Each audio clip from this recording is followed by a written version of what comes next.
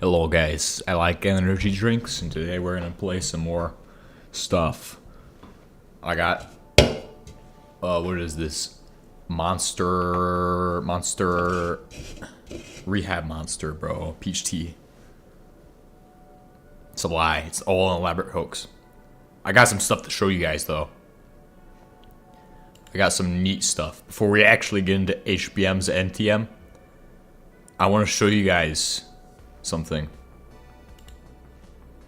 Before we even get started.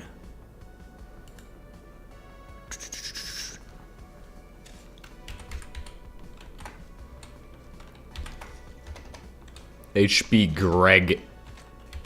And it was gonna be HB Greg 8 with a create at the end, but it's for 112. What?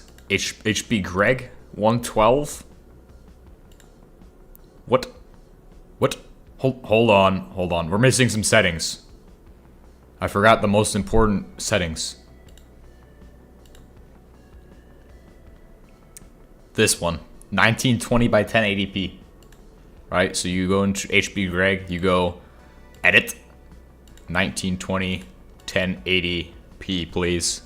1080p, yes.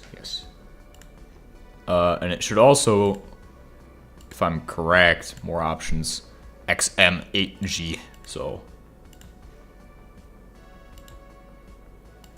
I'm so sorry, but that's not how we're gonna do that. Select stream, by the way.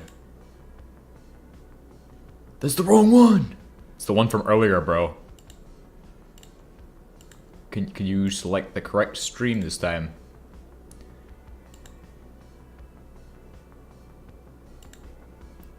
At this time, select the correct stream. Okay.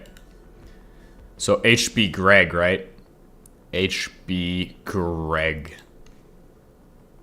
Alright, let's load up HB Greg real quick. While that's happening, let me get the link. Let me get the link to this, please, for Discord. Live streaming, Discord. Which Discord am I in? Which Discord? Kaboosh. Another stream. My computer's in permanent caps lock because I like to have it that way, okay? So as you can see, it's 10, this is the correct size. It's the correct size. My Monster energy drink is backwards with the...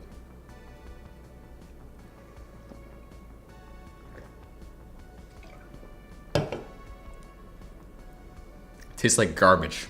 It's honestly this one. I hate Rehab Monster because it's the worst. Yes, look at this. Hold on. More world options. We'll type super flat. Create new world. Okay, guys. Today I'm showing you guys the 112 HBM custom edition. I'm gonna do it in creative mode, obviously, because I haven't actually started a playthrough. Am I gonna do videos of this? Yes, mate. We don't want that. We want a completely flat world. Yes, hello there. I'm so sorry that I didn't acknowledge it right away.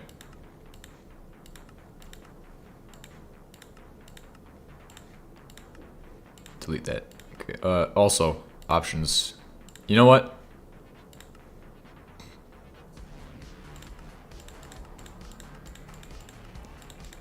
Audio. So this is HB Greg. Create new world. Game mode creative. Realistic terrain generator.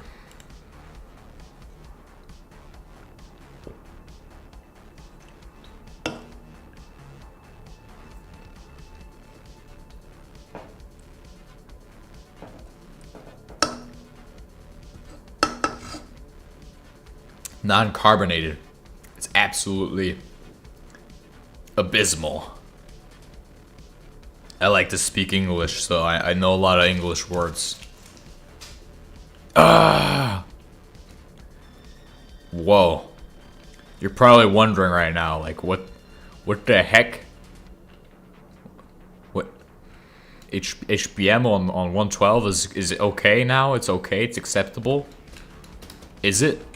Well, we're about to find out. Okay, we're about to find that information right now.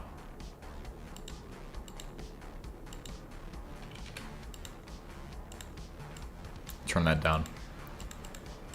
See, on the 112 version, we have some of the same weapons and things have been carried from previous 112 versions, like 112 exclusives. The Vortex are staying, it looks like. So, I mean, yeah, that's awesome. But what is new is they have carried over the new gun system. It looks like they're missing my personal favorite, the machine gun. Well, they have the Mod Deuce. Oh, there we go, a 22 submachine gun. Let's see if we can do the guns in this, to see if this actually works. Which is why I'm here testing this and showing you guys this, just to see. Ooh, 22 armor piercing, that's cool. I need to remember that for the future. No!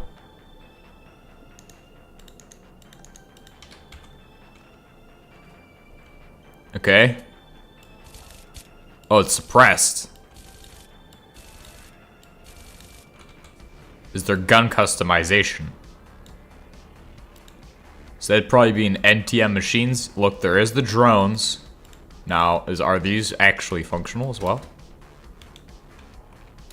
They look like they're functioning drones. Let's try to set up a drone thing. It looks like a lot of the stuff is ported over. Let's type in bedrock. See what ores. Oh. High energy field jammer. Okay. Pyrolysis oven. Coker. Let's see if the coker recipes are added over.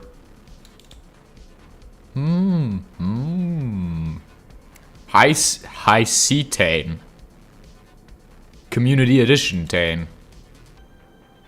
High ketane. Oh my goodness. Oh my goodness. Bro. Is it supposed to be high octane? High cetane. What? Sour gas. Coal tar creosote. It looks like, I don't know how this adds up compared to the recipes on 112. I don't really care about, oh look, red mud's there, okay. Let's see if the aluminum processing involves lye. Oh, that's a good sign right there. That right there, that's a good sign, guys. Vitriol is also, this is literally almost up to date, up on standard with the other version. Here's what they really have that's fascinating to me is these large station engines or whatever the heck they're called. Look at what? Huh? Like, look at this. Is this gonna be the space fork or is this just regular HBM? Also, one other thing is that they haven't changed the texture on these industrial steam turbines for whatever reason. So it's still the good old classic blue texture, which I don't really mind it. I like that actually. But the green textures aren't bad either. I'd like maybe a skin system for those would be pretty cool. They got the telex machine. Let's see if it works.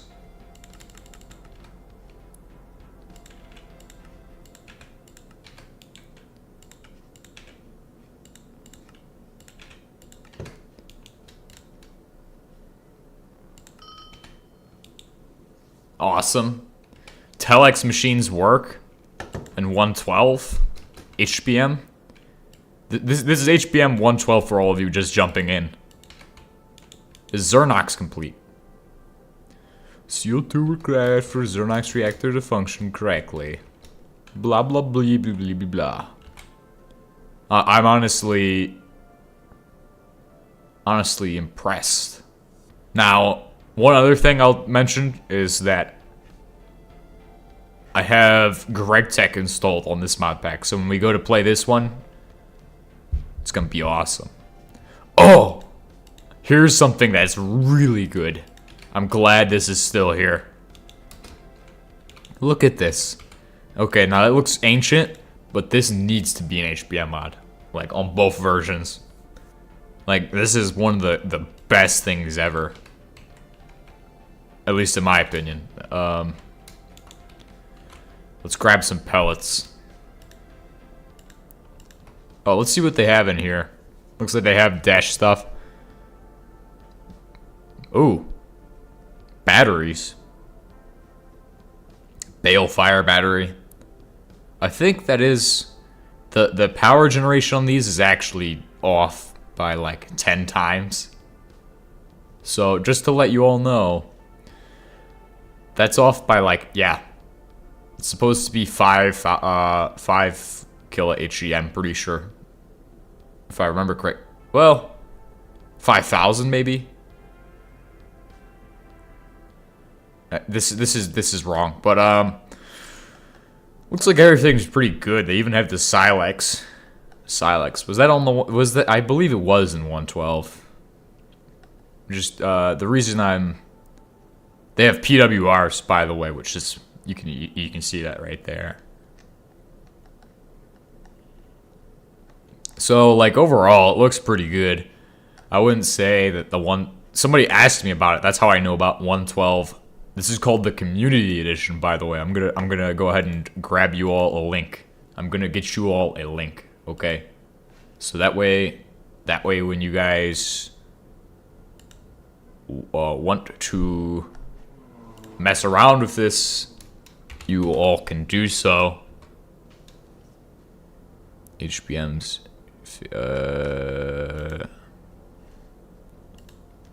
Hold on. HBM NTM Community Edition. Now, this is like one of the biggest things besides Space Fork. Now, I'm gonna get you all to the actual where I found this on GitHub. Do I have the GitHub open still? No, I don't.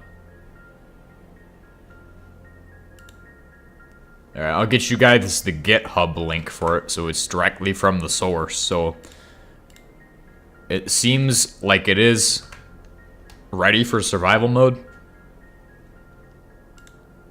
But that is the link for you all.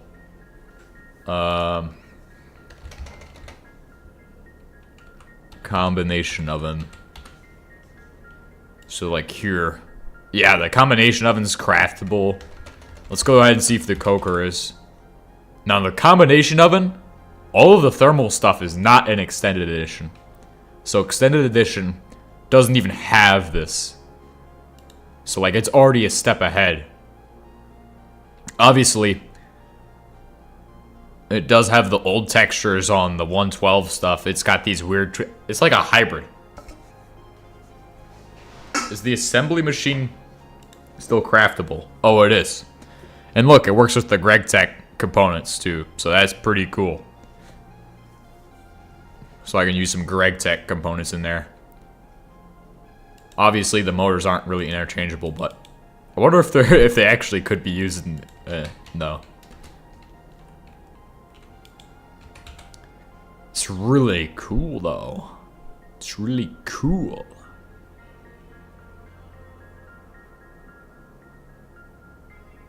Alright, let's grab some plutonium. Or no, what is this? Cobalt 60? Okay, now let's put some wood in there. Whoa, this is neat. Okay, let's see if I can do a wood oil setup. Pipe. Yes, I need this. I don't need those. Ooh, they got these drainage pipes. What if I could do, like, let's go ahead and try to do, like, a hybrid GregTech HBM setup just to prove that it works and it can be compatible with mods such as GregTech Community Edition. This is the Community Edition of both mods. Oh, it's called a duct, by the way.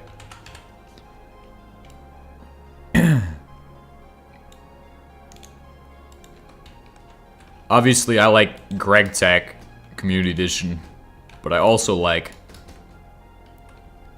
to be able to, what is it? To play HBM mod, so like combination of it. Smoke stack. Now, these are gonna have the 1710 textures, so like there is no 112 smoke stack. It's not gonna have any weird texturing or anything like that. So we need a cracking tower. Let's see if they have the fluid ID. Fluid ID. Now, I'm not sure how it's going to work with chunk borders, if that actually... Here we go. Look at that. They do. Is this craftable? Is it craftable, though? Yes, it is. Good. We're going to say... Wood? Wood oil? Yeah, we're doing some wood oil setup here. Coker.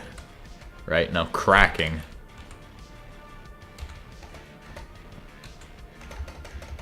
What is it called? What's the laser machine? Radiolysis. Yes, radiolysis. By the way, if you all could just share this around, since I am covering something that is important to the community. So, keep that in mind. Share it around to make sure everybody knows about it. That we have this. Aromatic hydrocarbons and heating oil are being produced.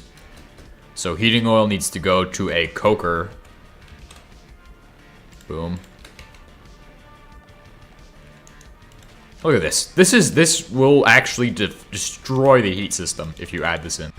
Like, so I honestly, as much as I want this, this is not good for, you know, oh, what the heck? Oh, I was really confused there for a second. Okay, also, it's got the same bounding principles that regular GT has. What was that? What? Huh? Okay. Obviously, there is some issues. I'm gonna say this. This is not how pipes are supposed to look. But normally, most people wouldn't have caught that, so it's okay. It's okay. I want to know who actually works on this, because I would like to say thank you for making this for 112. Thank you so much. This is the greatest present you can give me. Okay, so we're doing coker oil. If this is working, this is impressive. Alright, so now from coker oil, we'll go to the refinery. Or a fractioning. Fraction? I don't think 112 had fractions. I could be wrong. No, I think it might have. It might have.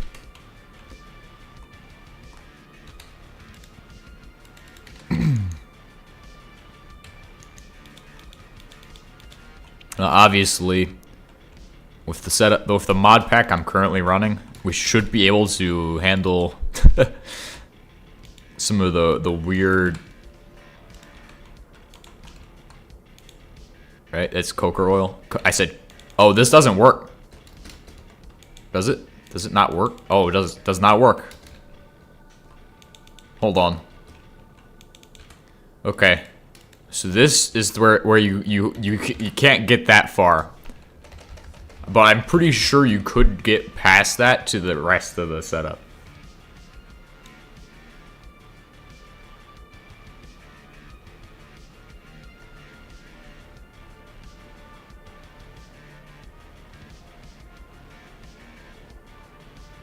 So we're looking at coker oil.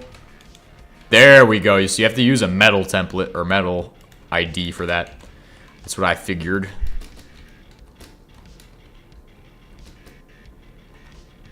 Figured that was the problem. Now I reckon there is a pollution system. I actually doubt that there is. I'm gonna be on. Oh, hold on. This is not just HBM This is literally the combination. This is HBM space on 112.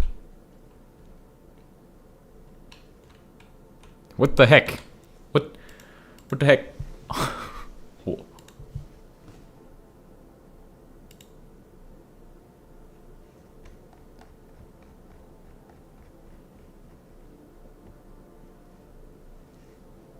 This is crazy.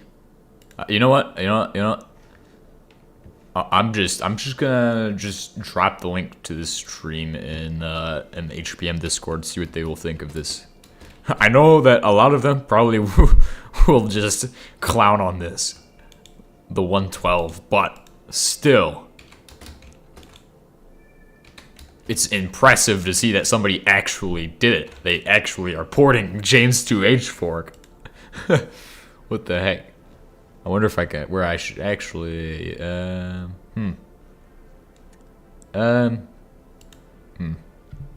not sure.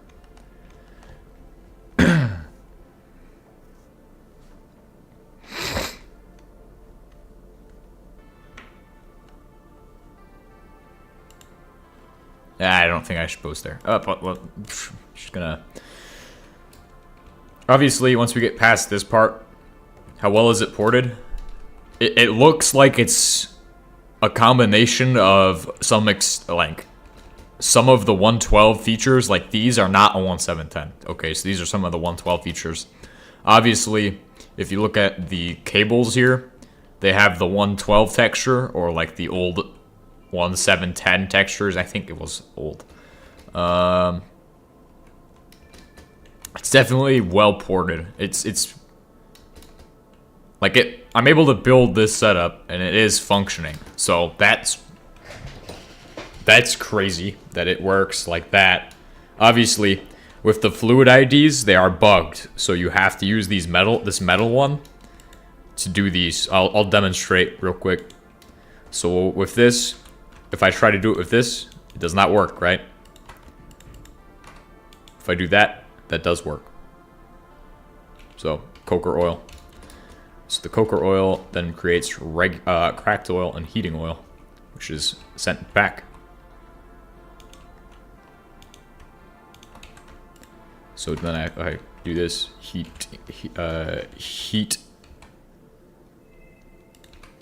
heating oil, boom, and then we just have cracked oil that goes into a heater right here. Let's see if the industrial boiler. Oh wait, hold on a second. This is to see if the 112 feature. This is a really important thing. Okay, this is important to me. Oh, okay. Okay, this is what we're looking at. So it has the 112 solar boiler, which is like obviously that's it's not something you're gonna be used to, but if you have a cracked oil ID, oh, it doesn't work. Okay, cool, good to know.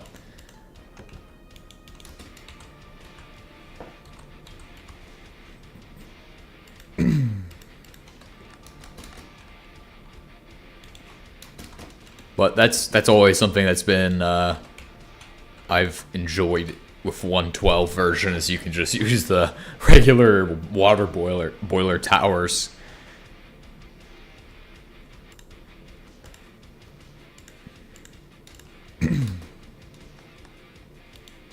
Cracked oil right there. So we'll have cracked oil go through here. Obviously, we need to put in our RTG pellets.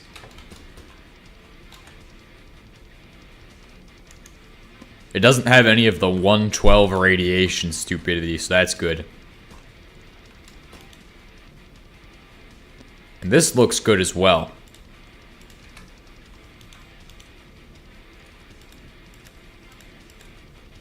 Cracked oil. Show recipes, right? None. Oh wait, it's gotta be hot cracked oil.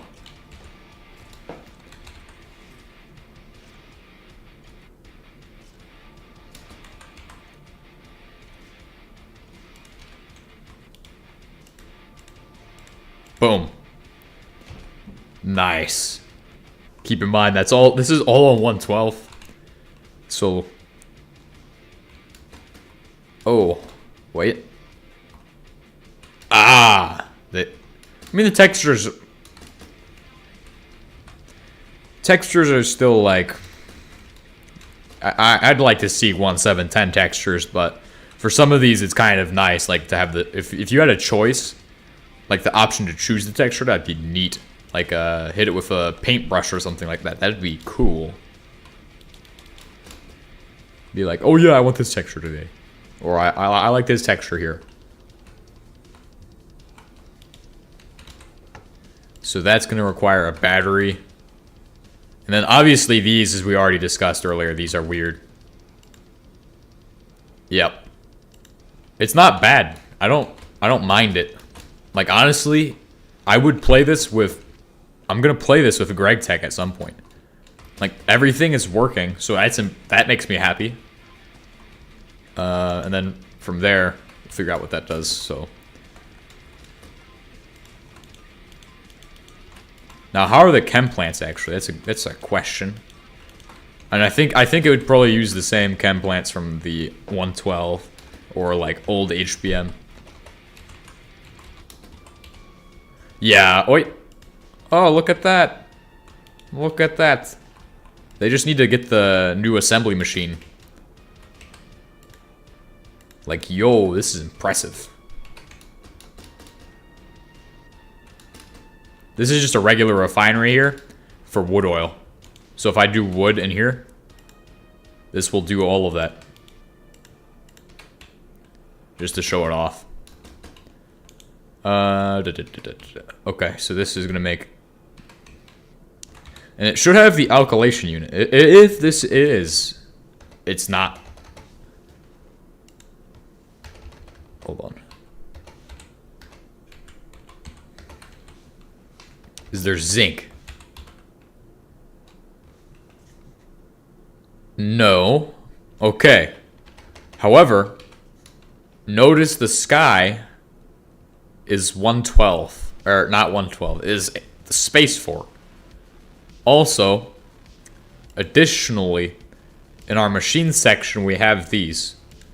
One of these, like a station thruster. Like what even is this? What does this mean? Does this mean it will be space fork, or is that the basis they use for it? The foundation is space fork, I guess.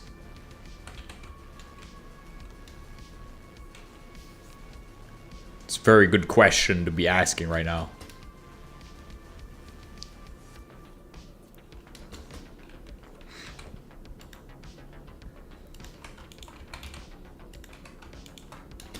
Aromatic hydrocarbons. What recipes we got? Obviously, Bakelite can use that.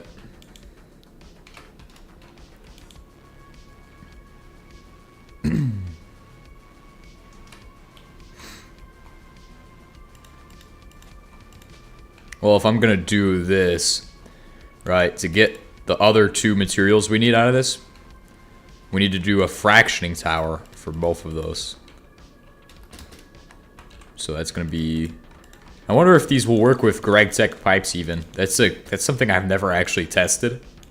That's the next test, is to see the compatibility with other mods. If it is compatible, which it should be, okay, that's just the... Like, most mods are compatible. Most are. But some are not. So, that's a thing to look out for, is compatibility. But if this works with Greg Tech piping, we'll find out. Quad.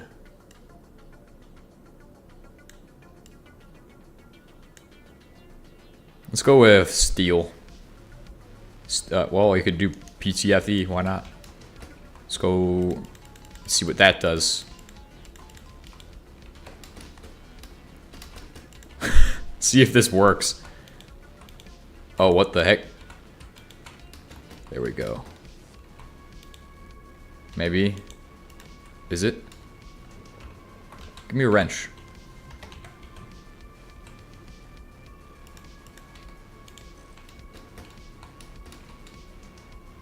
think it works. It's just really weird. It doesn't work with these ones. See if this works with Greg Tech.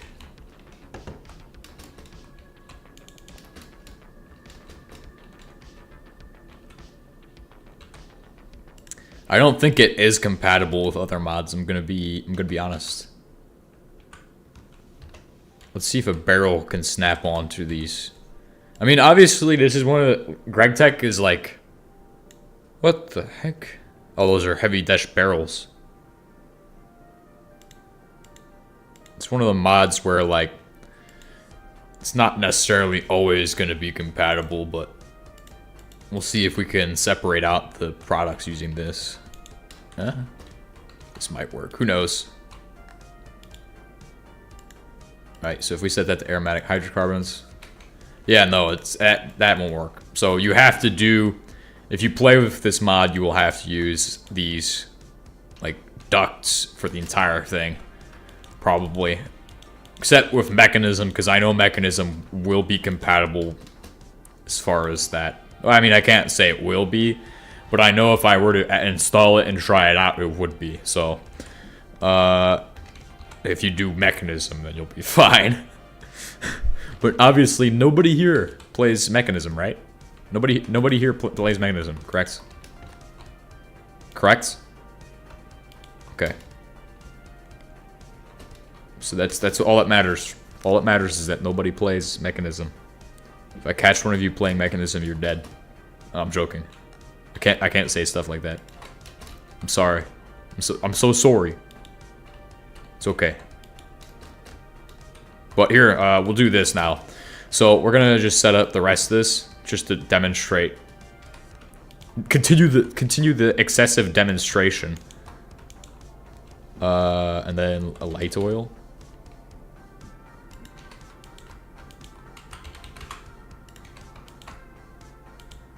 Ah, that's the problem. Correct light oil. Correct naphtha.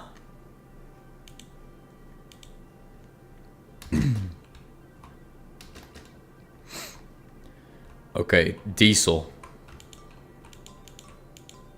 No, that does not go into there. Obviously, we take the heating oil, we just put that back through the system. So heating oil comes out this side and will go backwards.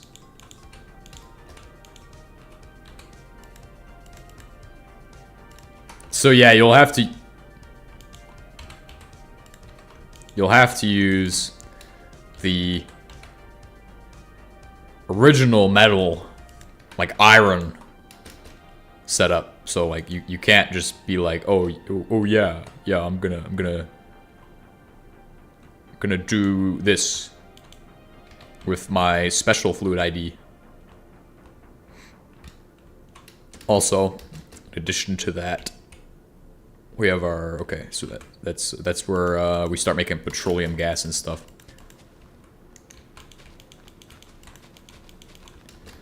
I mean, as long as we can set up this oil setup, that's all I care about. That's all I care about. And then we'll figure out how I can hybridize the GT piping with this. Because that's what I would think would be absolutely amazing, is to play Greg Tech 1 Community Edition unofficial with this. Because I'm familiar with GTCEU, so...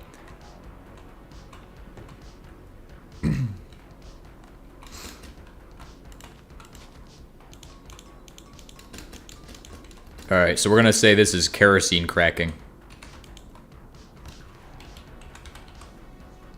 Kerosene.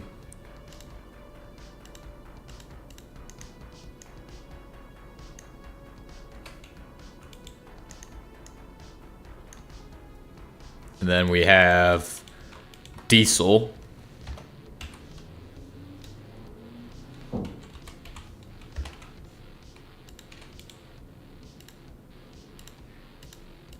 And then we should have a like really simple wood oil setup that allows me to turn kerosene into petroleum gas right there. Boom. That's what I'm after. That's what I'm after, bro. Okay, so this is where the PET gas comes out.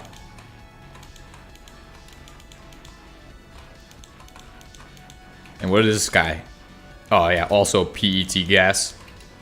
Which you could do an LPG setup off of this too. And then just burn your aromatic hydrocarbon somehow. Not sure how you would do that, but you could definitely try. It's not out of the realm of possibility to make this into a power generating setup. Now the batteries, one of the big things I'm concerned with is these batteries, because the fact that you're able to do like 500 HE per second on something like this low tier of a battery, like all that is a Xernox. If it ends up not having the Space Fork stuff, it would just be a reason for me to make a custom solar system with advanced rocketry again. I don't think we're gonna have that issue. I think it's gonna definitely have the Space Fork stuff, because if they're pouring this stuff in and that stuff, that is probably a sign of Space Fork.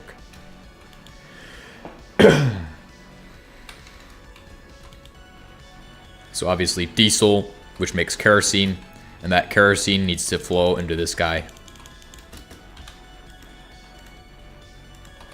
So switch it to kerosene, and then PET gas. Oh, are these guys still have, yeah, okay, well that's fine. We'll find out how that does. PET gas, boom. Now it's time to fill my inventory with logs. Or actually, sawdust. We'll just throw in a stack of those. This is what I really like, okay? I like that it has the thermoelectric generator in it still. Because this was a good thing, but they didn't have a heat system back in the day. Now they have a heat system, so makes sense that they would have this.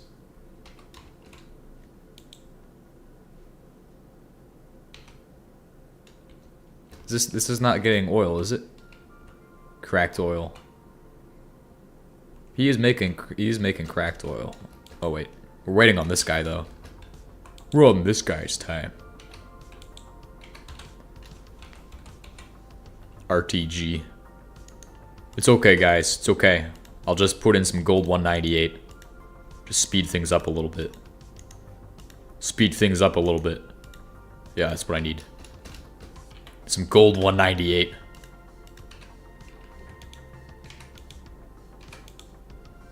You know, I need the whole thing to be gold 198 now that I think about it. It's almost as if I need gold 198.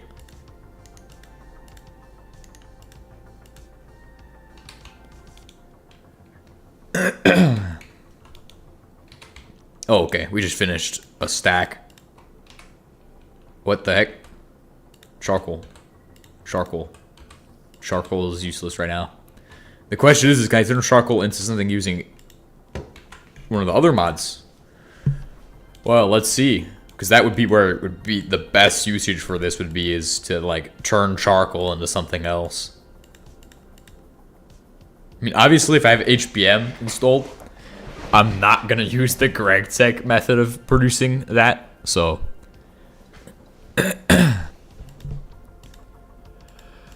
Obviously, you could also get carbon dioxide from HBM mod.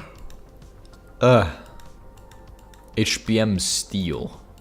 How does the steel production stack up in this?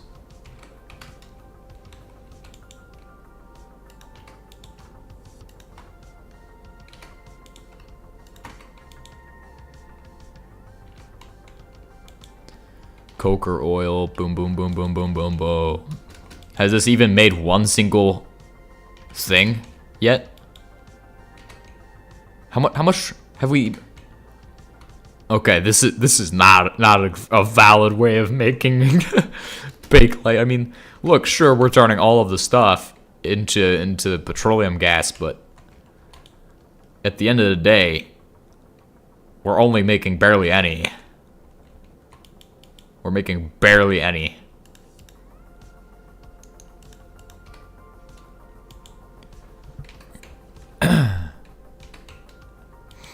Right, because that's making coker oil, which is going to here, making cracked oil, going through here, boom.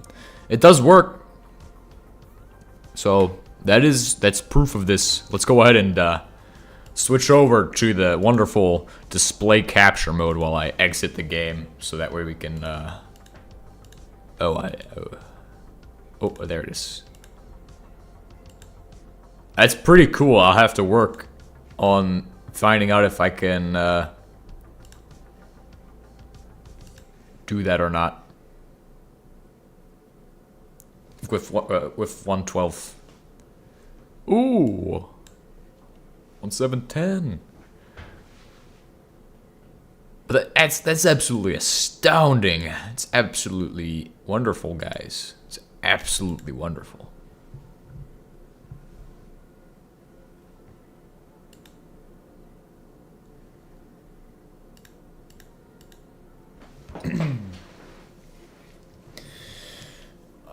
I'm impressed that 112 HBM even functions now.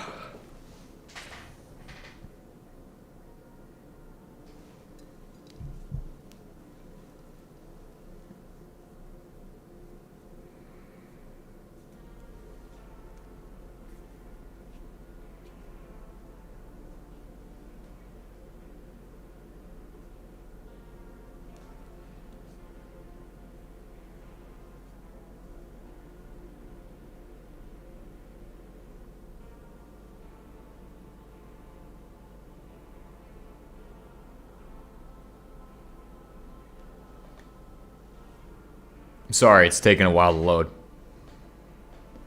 It's the joy of us testing out 112.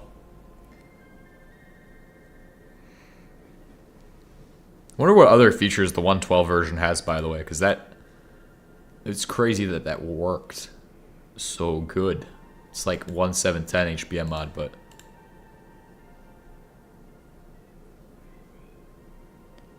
just on 112. With different textures for some of the stuff. Oh, we forgot to check if they had circuits and the electrolyzer. I mean, they have the aluminum stuff for sure. Like, I saw the aluminum stuff was there. So you have Li. That means the rest of aluminum must be there.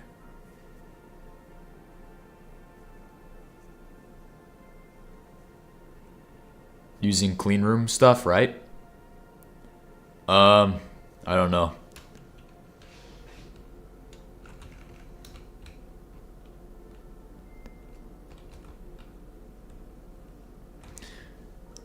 See, the problem with HBM and GregTech Community Edition Unofficial is that you'd have to integrate the two of them together somehow. And I'm not in the mood to try to develop a mod pack like that, because that's going to be like, oh, well, let's just make super symmetry. Let's just make super symmetry, guys. That's what we'd end up doing, but with GT and HBM together. There's really no point in that. And if you try to play one mod, you can't progress in both at the same time, is what I'm saying. Is yeah, you could have both on the same thing, but it's not like GT6 where, like, oh, you just installed GT6, so now your HBM is part of GT6. It's part of the experience. It's integrated. Just plug and play. But I'd have to do that myself, which takes out the fun. Because then I'm just going to be like, well, well, how do I do this? Oh, well, yes, I can do that. I'm not sure, but that does not seem like the way I would want to do things.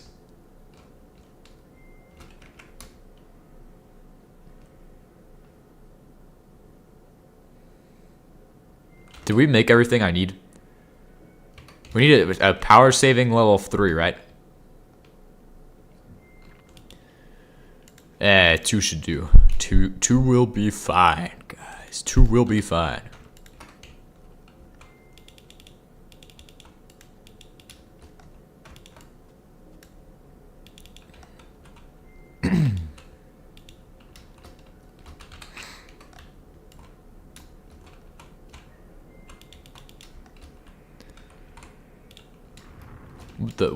What was that? It's a meteorite? Oh yeah, it was. That's good. Jolly good, ain't it, bro? We should go check it out. Like, actually go check that out. I got up at 3 a.m., tried to do this, and then I was like, no. Thing is that I now have to stay up until 2 a.m., guys. I have to stay up until 2 a.m. It's gonna be a rough night, guys. It's gonna be a rough night. It's gonna be the roughest night. So I just want to tell you all that. What mods would do really well with integrating into HBM mod? It's a question. It's a question. Like, I could just play Greg Tech. I could just play Greg Tech. But no, I want to play both. So I would have to play GT6 and 1710. But we want to do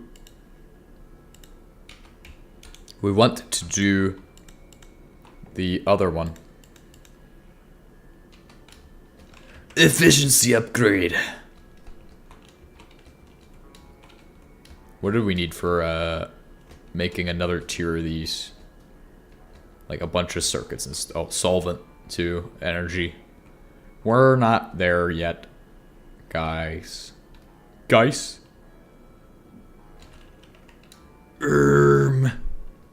Guys, I have a question.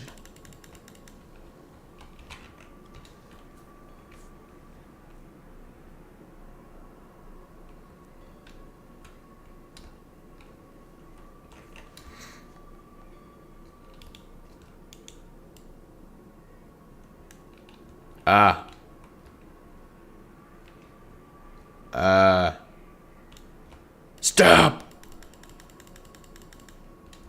What am I doing? Like, what the heck am I actually doing, bruh?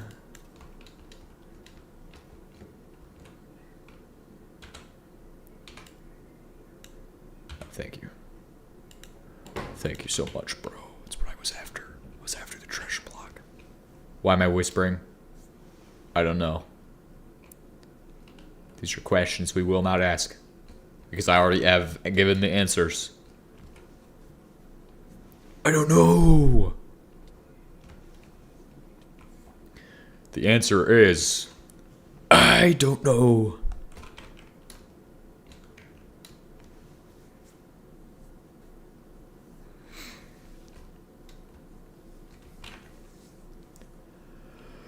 Well, guys, we're gonna be doing this all night. We're gonna be working on the oil setup. Hey, stop for a second. Okay, so when you're gonna do a setup, right? And you're getting bored. You're getting bored of your setup. You're getting bored. You have to think, why am I getting bored of doing my setup every 10 minutes, okay? Like, what's making me bored about it? It's that I'm not doing the part I want to do, the machine manipulation. That's what I'm after. In this case, is the machine manipulation. I want to be working on the machine pipe connections and things, not the actual building the machines, but hooking them together, making them function. That's the part I enjoy. So we're going to try to get to that as fast as we can. Do all the crafting, then go straight into that for a longer time. That's how I'm going to do that. Gonna put on some music for you all. So, let's begin. Let's begin the project. It's okay.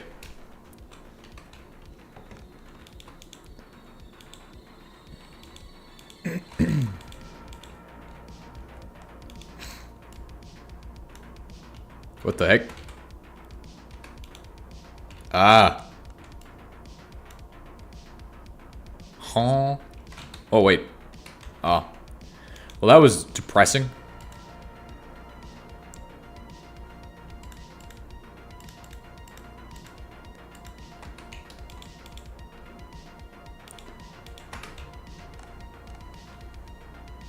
Hello, bro.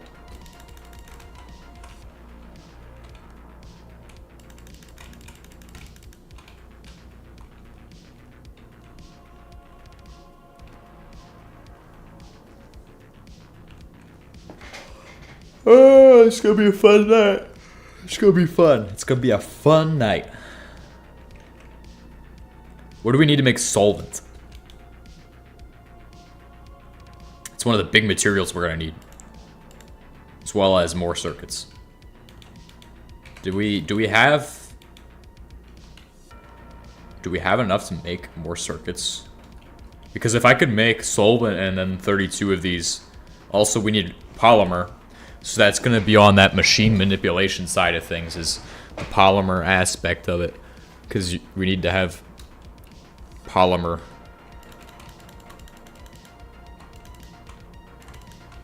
So we're gonna have to go over to the Bakelite, start working on that. Figure out what's the holdup with Bakelite production. I believe it's the fact that we've clogged our aromatic hydrocarbon, it's petroleum gas. Well, that's great. It's actually awesome, guys. It's amazing.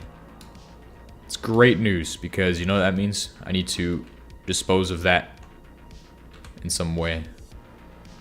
We have 1600 petroleum gas right here.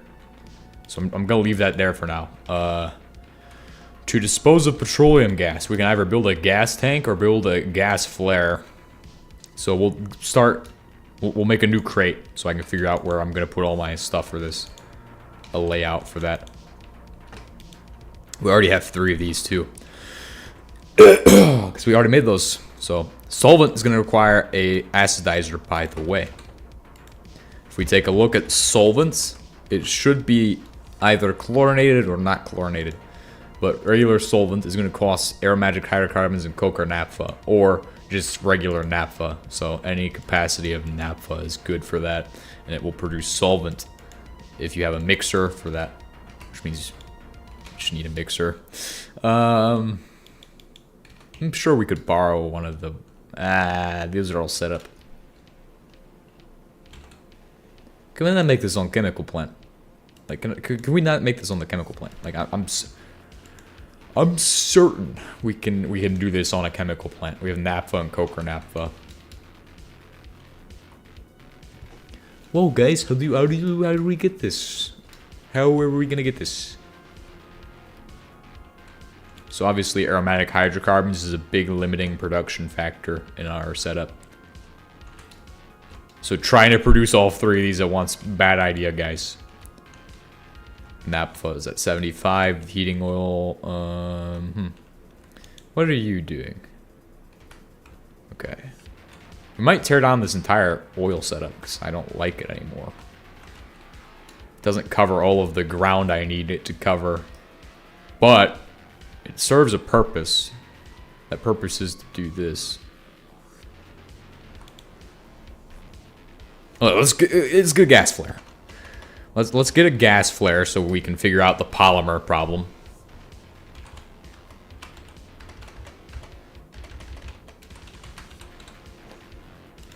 So a flare is going to cost us quite a bit of stuff.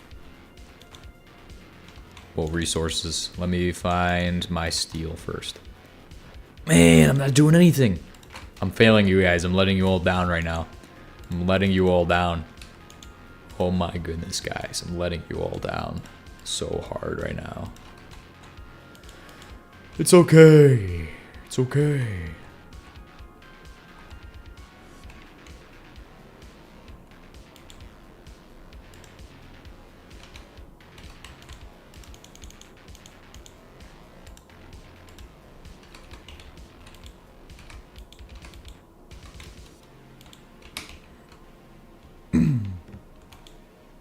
All right. We need to grab some copper. Perfect. Let's put the copper in here. 1, 2, 3, 4. What does it need next? It needs 4 of those. Okay, that's easy peasy. We need to centrifuge more. What are they called? I don't even know. Don't even know. 16. We have a shell life, bro. Shell life. It's like shelf life, but without the F. It doesn't have an F. Oh, so bad. Such a bad, dumb, stupid joke. 1, 2, 3, 4, 5, 6, 7, 8. 1, 2, 3, 4. Yes. Yes. Perfect. Now, those, we'll need 3. 1, 2, 3. Ah, look at this. You can make it with a stupid phone. Get wrecked, bro. Get wrecked. Is there a difference in the assembly time it takes on that? Because that would be an interesting thing to think of. Would be an interesting thing to consider. Okay, I'm not gonna lie. This recipe here, this is the dumbest recipe. This should give you twice what this gives you. I'm just gonna say it right now. I think you're a little bit dumb there for doing that. Not gonna lie. If you do that, you're a little dumb, but I don't know. Maybe it's more easy, but like still you're spending gold. So like I don't think it is. And if I think it's not easy, then it's probably not easy. Because I am a very smart guy. I am a really smart guy. So, like, do not underestimate me. I am capable of a lot of things.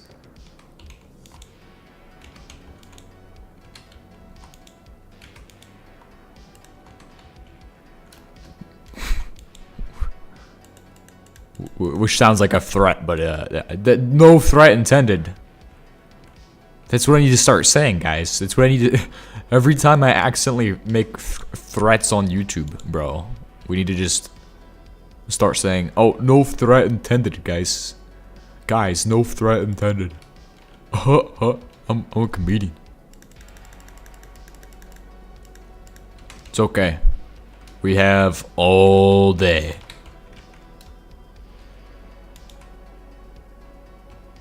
The best one-liners of all time. Number 15. We've got all day.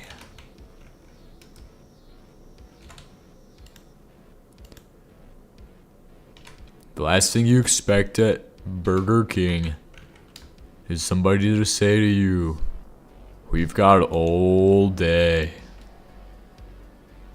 Oh, these are made on an assembly machine. Beamline. These are made on assembly machine. What? Oh. By the way, they got 2 different flavors of recipe. Remember, the gas flare stack is a valid method to produce a little bit of extra energy from the petroleum gas. So just give it a shot. Let's give it a shot. Stop. Alright, make a flare stack now. Yes. Huge project requires huge energy. Nuclear power. Quantum physics. Telemechanics. I don't even know what that even is. I don't even know what I'm doing right now sometimes. I just kind of start speaking just for the sake of hearing my own voice. I like to do that. I like to hear the sound of my own voice. Hey guys. I like to hear the sound of my own voice. It's my favorite hobby. Ah! How do I hook it in? Like this. Thrust. What? Huh? What the petroleum gas, bro? Alright, we're gonna take surplus of the PET gas off the other line and put it into this line. So pretty much all PT gas, go have fun. PET gas.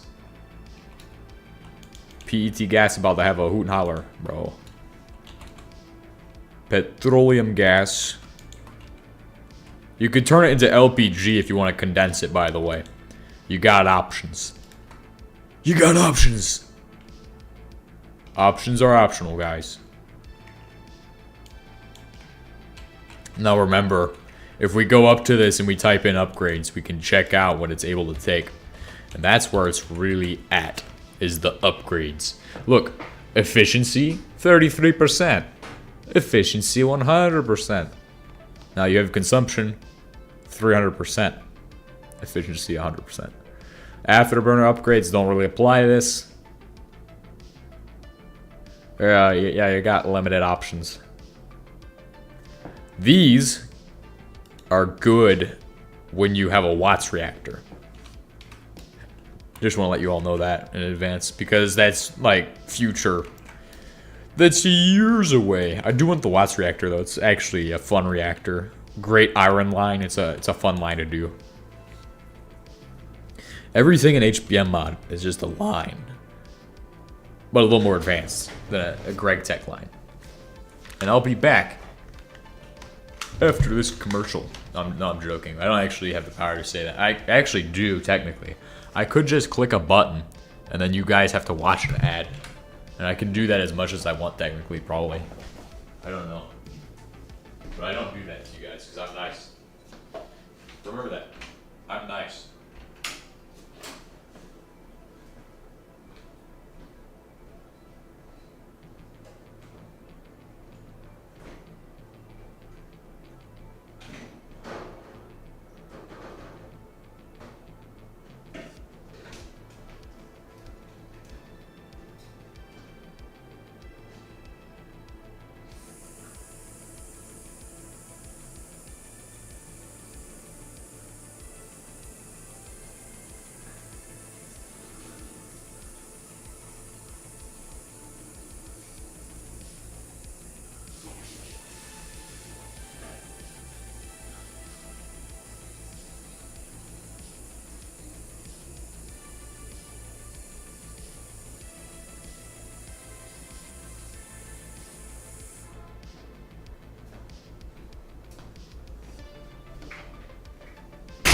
Alright, I'm back.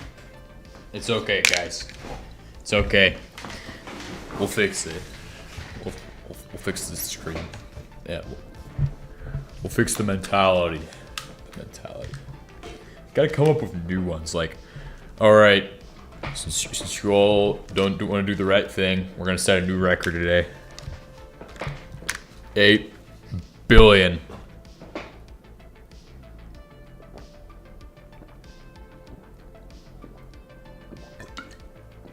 I like water. I haven't drank water in 3 days. This is my first time drinking actual water in 3 days. And you're probably wondering, if I haven't been drinking water, what have I been drinking? And the answer is, I haven't drank anything in 3 days. Which is absolutely wild. Because people are like, oh, you need to drink liquids. You need to drink liquids this often. People don't understand that that's all just mentality, okay? Like, heat exhaustion, that's mentality right there, man. That's just mentality. You just gotta get your brain in the game. Gotta get your brain in the game to beat heat exhaustion, bro. Dehydration, get your brain in the game. Like, I'm not actually joking. Like, I genuinely hadn't drinking anything. Like, the only thing I had drinking would be Monster energy drinks. And those would be the kinds that are so okay. Technically, that is hydration. But at the same time, people say caffeine dehydrates. But obviously, with an energy drink where you got so much caffeine in it and so much of those vitamins. Now, I'm not sure how the vitamin B6 pans out, but if it metabolizes and requires a lot of water to metabolize, then that's where it comes into play. But if it doesn't, then obviously you have to know that sugars typically produce a lot of H2O. That's why a lot of survival rations will have candy and stuff in them instead of like beef or something like that, like meat, like canned tuna or something. Like a survival ration, if you're like in the ocean trying to survive, you obviously don't have any materials to like purify water or anything. So how are you gonna get water in the ocean? And the answer to that was always to make a ration that contains a lot of sugary foods. Foods high in sugar and water content. So like dried fruits probably still have a lot of water content. You know, people really underestimate like just if you collect a lot of knowledge in your brain, you become a very smart person. You just gotta collect all the knowledge. Just obscure knowledge that you'll never need. It's like when I was talking about how you can see in the dark, technically. Like, your eyes can adjust to the dark, and it typically takes 30 minutes to go from regular light to being able to see clearly in the dark in dim lights. But if you use a red light and you're consistently doing that, when you turn off the red light, it only takes 10 minutes for your eyes to adjust versus the 30.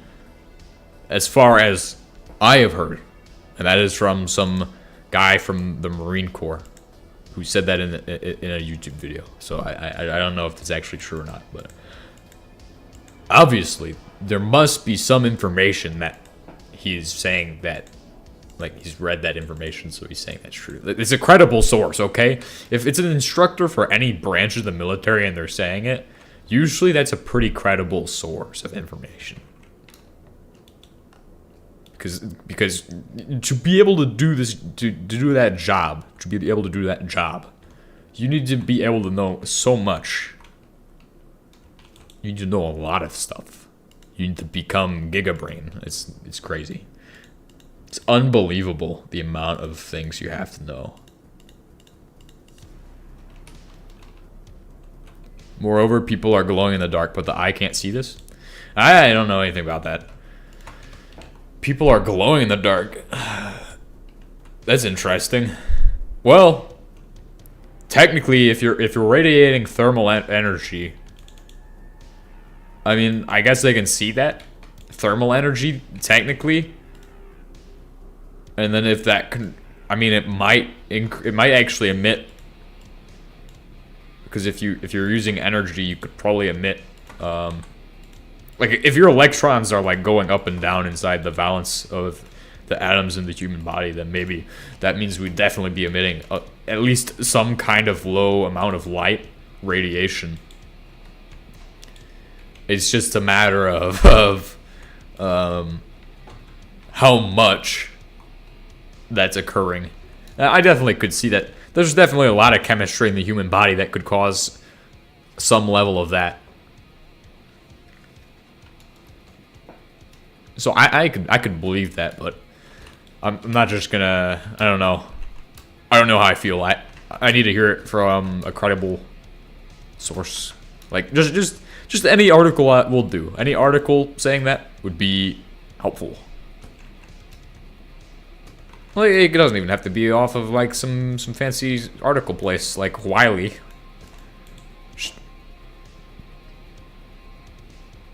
Human bioluminescence.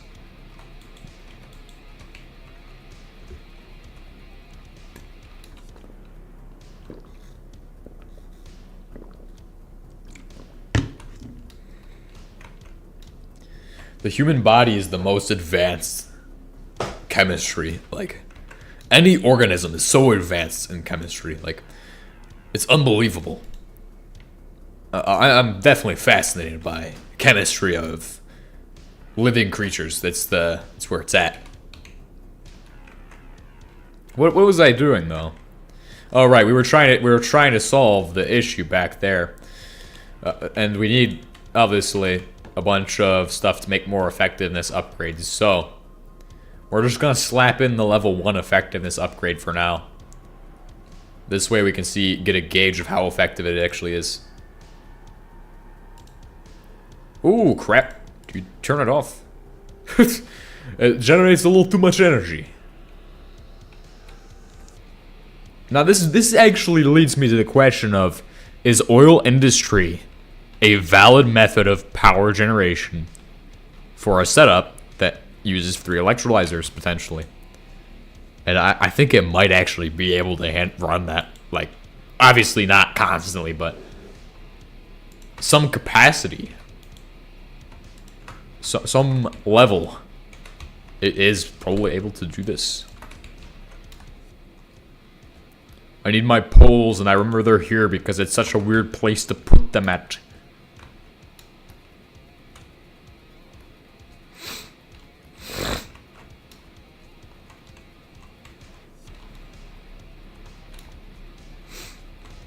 I like to talk about weird facts for some reason. I guess I'm just a weirdo, but I don't really know. Oh. Hello. Nice. This is awesome. We got a lot of people today. Kerosene with turbofans makes a lot of energy. Well, too bad. I need that for Purex.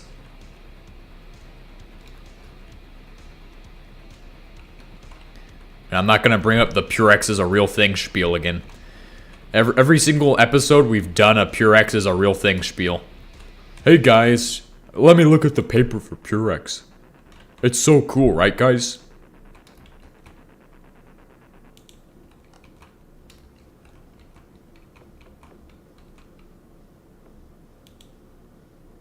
It's okay guys, we'll just run that through there.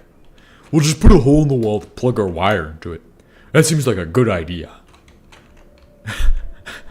I don't even know what I'm on right now. This is crazy. This is some crazy madness right here. What the heck? Plus 6 HE on all of them. You get a lot of kerosene, you'll be fine. Alright. We'll see about that. Actually, yeah, you're probably right. I'm gonna admit that you're right for a fact because I already know I'm wrong.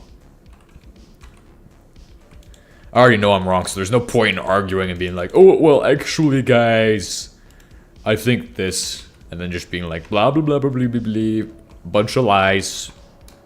People do that and it's embarrassing.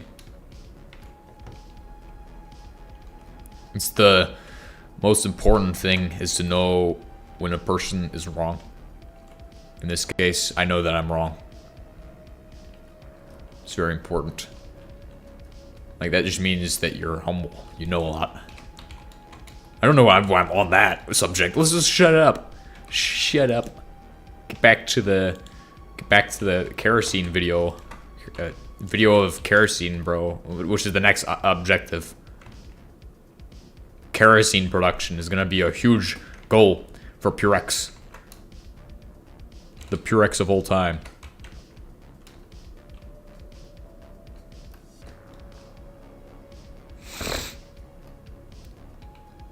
Now, obviously, this guy produces natural gas, right? Well, if we just slap a flare stack here, too, hey, it will work. It would work. I'm actually willing to do that. I'm, like, on the verge of trying that out.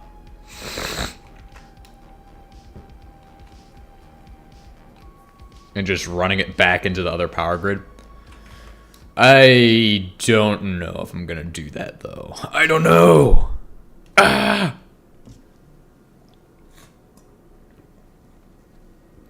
Obviously, one thing you should know is that there's a lot of options as far as actually setting up an HBM base.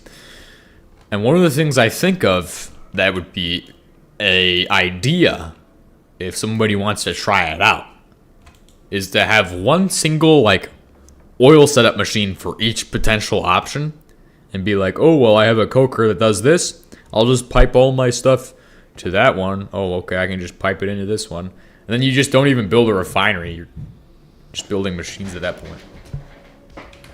Somebody knocked on my door.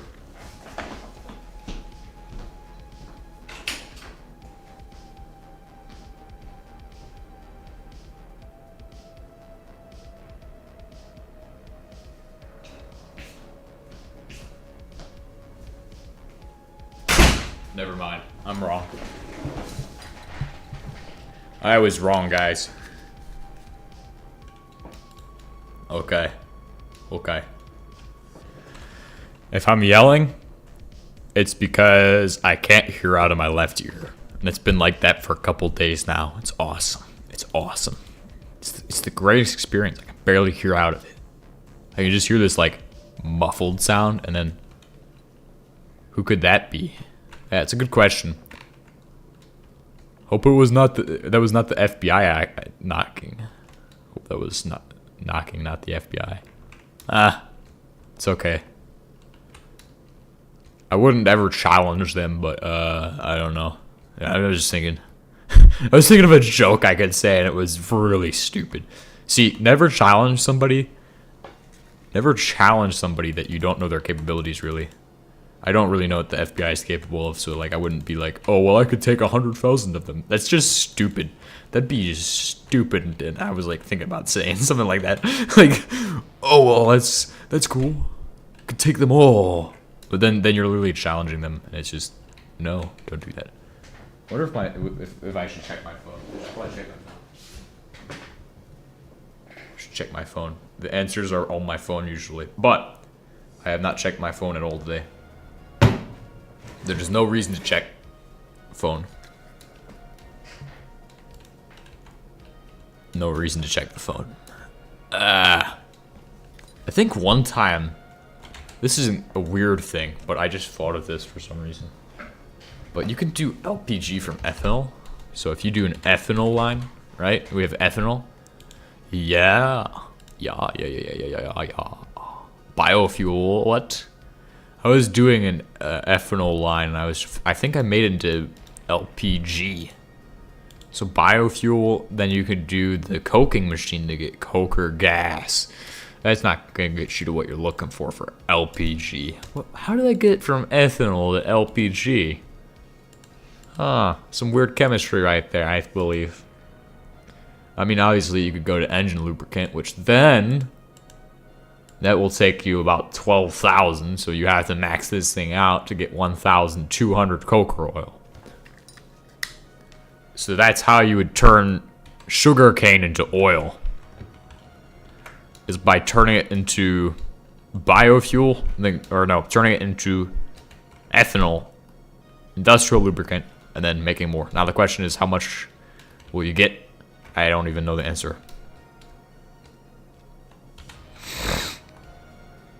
So what we're trying to accomplish right now is supposed to be, I can't even focus, but we're supposed to be doing the, oh right, okay, I think I know what I'm doing right now. We're gonna head over, we're gonna grab the gas flare from there.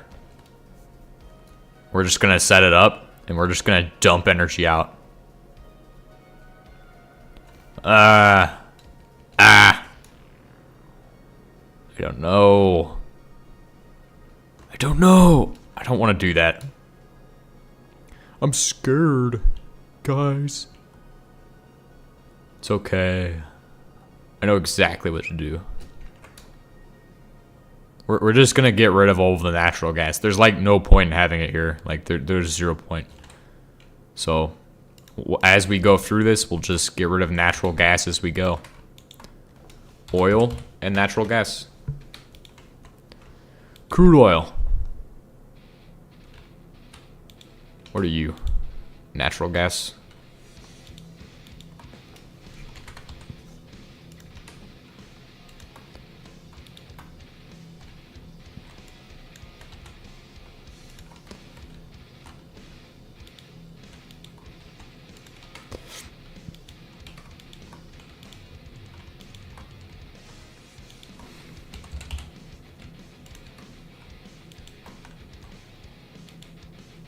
Alright, that's good.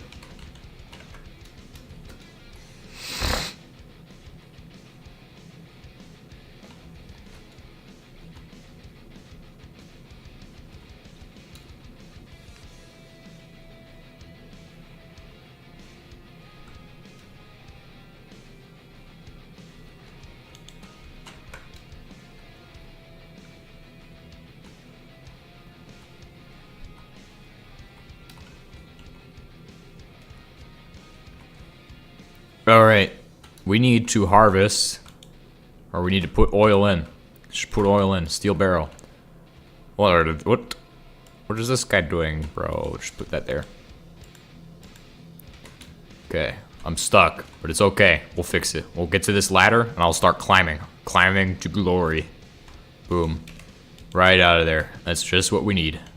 Take this thing, place this thing over here, and then go over to this thing. Right, okay. Petroleum gas, output it. Take that. Boom. Look how much energy it produces. We're gonna produce a lot of energy, I feel like. How much rubber has it produced as well? That's a good question. This is the good question of all time.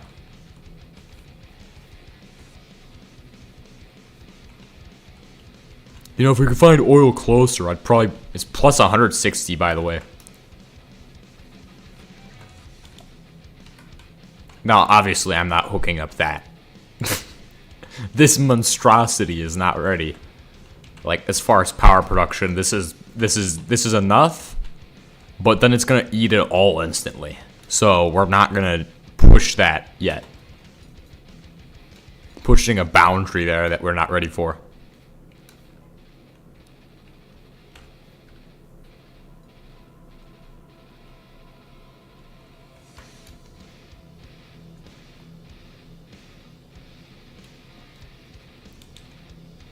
Ah, crude oil. Just what I need. Natural, remember, first set it to natural gas so you can get rid of it. Right? So if we're trying to dispose of natural gas, this is actually wasteful, by the way. I'm realizing that as I do this, but it is what it is.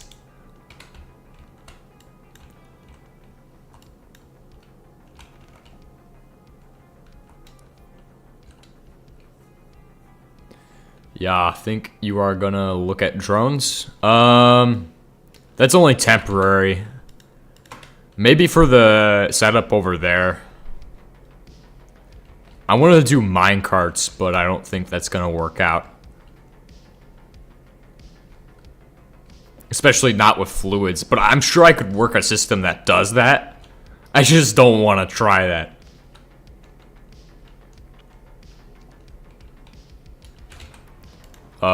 Ready for this? Drone. Ooh, look, drones. These are like the least used feature in HBM because they have some issues. They do have issues. They're not without issues, so don't ever tout them as being without issues. They can get bugged out.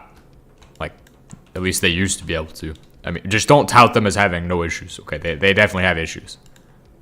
Pipes are the superior method. The thing is, I would do pipes for sure. That's what I would really do is pipes. If I had to choose between drones or pipes, right? Doing a mile of pipes or drones, I would choose to do pipes.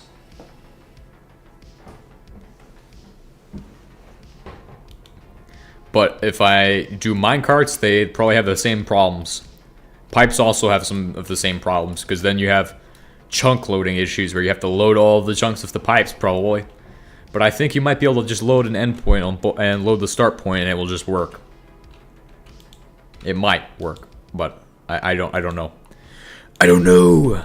Okay, I'm not the expert. I am the expert. Guys, ask the experts. Oh, it's me. I'm the expert. Hey guys, what's up?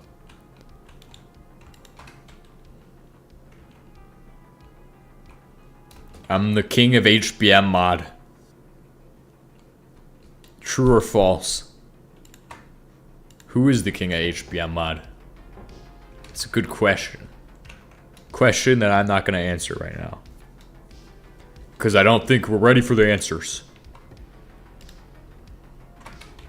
I don't think you're ready for it. I don't know. I feel like I'm a pretty good HBM YouTuber. Pretty good HBM community member.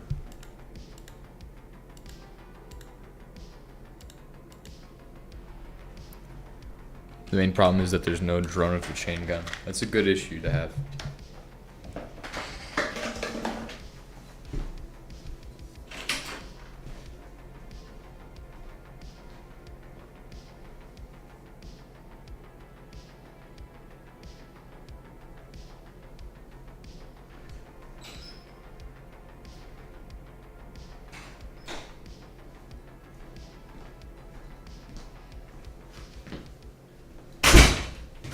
I'm going insane.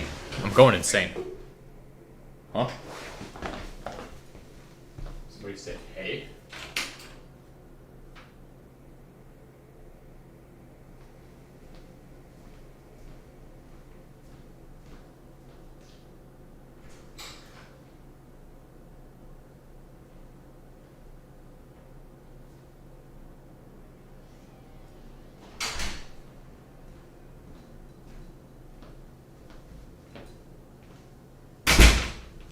actually gotta be going insane now. Bro, I just heard. You guys must have heard that as well. What timestamp is this? Like, what, 1 hour, 25 minutes?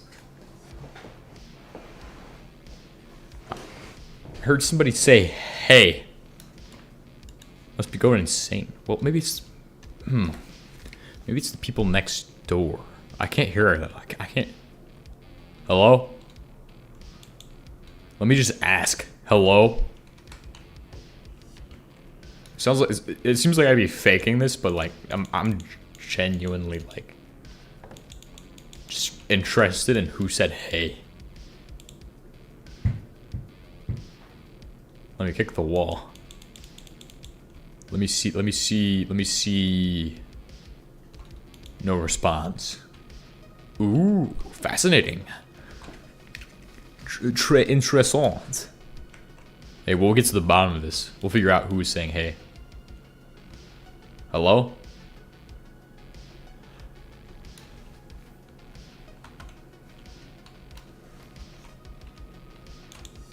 Crude oil. Crude oil. Crude oil, go in, make a coal tar. Coal crack. Crack coal. Crude oil is clogged. Does this mean I need a liquid factor, solidifier? This means I need to solidify my engine lubricant, right? Yeah. Well, no, actually, no. What? Seems to be the backup. Seems to be the problem. What's the malfunction?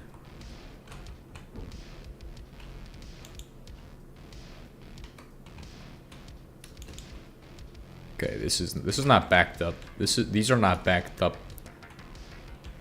The oil boiler is backed up with, what is it, petroleum gas? Yeah. Oh, okay, now that makes a lot of sense. That right there, my friends, is what I like to call petroleum spaghetti. Spaghetti sandwich.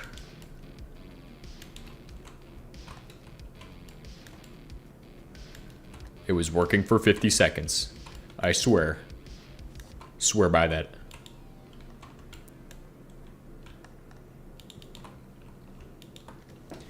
BET, petroleum gas. Nuclear power. There we go. It's cooking with gasoline. Gasoline fettuccine right there, bro. Meteor? Oh no. Oh no. They're just getting more and more common. Hey. Okay, that was me saying hey, but I was just saying if somebody would respond. It's been a good few minutes. Hello. Petrol. Ah! Ha!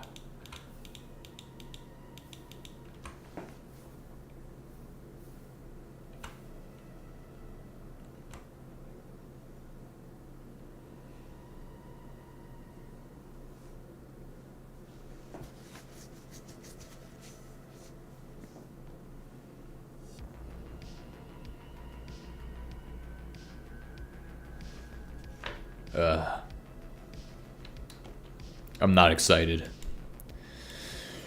I'm not excited. Every single day is pretty bad. So, hello.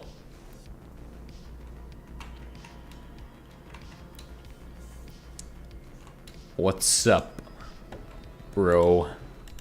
I don't even know if you're a bro. I don't know.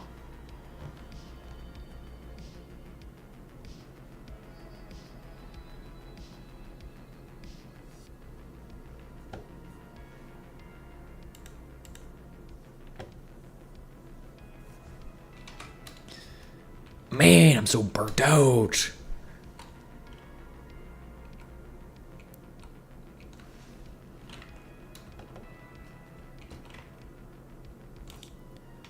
I'm exhausted. How long have you been playing? I am a bro. Oh, okay.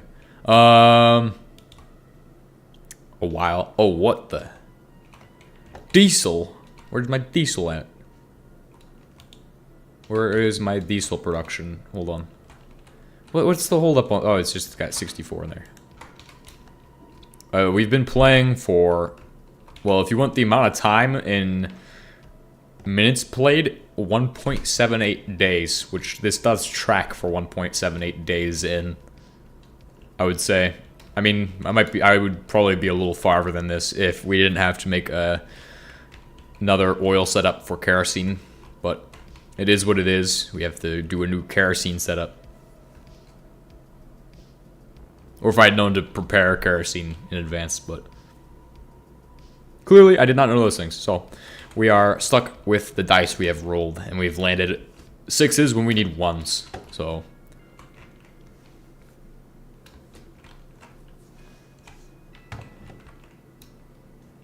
where is my? I'm just running around. Where's the thing to make the steel? Oh, let's not make steel right now, but that is how that's gonna go, right? It's gonna go in there.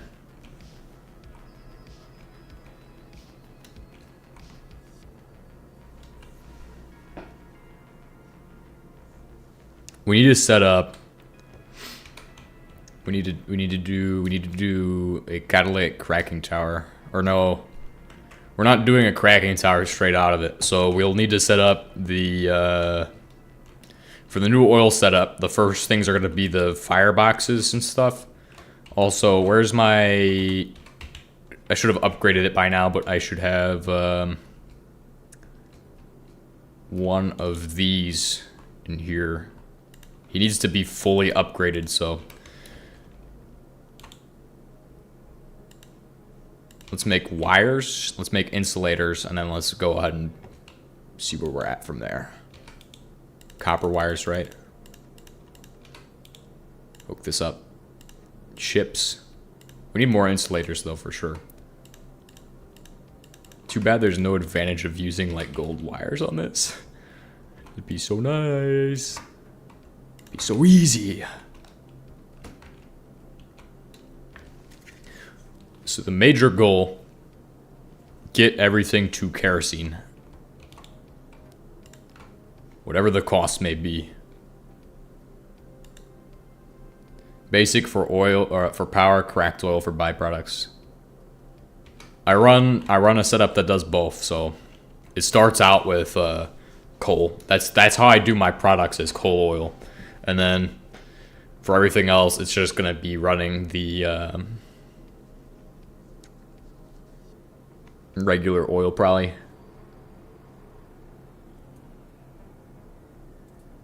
Because that's... Hold on. How can I get the most kerosene? I believe we'll need to crack it if we want the most kerosene. So kerosene, yes, produce kerosene here. Diesel and cracked diesel both make kerosene. There's no difference. And then fractioning light oil gives you 60 kerosene versus this, which gives you 70 kerosene for cracked light oil.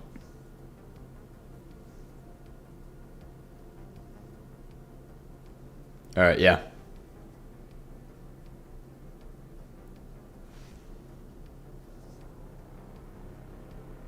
So that's going to be our kerosene setup.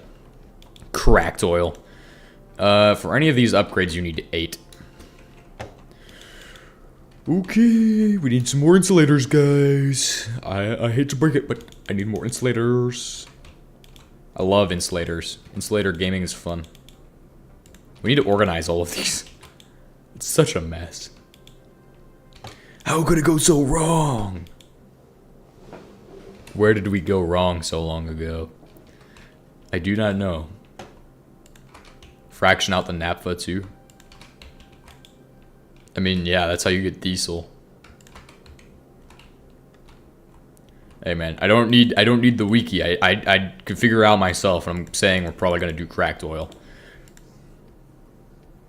Chest monster. Yeah. Quite literally. It's a mess over there. It's a pile of crates heaped with rubbish. Stuff that I don't even know if I need.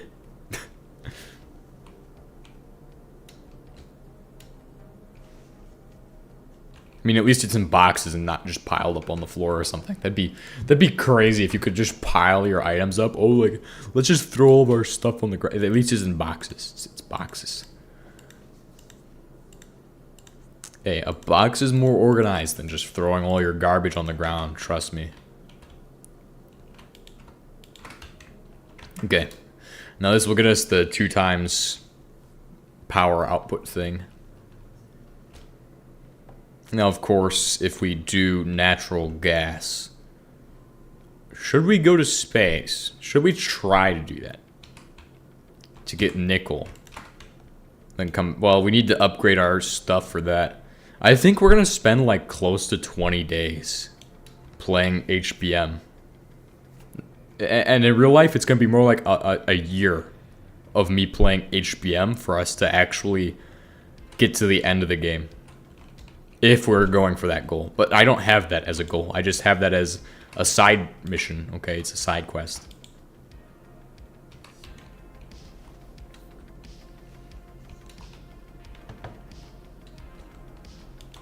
How much oil?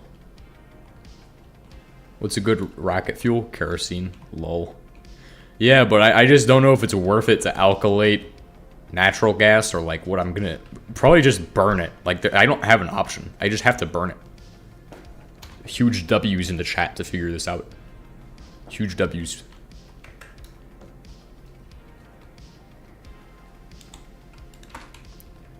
Effectiveness power upgrade at 2 or 3 or whatever.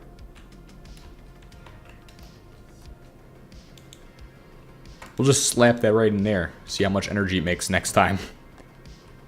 We might make enough energy out of just oil processing to do this stuff. Now, obviously that one's not going to run consistently, so we should definitely make another one. I don't wanna. I'm going to start getting more organized. It's the goal. Get a little more organized with all of our stuff. We can't do that. We have to alkylate it. So we have to go catalytic cracking tower for the other thing. It's a good thing you mentioned that because I completely forgot we need to make this. So we need those. I think I have a bunch of them in one of these boxes. There's 4 here. 8 here. This is me getting organized. Does right now you need energy or whatever you call it? We need kerosene, which is... I mean, we have kerosene here, but that's for the Purex machine. Purex process. It's a process of separating depleted fuel. Fuel recycling, basically. Using nitric acid and other solvents. Also, what else do I need? Yeah, no, I just need to get organized. Just need to get organized, I think. All right, let's well, this is a mess.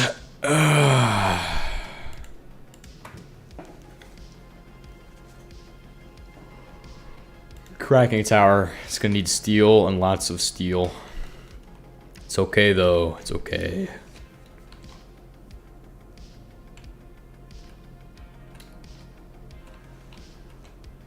This setup could actually be really simple to set up.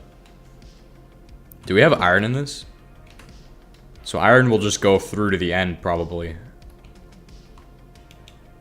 No, well, it won't get centrifuged, I know that much. I know iron will go all the way through this setup and then be spat down here where it's going to then be sorted. And then if we send it out orange, we could run a conveyor over to there. Obviously, we're just going to wait on that. But that's how... Okay, remember that for the future so I can hook that up. Let's find a sign. So that's really fast that I found signs there.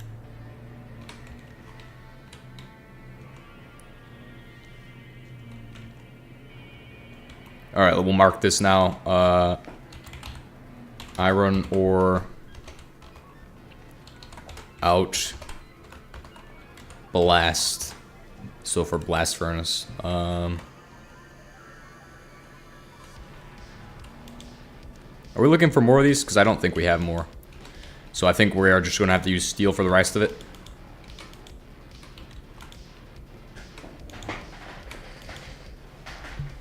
Steel. Where do I have steel? Steel? Is it time to invest in powered armor? Usually by this phase of the game, I would have.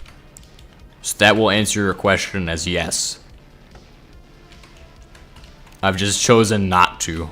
Because whatever reason. I'm just stupid, I guess.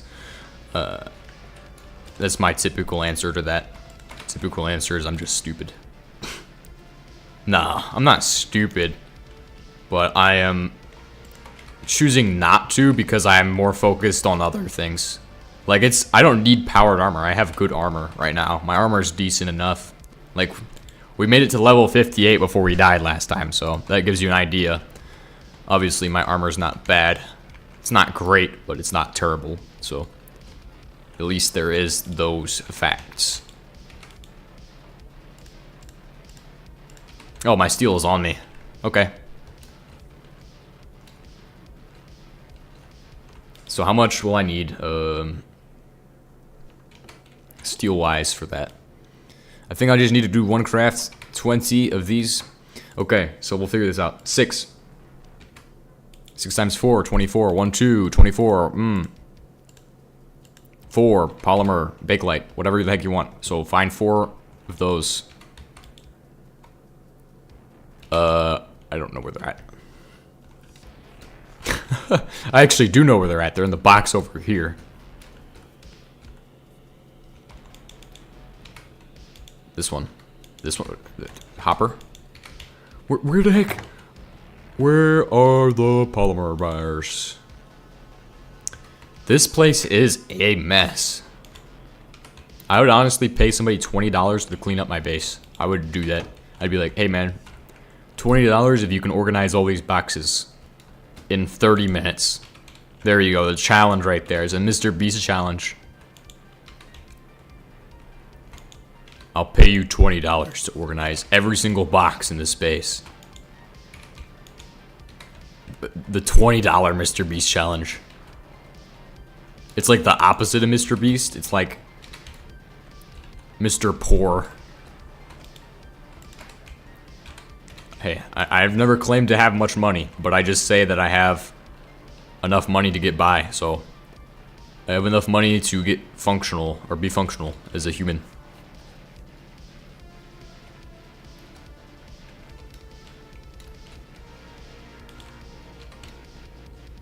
Where is... Because I know I had more than just 2. I know I only need 2 for this, but, like, still, like, where's the rest of it? Which box is it in? I know it's in one of them. You know, while I'm sorting these, we should sort the common resources out. You know what? Let's just do a sorting episode. It's not that hard. If you can't find something, just sort all your boxes until you have it. Make it into a fun little video.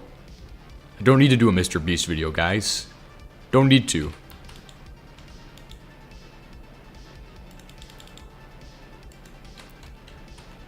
I gave 4 people 24 hours to sort all of the boxes. Or no, I gave 4 people 24 minutes to sort all of the boxes. Here's what happened. I don't know how he does his videos. I don't watch Mr. Beast. I know a lot of people believe he's up to some weird stuff, though. I know that much. He's up to some weird stuff. That's not defamation, guys. I'm just saying, on paper it looks pretty sketch. No harm intended, guys. It's not defamation, okay? I think there's some weirdness going on there, because like how do you get like $50 billion and just throw that away to people? Like, what is it, crowdfunding?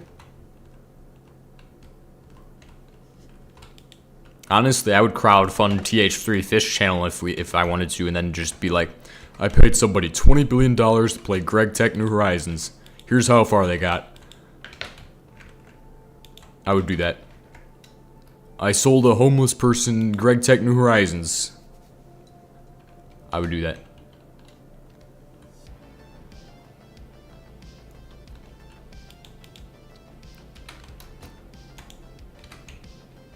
I taught 2 people how to get to the PBF in supersymmetry. I'd pay for that. Yeah. Okay. We get it. We get it. We all understand. We're all on the same page now. Nuclear physics are cool, and I like nuclear physics, okay?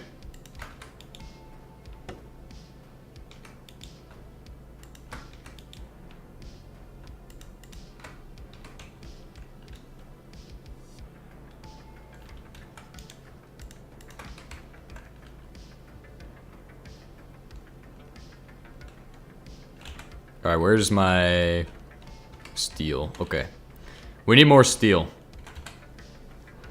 We ran out again. We also need to find the rest of the polymers right here, guys. It's crazy that it was hiding in there the entire time. The entire time we were looking for it, it was just hiding. What the heck? Okay. Also, after those things, we're going to need a industrial boiler. Some ideal industrial assembly. 1, 2, 3, 4.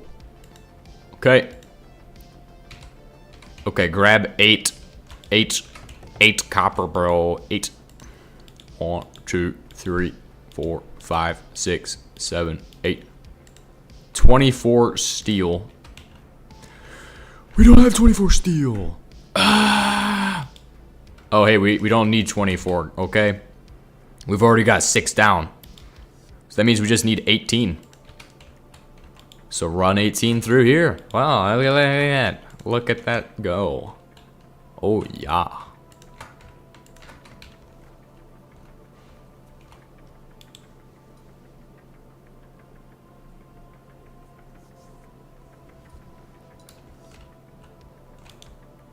Hurry up and make it faster. Obviously, this 24 steel is going to go into the, I believe that's for shells. I could be wrong. I hope it's not wrong to say that's for shells. Gotta make some shell life. My bread has a high shell life. Sounds very disconnected. Disconnected. Unreal. Firebox. Firebomb. Awesome, dude. That reminds me. Something that's really interesting is a powdered explosive. Where it's like a dry... Like, you could use something that's really dry to create an explosive. It's almost the same as when you take, like, gasoline, vaporize it, and then what you do to make the explosion is you have the gas vapors. It's a thermobaric explosive. However, a dust bomb is pretty much similar to that thermobaric concept where you have dust go airborne and then all of a sudden, poof, instant ignition. Really cheap. I'm not going to tell you what materials to use for that because it's really easy and like you could literally find the materials. It's like, it's almost as if you could make a flamethrower using the same technique. For a flamethrower, I don't know if it would work, but somehow getting flour to be like the the fuel for a flamethrower, because that's what you're using a dust bomb is, like a flour material, or at least that's what the book I read said, or at least that's what I remember it saying. So that's not actually what it said. Boom. That's how you avoid not actually knowing what you're talking about. I mean, I know as much as that dust bombs are a thing. I just don't know exactly what material you need for it.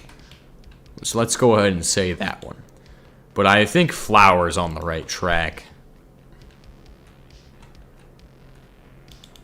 So all the wheat fields out there, those are for the wonderful technology. Technology,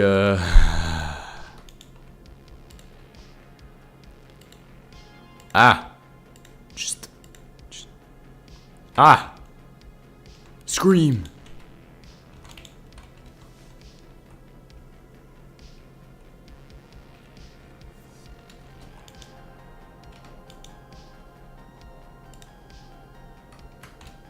Alright, 1, 2, 3, 4, 5, 6, 7, 8.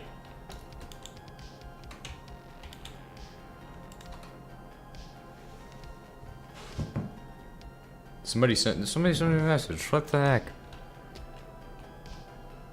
We're gonna make a furnace as well.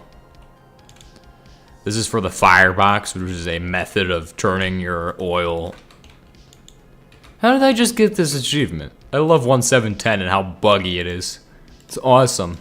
Cause you can skip the stone pickaxe. I literally had acquire hardware before that. What the heck? That is actually crazy. All right, we're gonna switch this out from that to malachite production. So I have some of that just sitting around, and I want to get it out of the boxes. So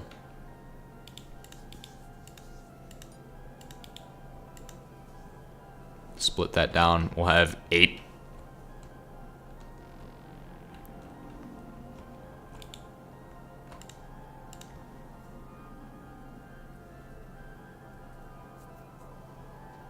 What is this? Tauron? I remember having the Trench Master armor. That was awesome. Is this craftable? No.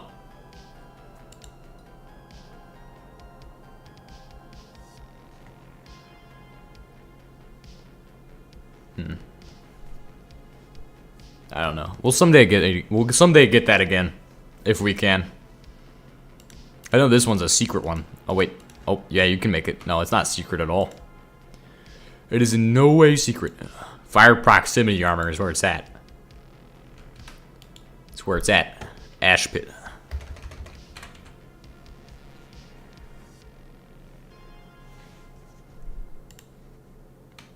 So we're gonna do 2 for the ash pit, and then is it stone or stone bricks? It's just stone. It's literally just stone. We have so much of that right now, like it's unbelievable. And then beyond stone, just iron. 6 pieces iron. And that's 2 steel plates, right? 1, 2.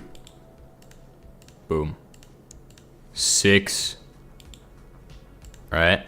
Oh, 4. Okay. Cool. It's even easier.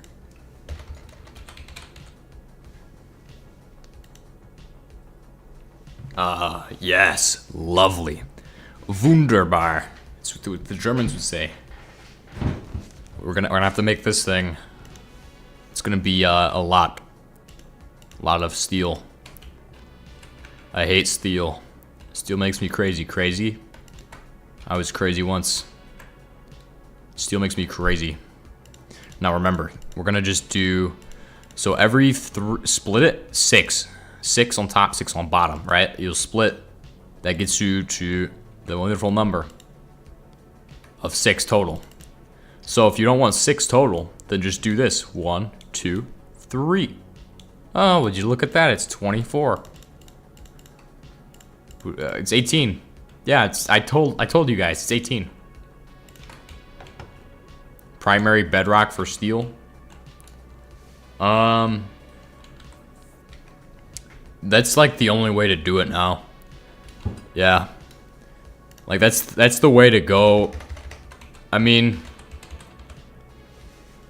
steel can be obtained through your general purpose, but if you just specialize your iron from the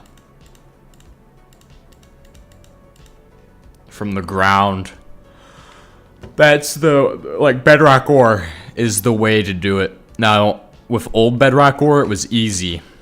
But nowadays it's not as much. So I would recommend just going back to like the old version where it was easy and then working your way up to cheese. So that way you can get the old bedrock ores and just cheat. Become a cheater, bro. Dream speedrun technique right there. Become a cheater. Acquire cheating. Lie to your fans.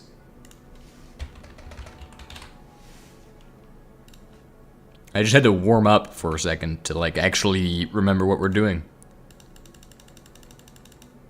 That's how you get going in this, is you have to spend an hour figuring out what the heck you want to do, and then you just start working on that. At least that's how I apparently play games, is I just spend an hour sitting there warming up. I am on the newest version.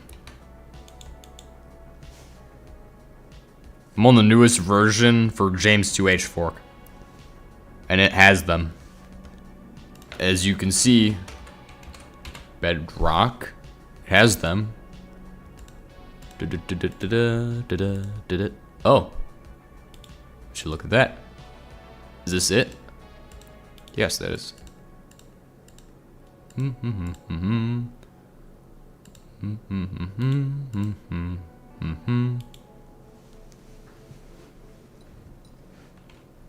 Like, this was overpowered. You can get chains, the chains of life that way.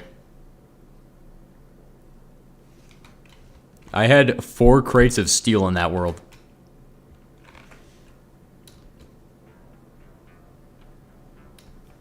Would I go back and do it again? Probably. In fact, that's why I come back to HBM Mod, is to play it again.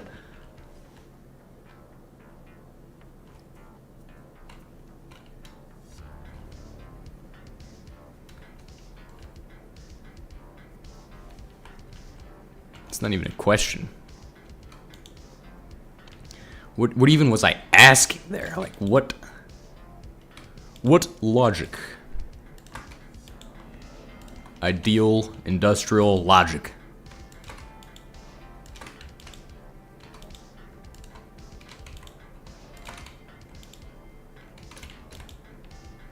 We're going through all of this stuff and sorting it slowly.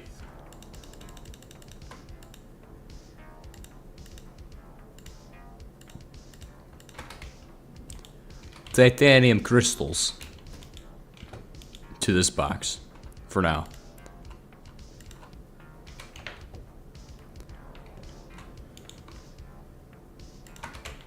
Alright, so if all the malachite chunks we have, should be a lot, we're gonna throw these into here. We're gonna watch them go through and burn.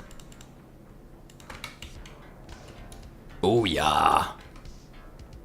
It's malachite time, guys. It's malachite time. Print.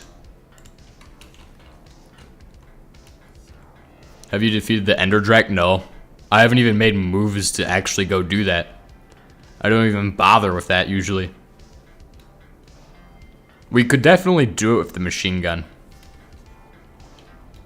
It would be, without a doubt, the easiest thing we could do. That's why I don't do it. It's like, I would do that in a create world for sure. Like, that is a create level challenge. But an HBM level challenge, only Maskman knows.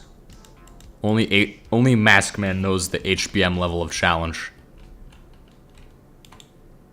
We play by Maskman's rules. His mandates.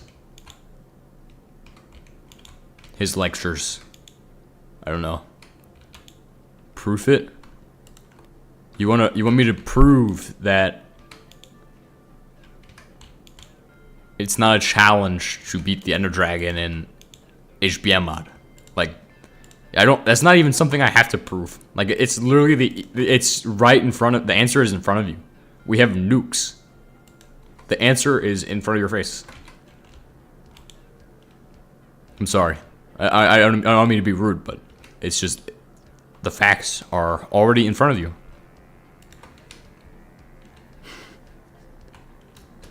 The facts are right in front of you. You're just denying the logic. Well, you're not even denying it. You're just saying prove it.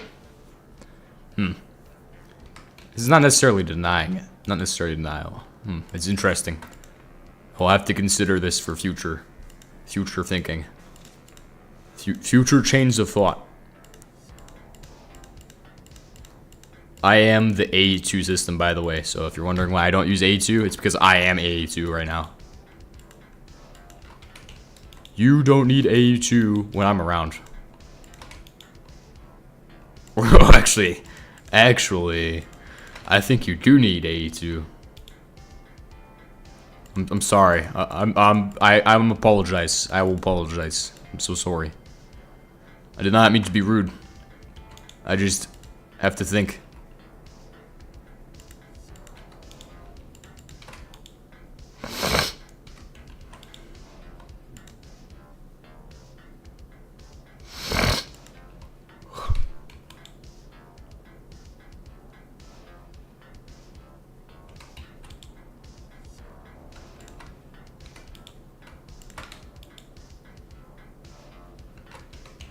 This is the mess of all time.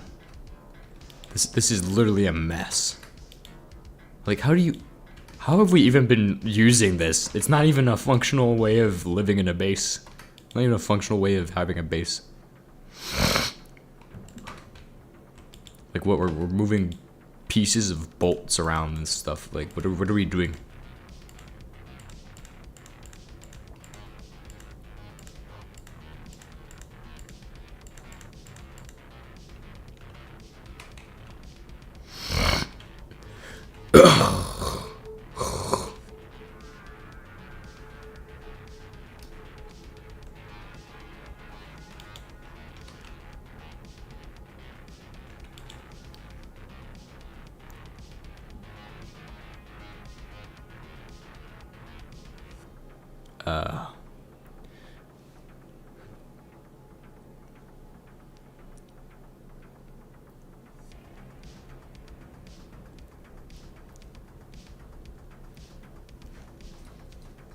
You know what bothers me today?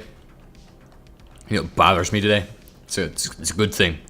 It's a weird thing to be bothered by, but somebody asked a question, right? And I gave an answer, but I felt like they didn't like my answer. I felt like they did not like my answer. My answer was really good. It was like, well, I think, and then I gave my answer. Because it was an opinion-based question.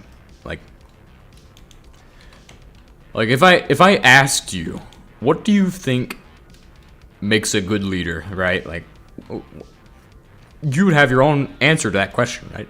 And it's the way I phrased my question. That's what bothers me about it. It's the way I phrased it. Is that I should focus more on articulating thoughts slowly when I try to answer a question. Because somebody asked me like something like that. Like, what do you think the reason is for this? And I said, it's because you take care, it shows that you take care of yourself and care for your work. Which is like literally the textbook answer to that question. But I phrased it wrong. It might be the textbook answer, but I phrased it incorrectly because I believe that while, yes, it does, like the answer to the question would be that, it's not meant to be phrased as you take care of yourself, because that makes it sound like you're selfish. Like that makes it sound like the way it should be phrased is it shows you care about yourself and those around you, and you care for your job. You care for what you do. It's a profession, so like you should care for that. At least that's what leading people is. Like being good at leading people. That's one of the biggest things in my field of work, is that it's basically all about leadership. That's all it is. Because you can learn so much about leadership from a job like the one I have.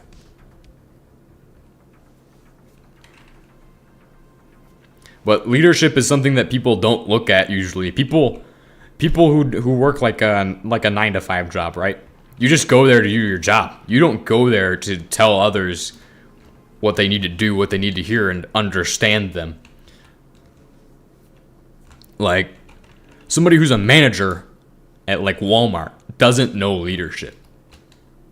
They know managing. They know how to make a schedule, but do they actually know the deeper intricacies of a human being? That's where leading a person is different from managing a person. Managing is like me telling you, all right, show up at work at this time. You'll get off at this time. You have a lunch break at this time. We need you these 4 days. Here, then you come in on Saturday and Sunday too. That's me managing you. It's me managing you, okay? But if I'm leading you, then I'm like,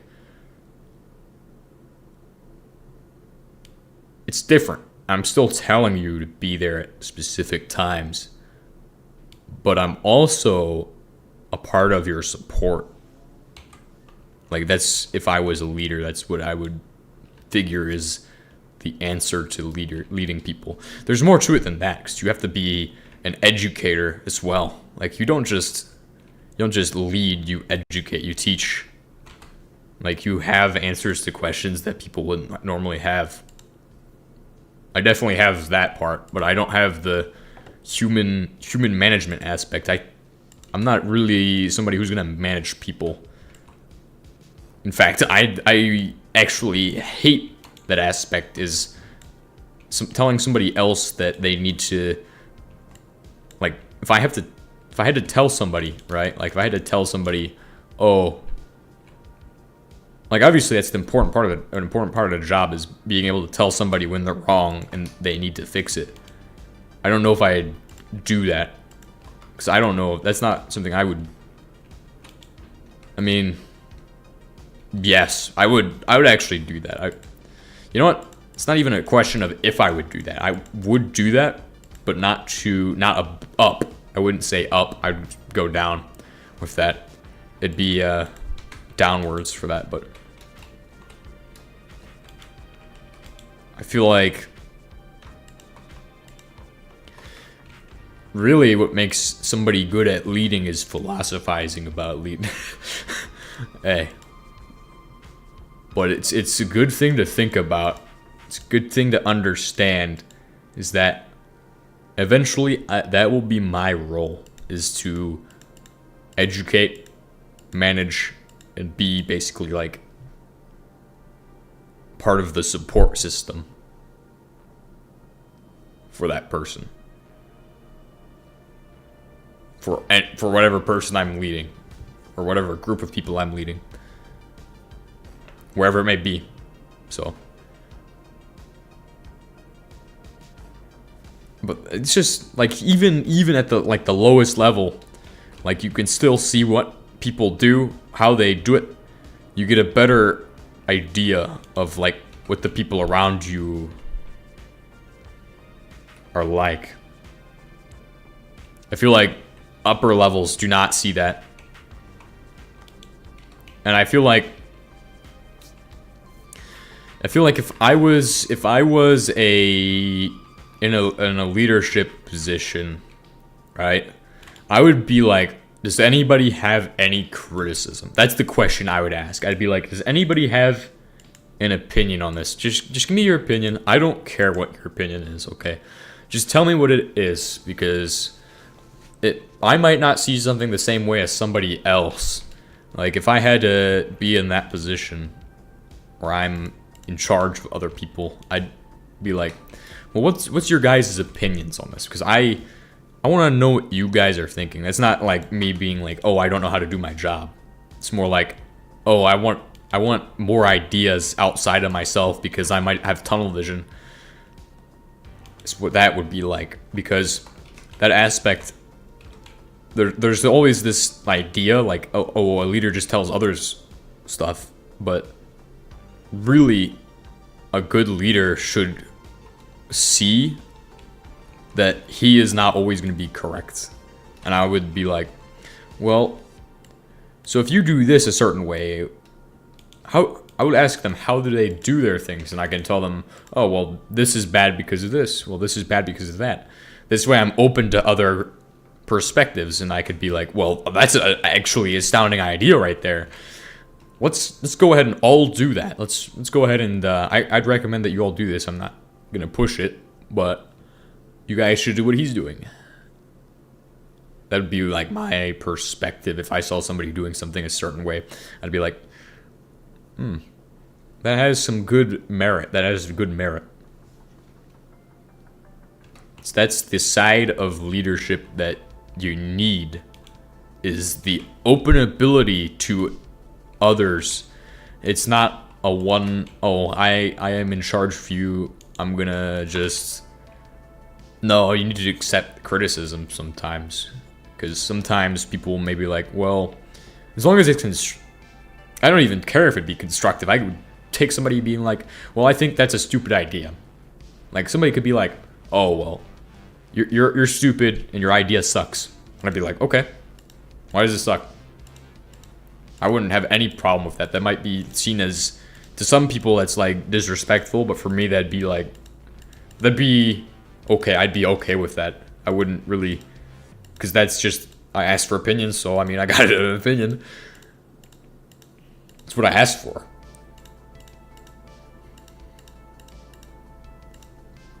So how do you guys do your oil setups in HBM mod? Well, that's a good question. It's a good question. I'm not leading HBM mod though. But that's genuinely like what I would ask. It's criticism. Criticism is important. You know what? I gotta remember to write these down in my book about leadership, because even though I'm not a leader, I still understand leadership way beyond what I should. It's my level of comprehension for knowledge is so advanced that I don't even understand what I'm even talking about half the time. I'm still saying words that are cohesive.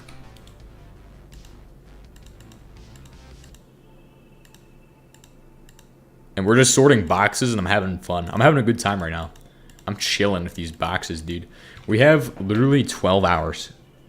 12 hours until go time. Actually, less than that. But still, it's gonna be an eternity. 5 eternities later. By that point, we'll have 8 billion views on the stream.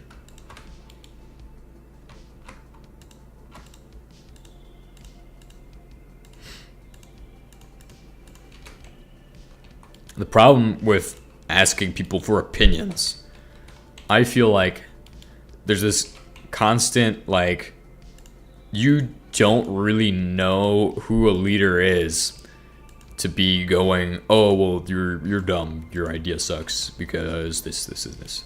Or like, if somebody were to do that to me, like, they'd be bold. They'd have to be a bold person. But myself, I am not a bold person. I'm cautious to an extreme. Like, I'm not gonna take a chance of making a mistake if I know that I can avoid it by just being cautious to an extreme. Like,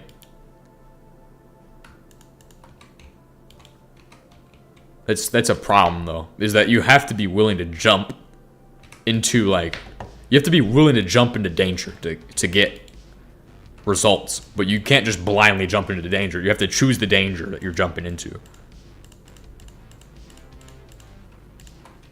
So obviously, it's questionable with that.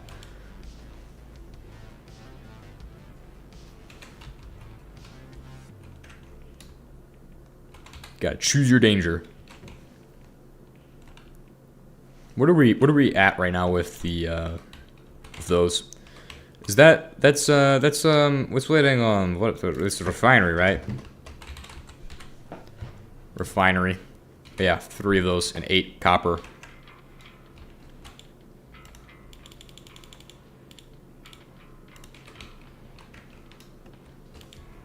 Copper plates, correct? Yeah. Yeah. Oh yeah.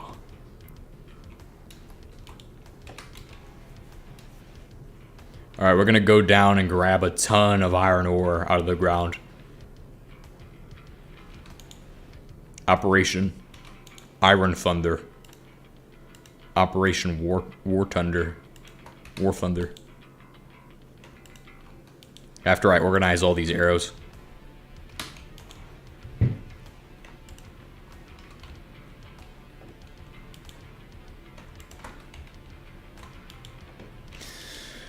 I definitely feel like the one thing I need to do, it's okay, I actually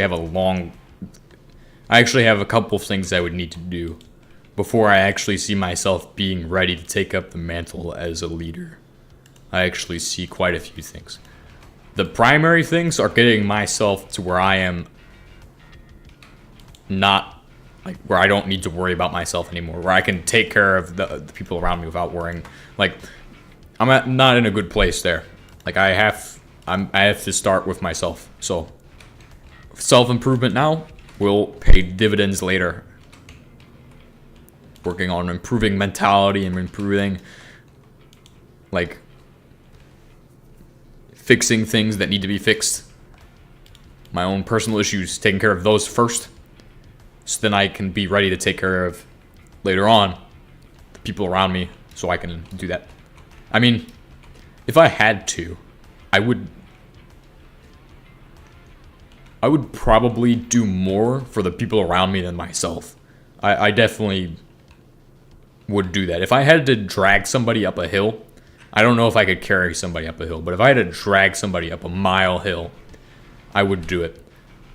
If I had to carry somebody, I don't necessarily know if I'm going to be carrying them, but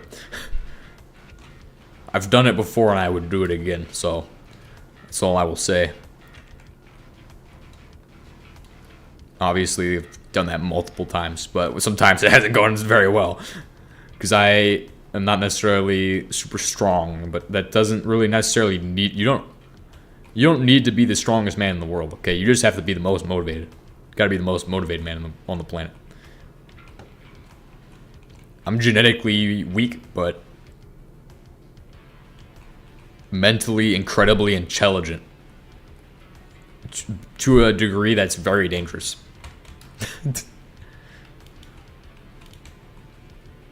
Because being intelligent, you can get yourself into the worst trouble. Like, you don't understand how cautious you have to be with, like, having so much information in your brain. Because if you have a lot of information in your brain, then you're like already, like, that's the most scary people. The most scary people are people who are as smart as me. But at the same time, those are the type of people, like, the smartest people, not necessarily scary smart people, but other smart people are the people who I would choose to hang out with if I could find smart people. The problem is that I can't find people who are equally smart, which means that my life is just kind of stuck at this place where I'm like, I really don't connect with people. It's just not a thing I can do because they don't connect with, they don't understand hydrazine. They don't understand stuff like that. At least my audience is here for me to understand. PTFE is awesome. Everybody loves polybenzimidazole too. We're just here for iron, so let's ignore any other random garbage ores and just go for the iron. Go for that gold, bro. Go for the gold. It's actually iron. Actually, that's some ligneous rocks right there, bro. Ligneous extruder. Ligma. Ah!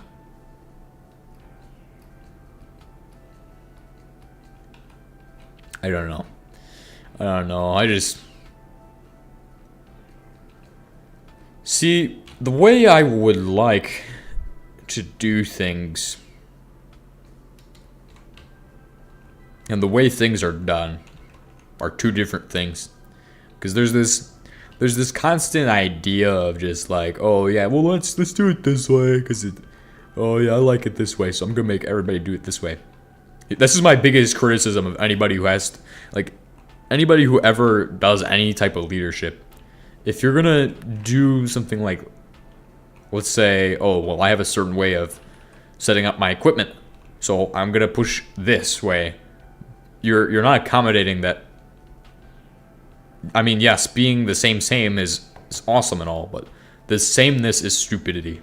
Sameness is like, what are you gonna do? The same thing 50 times in a row?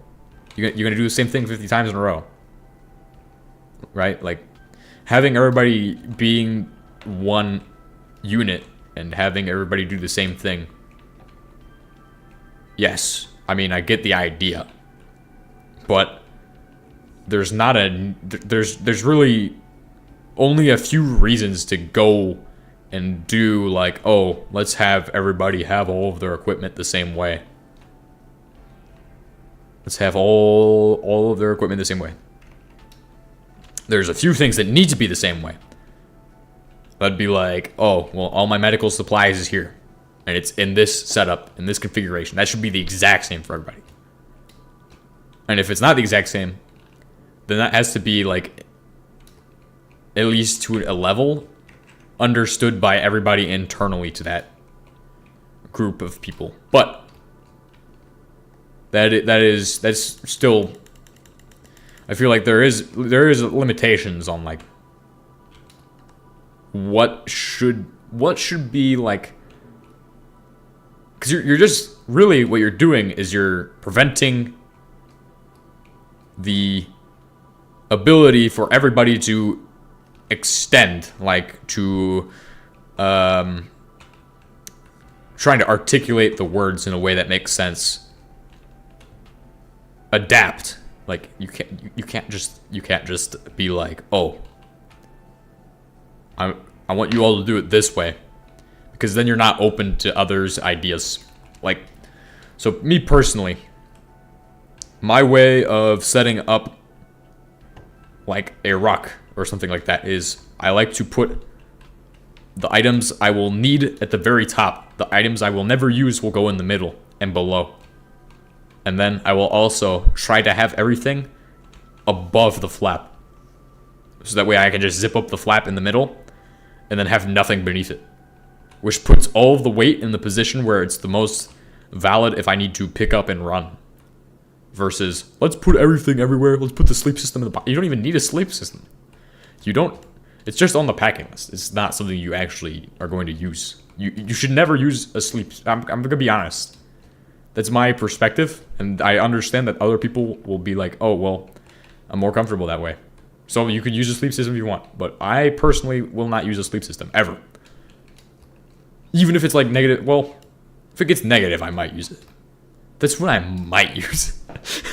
I feel like once I start turning blue, I will go, yes, let's use it. But at 12 degrees, you're fine. So if at 12 degrees you're fine, then what is the limitation on that for when I'm not fine? Because I can survive 12 degrees perfectly okay. I woke up in the morning and I was shivering uncontrollably. Woke up every 2 hours shivering uncontrollably, but really, at that point, the limitations are just like, you're just self-limiting, because what works for you is not always, like, yes, it makes sense. It makes a lot of sense, because like some people don't understand, like they don't have a method of doing it, and that's a good thing to teach, but it's not like a thing that you should just be like, oh, well, you have to do it this way. You have to do it this way. I get the whole concept of everybody has to be the same, because if we're not the same, we're individuals, or like if we're not the same, right? Like, oh, I won't know where this is when I need this from you. But then it's just make sure everybody knows where the stuff is. I mean, if you forget where it is, then I mean, also that's weird. That's a weird circumstance. I mean, that we have to think about that, but it's more about that's more about knowing. You'll know more about the guys around you by knowing how they keep all of their stuff, like how they do all of their things. Like, forcing one way of doing things is just I don't know what it is, but this is stuff I hate. Stuff I hate makes me angry, and I just don't think I belong in a place where like we're all gonna do one thing one way. Yep, alright guys, let's just do it all this one way, because let's think about it, right? Like, if every single unit goes and does like the same exact doctrine, are we gonna surprise our enemies? This is a key aspect of warfare. Are we going to like actually win when our enemies are like, oh yeah, they do the same thing every single time? Every single time, guys. Yep, I know exactly what he's about to do. He's about to do the same thing he did the last 6,000 times, right? The same thing he's been doing for 50 years. This stuff bothers me, and I hate it. That's why I'm writing my book. The world's greatest book. It's gonna be the... You know what? I actually haven't done much writing on it recently, so I can't say I'm actually writing it. I just wrote like a couple pages and then wrote out a fake scenario, but I'm gonna probably undo that because, I mean, yes, it does demonstrate the aspects of what I'm writing, what I'm trying to articulate, but this is important stuff. Everything I talk about in my streams is super valuable things that I wish I could say to other people, but I can't do that. I just can't say it face to face because I'm... Like I said, I am not a very bold person. I do not really like to be bold because I like to be unseen, unnoticed, and like just not there. I don't like to be there. I don't like to make a big presence because you make a big presence. Like, what are you doing? Like, think about it. If we can say that, if we can say, right? Hold on. It's literally like what I hate. It's what I hate. Hold on, I'm trying to think about what... Oh, I just forgot about it too, because I'm thinking so hard I forgot about what I'm trying to say. But it's what I hate. I don't remember what I said I hate, but I hate it. I just hate it. Oh wait, yeah, because... So if we can say that cleaning something spotless is going to make somebody better at fighting. Like, better at seeing, like, enemies in the woods or something like that. Could we... You could also technically say that being bold and, like, outspoken and being the loudest person in the room is the same thing as going into the woods and just screaming and giving away your position. Like, you could literally argue that. Like, yes. But that doesn't really make sense. It doesn't really make that much sense to be like... And there's a little slight difference. There's definitely a slight difference, but... At the end of the day, you could say that. Which is why I don't like to be very bold and outspoken. It's also because I just don't like to be seen as a... Like, I like to observe. I don't really want to be there. I don't want to really be known that I am there.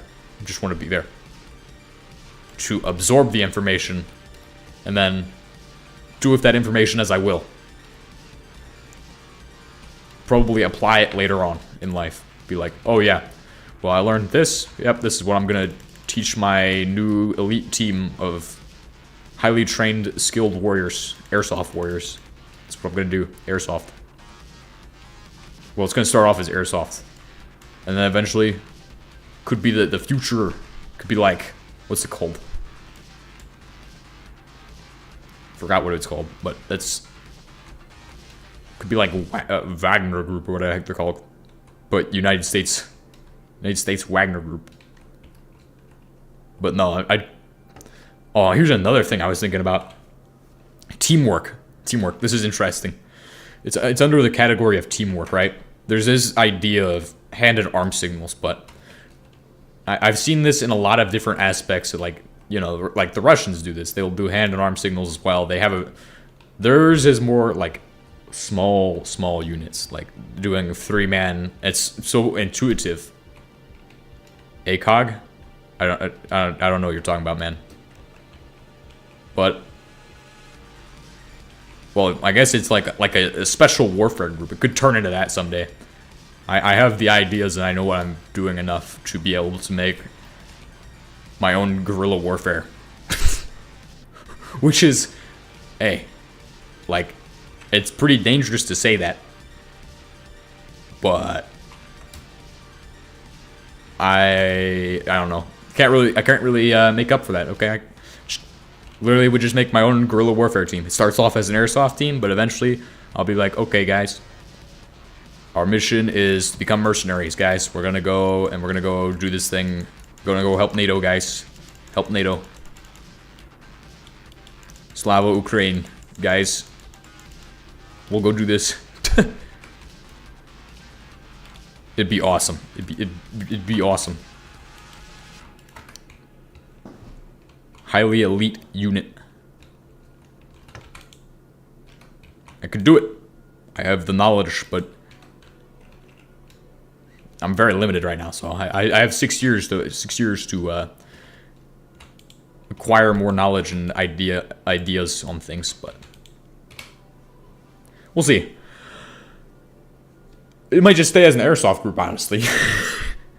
Special airsoft group. Airsoft Warriors. The highest skilled airsoft team for Milsim Airsoft. I'm not going to even specify the exact... I mean, I've already specified, but I've redesigned. Completely redesigned from the ground up what the tactics are going to look like. Yeah, that's right. It's going to be 2-man teams now. 2-man teams. No. It's still the same 3-man team tactics. It's just... I didn't even flesh out the 3-man team tactics in my writing yet. Because I've only really covered, like, basic stuff. But with teamwork, you have, like, this aspect of, oh, let's do, like, hand and arm signals. Alright. And then, so in a larger scale, like, US doctrine and Russian doctrine, they're kind of different. Like, Russian doctrine is super intuitive. Like, okay, I'm doing this hand or arm signal, but I'm keeping it nice and low, and then... But then, like, US is just more, okay, everybody can see my hand and arm signal. Doesn't matter if they're on my side or not. Wouldn't really matter, because I wouldn't know what you're doing. Like, I have zero clue what a hand and arm signal means. I just follow what the guy next to me does. Just literally do what the guy next to me does. Oh, he's doing the hand arm signal? Okay, I'll just do that too.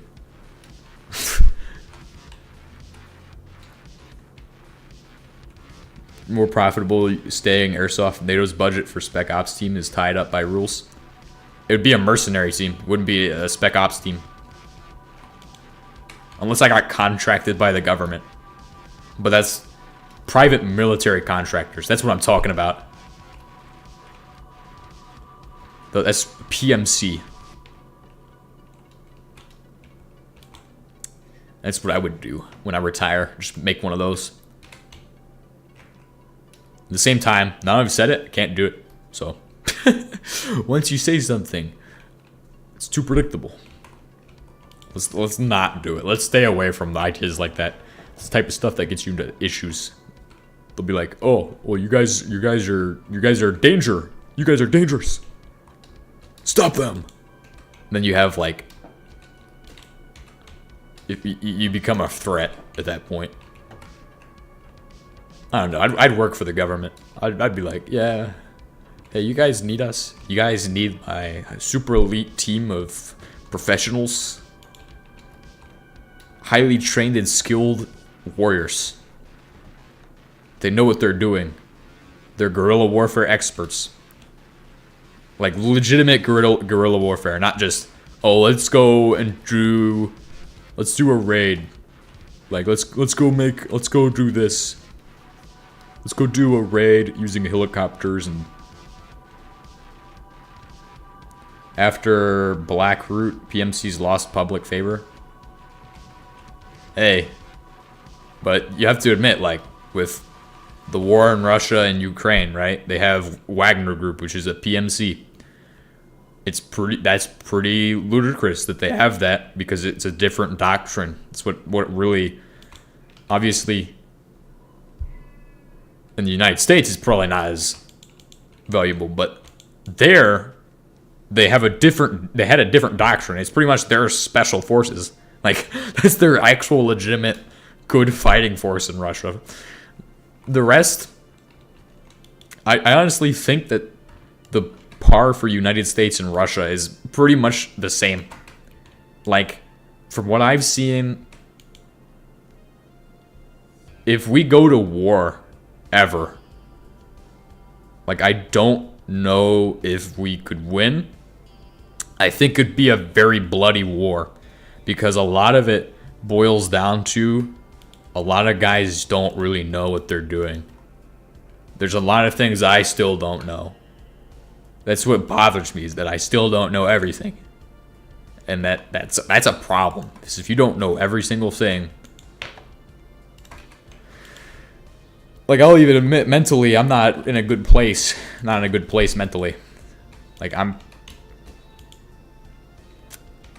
it just bothers me too. It just bothers me too that I can't say for certain, oh yeah, we're gonna win. We have technology over them, that's for sure. Technology for days, but I don't think we have the capability to beat like another peer-to-peer threat like Russia or China. China maybe. China's just like knockoff. They literally copy every single thing that everybody else has, and they're like, yep, this is called the ZH attack helicopter, or whatever the heck they call it. Alright guys, here's our new helicopter. We call this ZH whatever.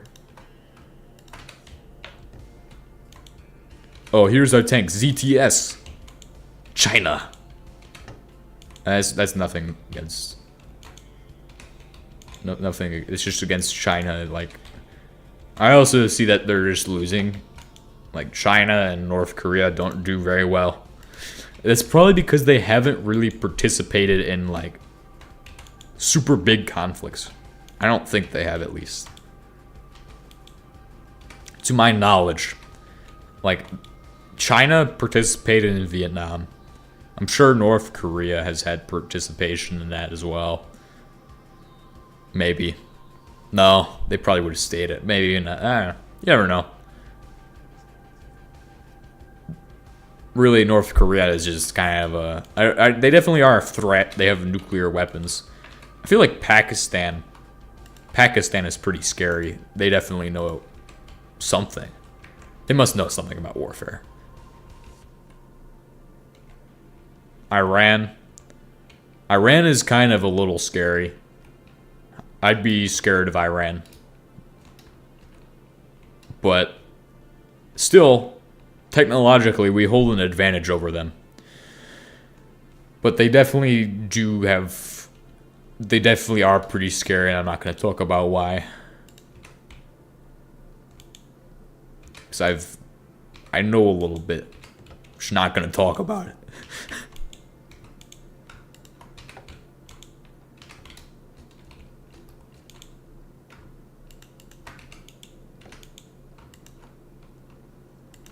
Definitely a little scary, though. I wonder if there definitely is, like, what other countries would be pretty scary? I don't know. Pretty sure in Russia they must have, like, some super biological weapon we'd be scared of. That'd be crazy. Like, super Ebola. Alright, since you guys want to invade our country, we're gonna just drop super Ebola in your country using KGB agents. Yeah. Although multiple instructors kept repeating, you don't have to know everything right away. Just learn what you want first. I don't know about that. Well, if you learn what you want, like, if you're choosing as long as you learn everything eventually. Like, that's if you're, okay, yeah, I understand. That makes a lot of sense, because you'll learn what you're passionate about, and if you can learn that, that makes it easier to learn other stuff. I would probably be with him on that. That's a valid way of doing it. Like, if I had to teach somebody, I'd be like, all right, you guys get to choose. Choose what you guys learn, guys. You want to start off with this, or gauge the room. That was an instructor. Obviously, I'm a thinker. I'm good at thinking about things. Thinking is my specialty. I'm like philosophers, like Socrates or whatever the heck. Oh, I'll philosophize some new Greek information, bro. It's not even Greek. It's just like, oh yeah, let me just come up with how I would do this. Like, if you didn't know how to swim, and I was like, you guys want a class on swimming or how to do maps? Or like how to do this or how to do that. I had to offer that to somebody.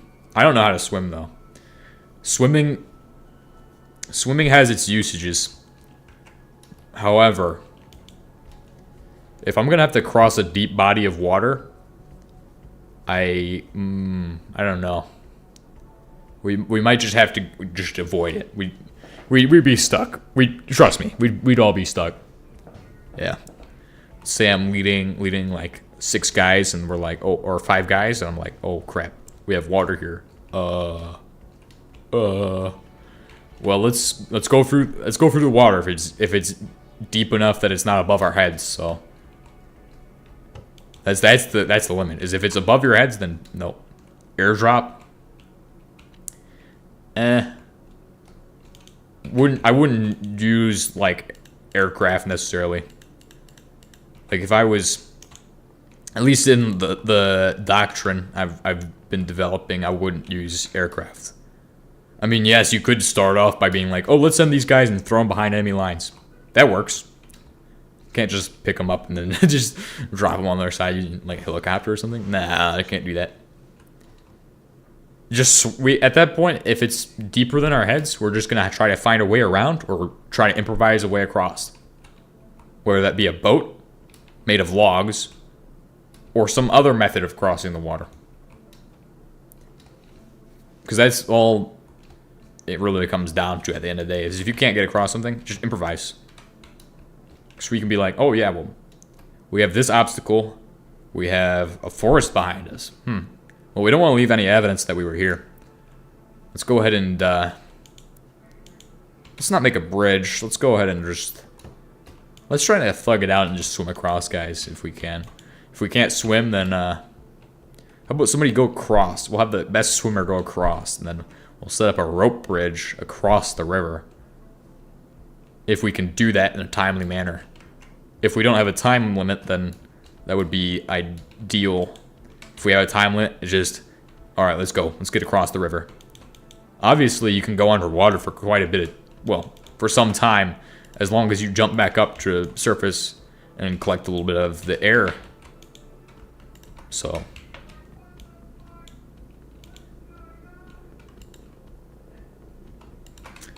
Or you could just stay underwater, just have air tanks. Oh yeah, guys, I got air tanks. We could go across. But I'm not gonna use that. That'd be out of the scope of my idea. The level I would go with, improvised, yeah. You'd actually be surprised though, because I've heard that, like, I haven't experienced this myself, but I've heard from some of my peers who have actually had to go through water like that. Like, water obstacles are not something I've really had to deal with much. I've had to wade through, like, ankle deep, knee deep, almost up to the thigh. Yeah, probably up to there. Deep of water. And then I just took a step in and it was like negative. Well, no, the water probably was negative degrees. It was cold. It was like 20 degrees. It was nighttime. I step in this water and I think to myself, man, it's just a puddle. It's just a puddle, guys. Just step in the puddle.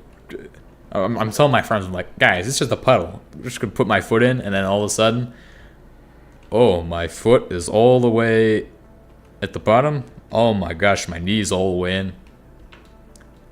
Now, something I've heard is that some people will be like, oh yeah, well, we have to go through the water.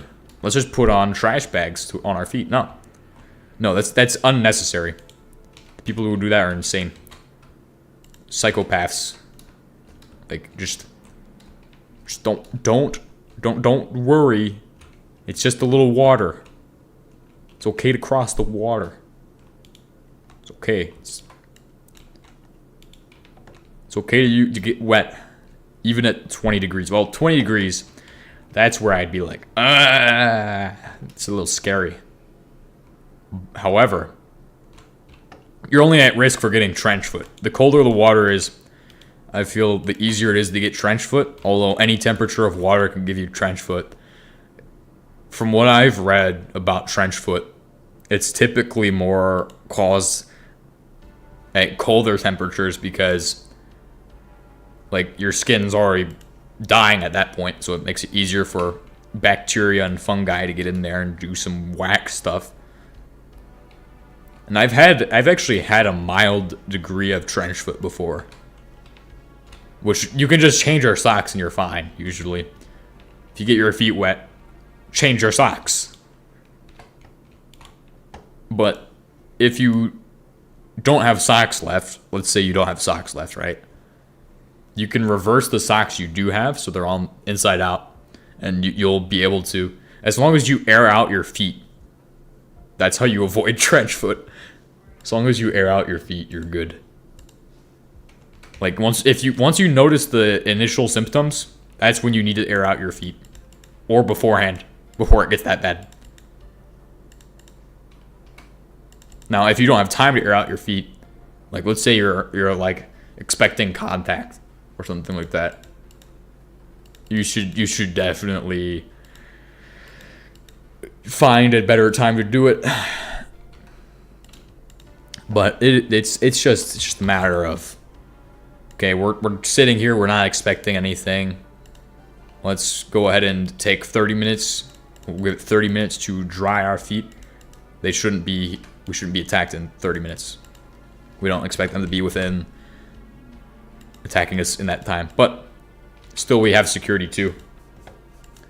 I mean, if you get attacked and your boots are off, or if you have like some weird combat sneaker things or like something like that, like you don't have time to put your boots back on to return fire and engage. That's when you have an issue.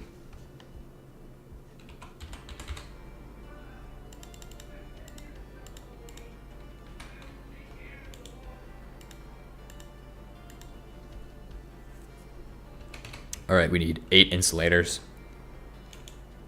Man, we just talked about all kinds of stuff there. Trench foot. Now, by mild degrees of trench foot, like some people would be like, "Oh, well, trench foot's when you have no." Like they teach you wrong in school. They're like, "All right, so in World War I, guys got trench foot. Their feet rotted and stuff." They showed like the most extreme picture of trench foot. They're just trying to show you the horrors of war. But in reality, in the medical aspect, trench foot really starts like a lot sooner than that. Like it's actually more like your feet will turn white and get really wrinkly first on the bottom. On the rest of it, sometimes maybe. I haven't seen much trench foot. I don't know. I've only seen my own feet when they've been like that, and I'm like, oh, well, that's not good. Just dry it out. You'll be fine. Fighting in his boxers. hey, if you don't have anything on, and would you rather? Okay, so if you're in that situation where you're that messed up, like all of your stuff, like you don't have your stuff, and you have to pick up and run. Like let's say you're in that situation. It's better to fight than to not fight. Like if you're in your boxers and you're shooting your gun, you're doing a good job. If you're returning fire, good job. We don't need to die. We need to kill the enemy before they kill us. It's our life or their life, so pick and choose. Do you want all of your stuff, or do you want to have the ability to live and go home and be like, oh, well, I went and defeated the enemy in boxers. They didn't stand a chance. That's literally like the ultimate war story right there. You'd be like, oh, man, hey, son, I was out, and Back in my day when I was in the war, fought in just my socks, bro. Just my socks. They came at night. Some crazy stuff like that. Crazy story. I killed them all. I got them that day. Alright, so after we've done that, let's just build all of this. So obviously the first thing is the catalytic cracking tower. Why did they say so obviously? So obviously. So this is this. Catalytic cracking tower.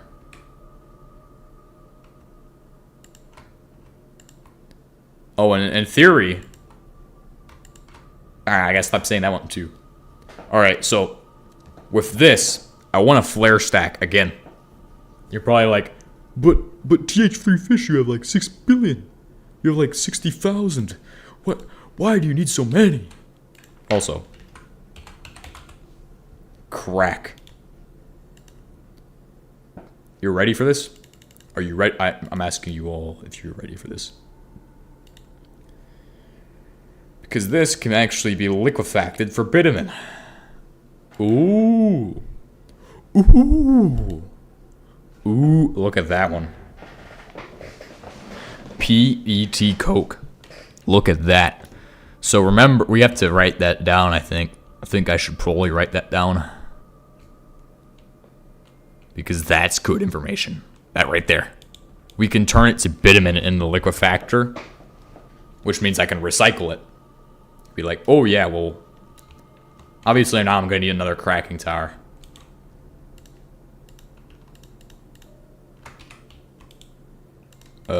Fire... well, boiler. Alright, so we'll get to that in a second. We're going to need a second catalytic cracking tower. We're also going to need steam setup.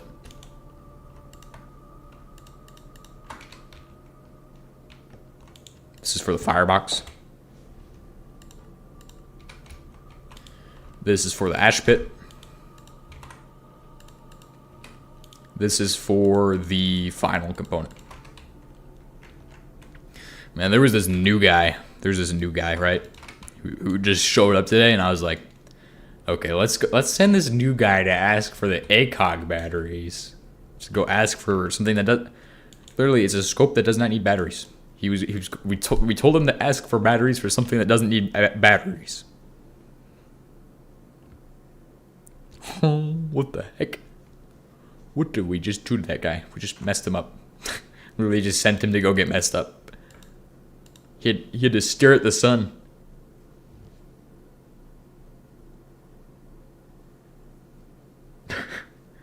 It's so funny.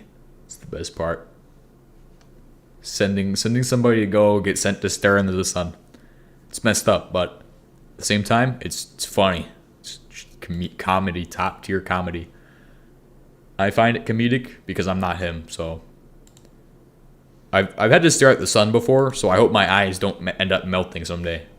Like I don't want to be blind because I want to be able to see. I want to be able to see and hear. Like the most important thing: see, hear, and smell. Because if I can see, hear, and smell, 3 most easy ways for me to detect somebody.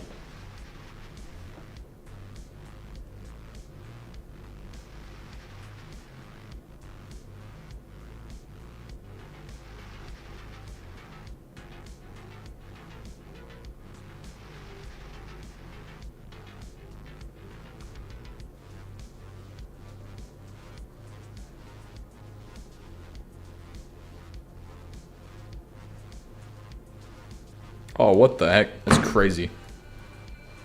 It's something I'm not interested in. It's a volunteering opportunity, but it's not the type I'm interested in.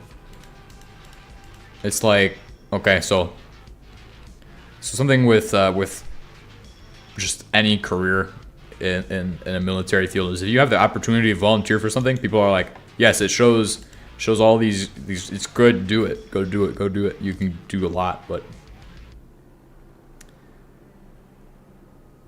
you gotta find the right opportunities, and that one was not one. That's literally like, nah, It's not the one I need. I don't see the opportunity there. I don't see the potential for that to pay out, which is kind of greedy. It's kind of messed up, but at the same time, my biggest interest is my own progression, because that will get me to sanity. It's like swimming up a waterfall.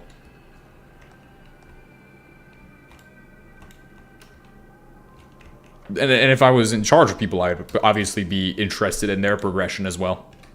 Because technically, as a leader, if I was to be a leader, which I will be eventually,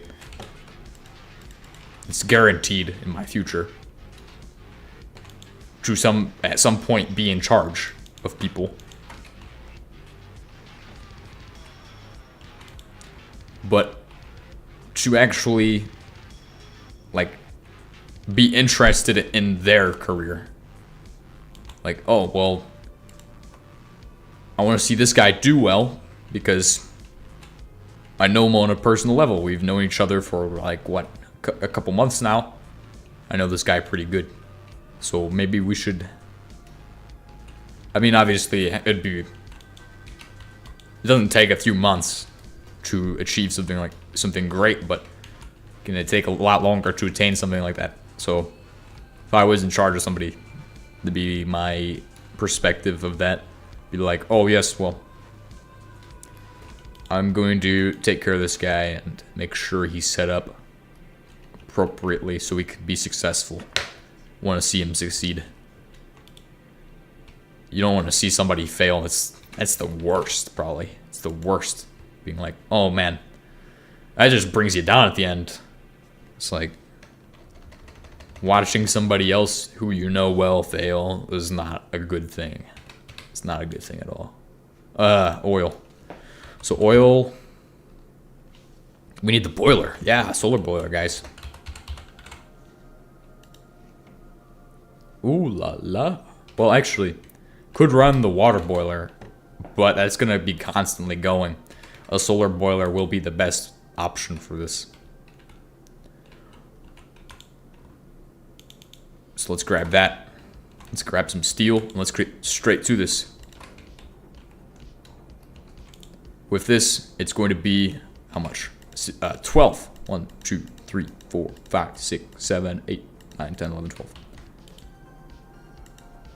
Or if you count by threes, count to 3 4 times. That's not how you make boiler, it's called shell. It's shell. Yes. Shell is the answer to everything. Bright has a high shell life, trust me.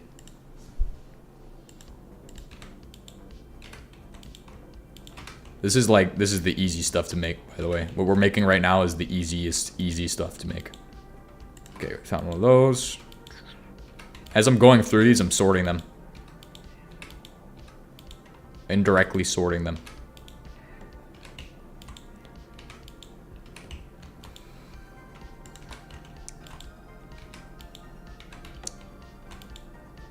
Okay.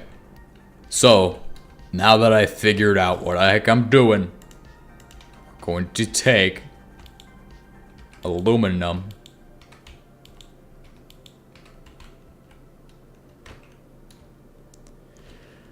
Aluminum. Where's my aluminum? Aluminum powder. Good. Good. We need like a little bit of aluminum. Not too much, but just enough to get us going. Get us cooking with gasoline fettuccine. Or making gasoline fettuccine. The world's greatest food. You can make gasoline. I just don't. Because it's not actually... I don't know if it's actually good to make gasoline in this. I've never made gasoline in this. Guys? Is gasoline actually good? I know kerosene is. Kerosene and nitric acid is the way to go. Okay, there we go. That's good enough. We need more iron ingots. We're down to like 4 stacks.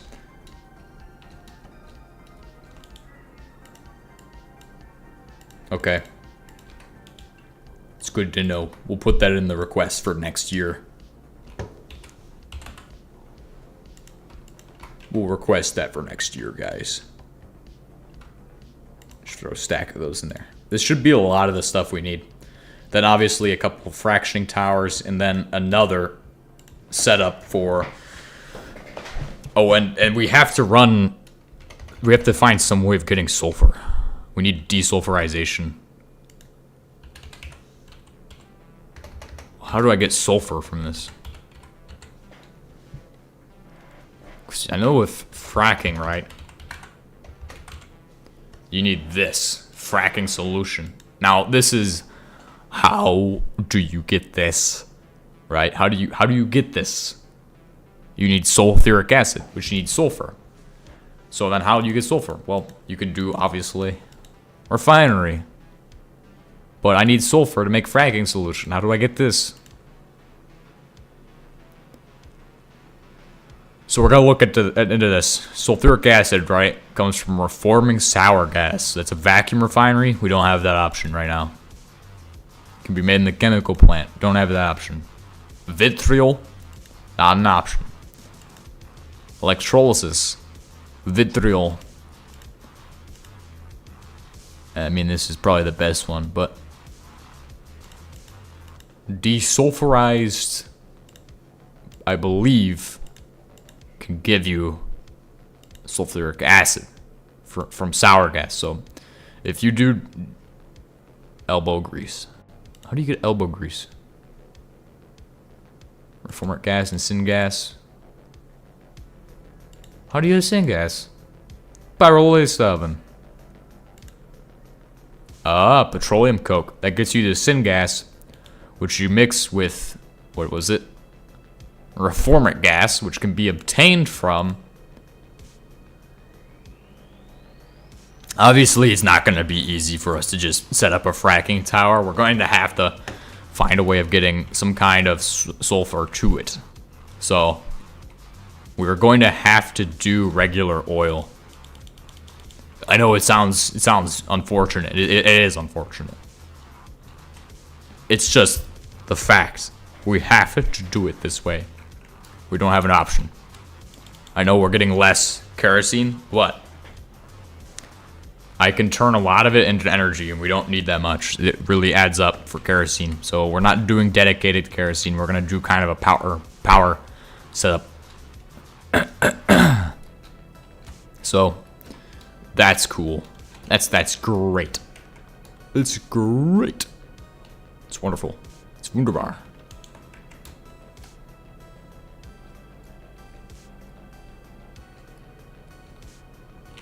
So how am I gonna make this like all connects?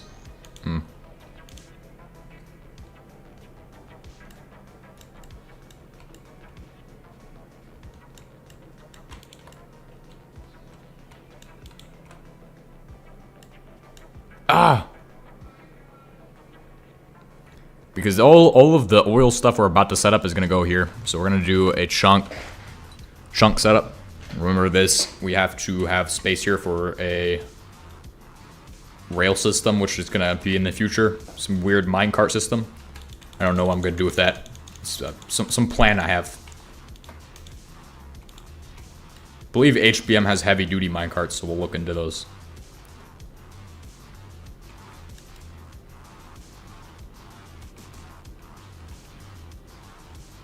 We're gonna do some terraining today.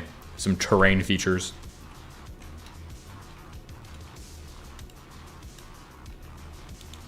Some terraining. Yeah, terraforming.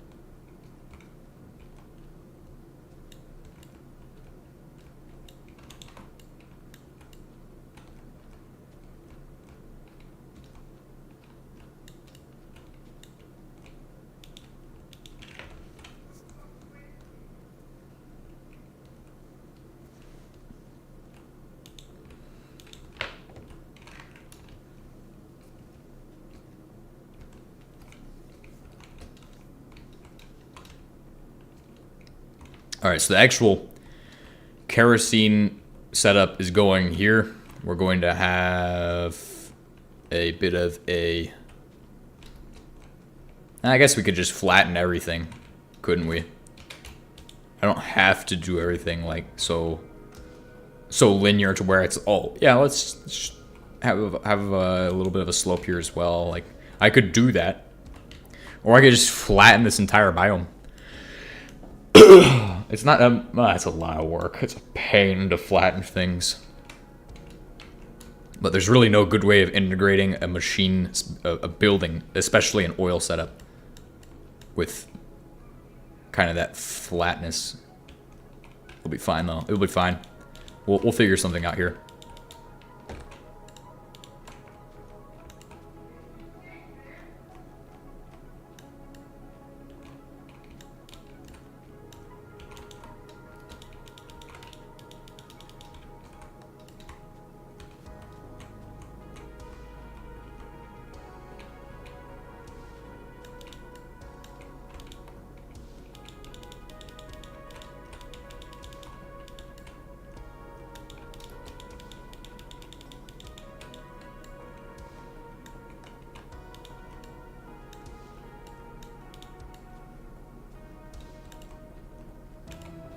What is flat AoE?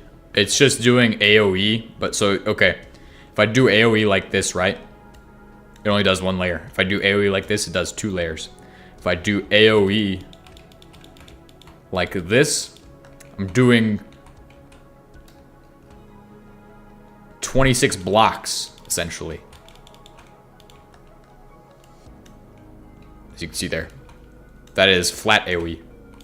So if I go ahead and hit flat AoE, it's just 1 layer versus 3 layers of depth. So it's more like a Tinker's Workshop kind of AoE.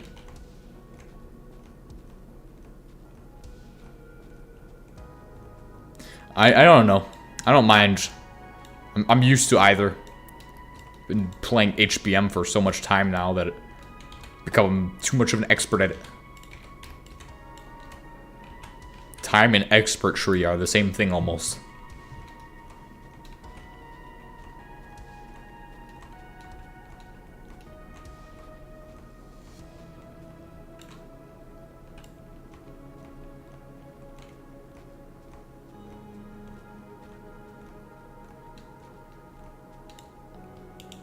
Just gonna tear up this earth right here. Tear up the planet, bro.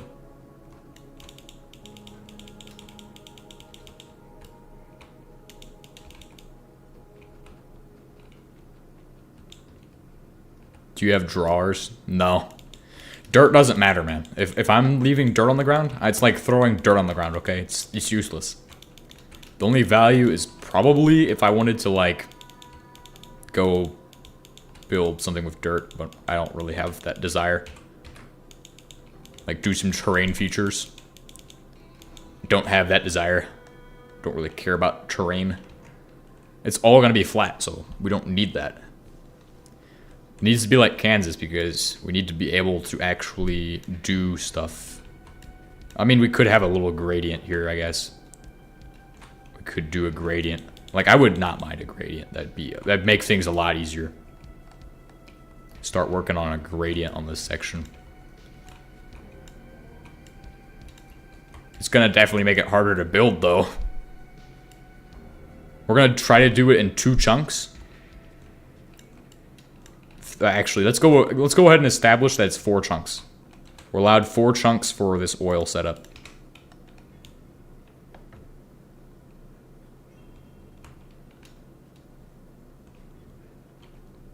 So it can look cool and function cool too. So if it looks cool and it works cool, that's what matters.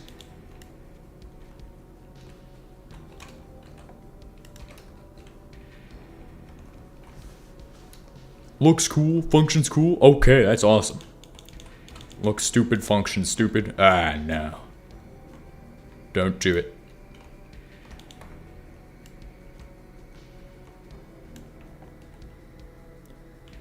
Alright, guys, no engineering, no creativity, We don't need to solve our problems. Sorry, I'm just quoting somebody. Just quoting somebody. That's not even funny. That's just rude. It's blatantly, this is disrespectful. That's not even rude.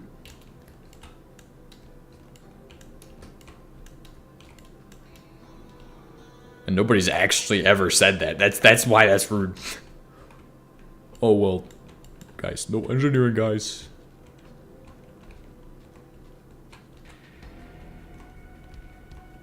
It's disrespectful to the people who might think that they might have said that in some capacity. Perception is the greatest thing. Super valuable.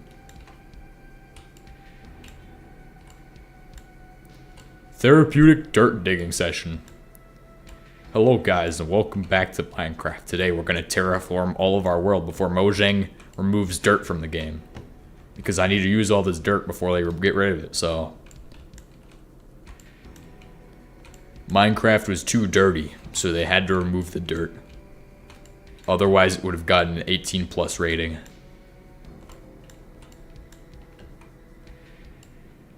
It's the future of yes, RB. You can't have dirt in your game. It's too gross.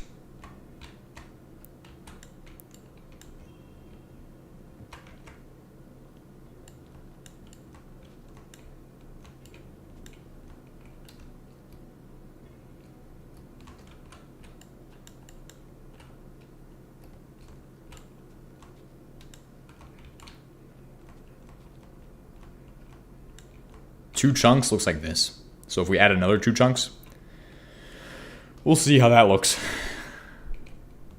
Doing a slope is not going to work with the fence though. So I'm gonna have a fence around my oil refinery to keep in with the other one that we have over there. Then the slope will just keep going up there. Probably. I don't know. I just want to have like depth to my base so it's not just, oh, hey, look, it's all flat.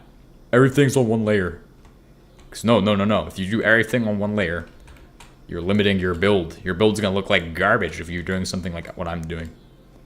Like, what I'm doing is a huge build. So the new oil setup. We're not cracking the oil. So I might have led you all to believe we're cracking it, like, way early on.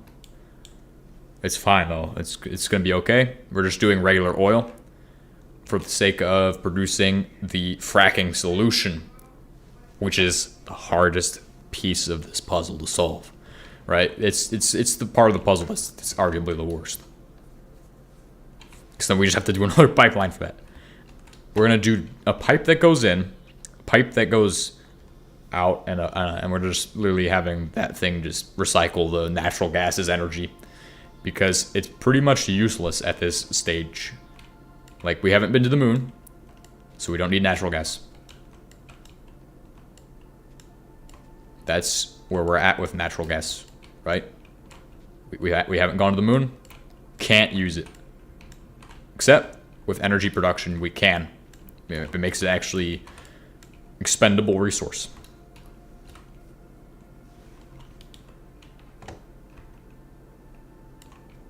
We should add, like, pavement between these.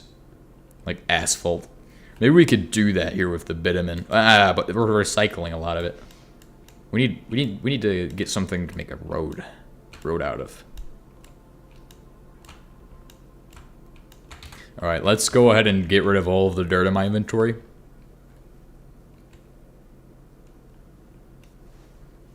Let's move over to those machines and start establishing how it's going to be set up.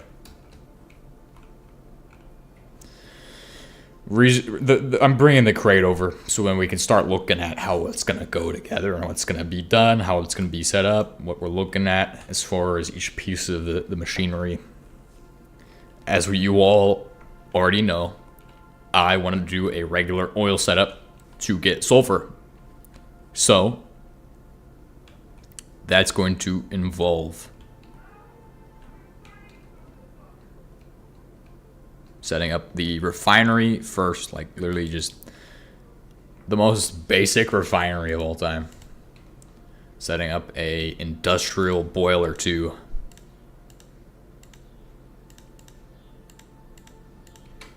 So oil comes in. It's gonna go to here. The first part of my factory, the ash pit and firebox, which are gonna be eternally used for what they're gonna be used for. Then we're gonna pipe oil from here into this guy, so it's gonna be hot oil. We're gonna use some methods to get energy production out of this. Oh, obviously this can't be here though. So if I set this up there, you know what I'm doing to myself is I'm putting a fence where the piping can go. I don't want that. So I'm gonna have to do it probably here. That leaves a block of space so I can pipe out of there. Or shift it over as well, but I'm gonna try to keep it in line because I like that. It will look better this way. Then that leaves a space out to this side as well for piping and setting stuff up. So the first thing's heavy oil. It's going to be normal oil because that produces sulfur, which we need for fracking solution, which means we're doing less kerosene. However, I can still get a large quantity of kerosene. I can still get a large quantity of kerosene. It's not going to be a problem. As long as we produce it constantly, we will be set. Because I don't want to have to stock up sulfur every 5 seconds for a fracking solution.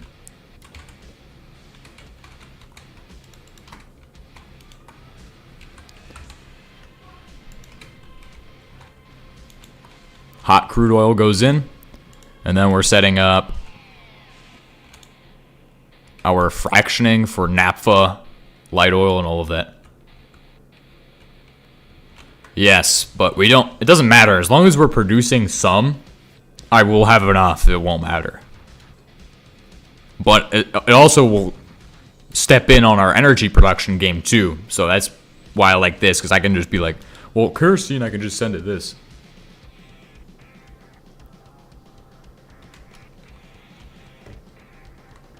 Alright, so we need grating.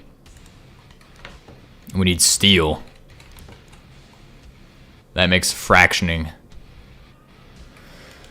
Oh, steel. I hate it. I don't have enough of it. We're always running out of steel. It's like a constant uphill battle right now. But that's fine. I'm sure you have a solution, but I don't need to hear it. I already know what I'm doing. It's fine.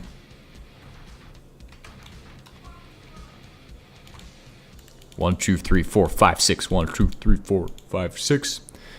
Just multiply that by 3, so it's gonna be 36 total. 1, 2, 36.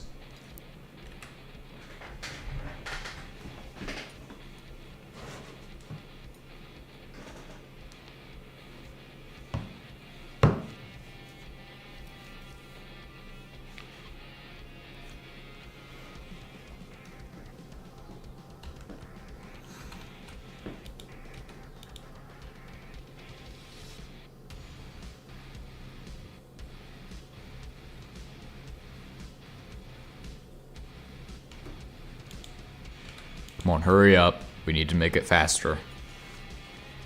You know what? While we're waiting on this, I'm gonna leave you here to watch it make cast plates, okay? It's gonna be a minute. So, I'll be back in a second.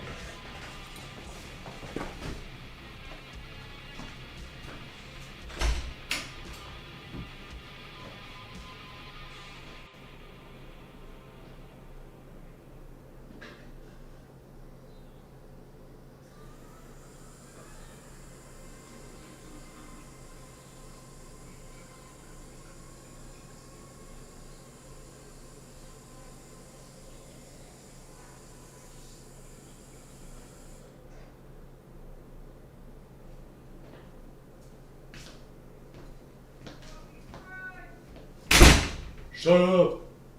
Ah! Screaming at my neighbors. Strandcaster will make it faster. Yeah, that's fair. I should do that.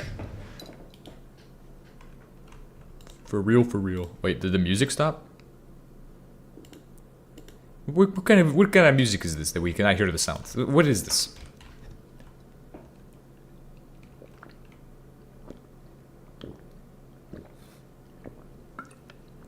I drink water really fast. I took one sip there. It's one sip. Do it now! Hurry up! If I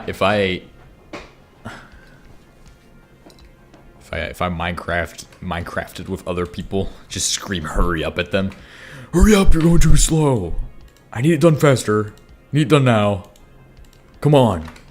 How about you get motivated? Make some steel plates already. I need 2,600 cast steel plates at this time.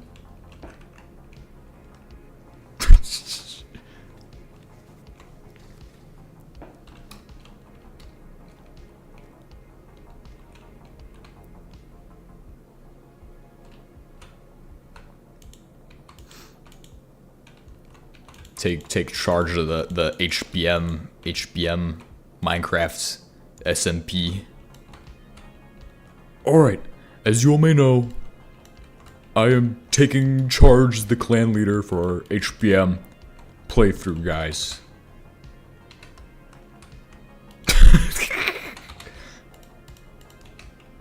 It would end where like people would just be like upset. They'd just be upset. They'd be like, oh my gosh, who let this guy be in charge? Who let me in charge? I don't know if it'd go that far. I don't know. If I actually did that, if I was not taking it seriously, then it would probably be an issue. But if I was like, oh well, I'm gonna actually try to make sure everybody's like, I'm not just gonna, you know, I'm gonna make sure everybody's doing good. Instead of just screaming hurry up. Alright. Hurry up, we need to make the HBM stuff now. We need to get the... Somebody get the arc welder. It's decided to shut off for some reason, so... Fix it. Alright, we're gonna do heavy oil first, apparently.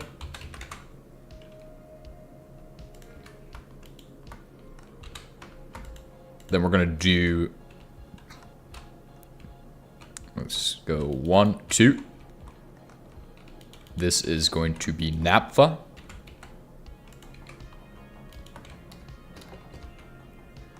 And then we're gonna have light oil.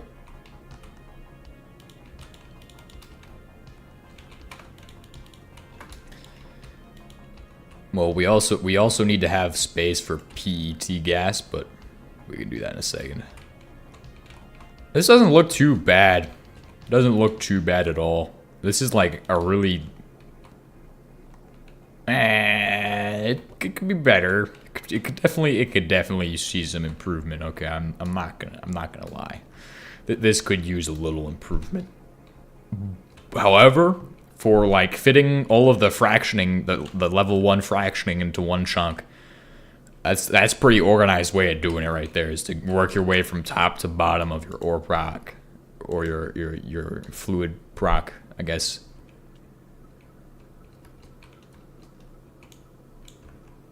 You just have to, with HBM mod, to get things to look good, you just gotta work it down.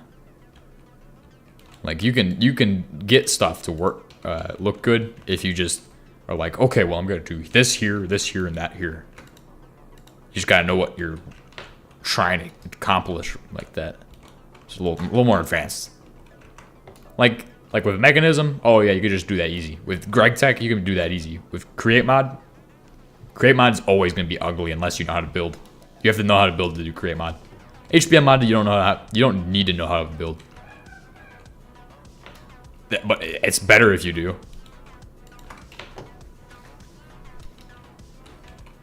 I wonder what your opinion is on this. Like, how would you go about like keeping an oil setup organized, or do you even try? It's a good question to ask. It's a good question. Tells you a lot about the HBM player. Efficiency. Well, also, that's the other thing, is getting an efficient setup. Because you can do a setup that looks cool, but it's not efficient. You can do a setup that's like really bad. It's not efficient if it's really bad.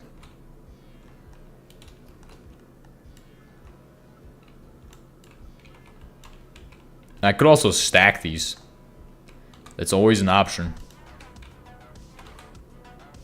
What does the fractioning tower require for this?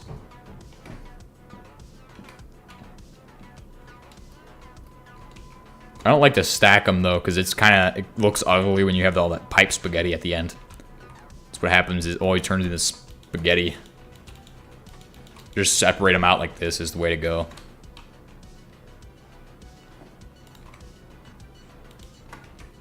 Alright, this is naphtha. So that's going to give you diesel, which you need to crack. This is going to give you bitumen for cracking, industrial oil for cracking. We could just do all the cracking in those two chunks there. We'd be fine with that. Chemistry, we don't need to really do. Power gen can go here, because it's closer to the base, and we can be like, oh, well, we have our power gen here? Okay.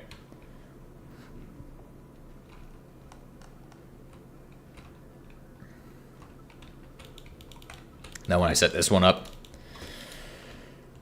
it obviously has to go on the edge of the gradient.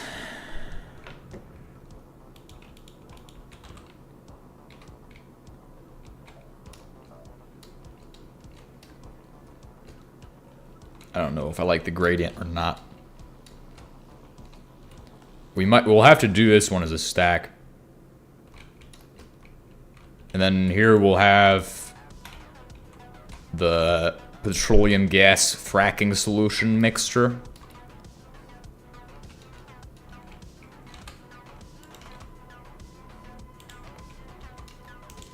Like, we have all this space. We can definitely work with this. I don't really see, for me, there's no point in actually making one of those ring things. We could literally just slap this in here and be like, oh, well, HBM, look at this. I don't need your stupid ring. Yes, it looks cool, but still, this works too. It's literally doing the exact same thing, but less steel, less crafting.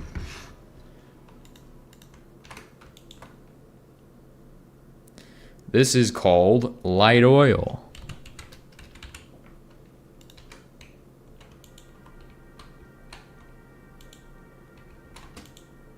Boom, light oil. Makes diesel and kerosene. Now, what commonalities do you notice? Diesel, and this one makes heating oil, which has to be processed somehow. You can either use that to power your boiler or like some other stuff.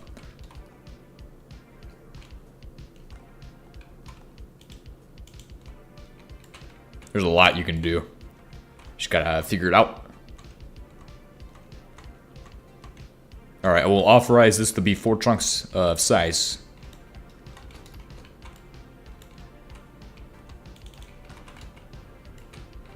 Alright, so what materials are we going to need for the next sections of this?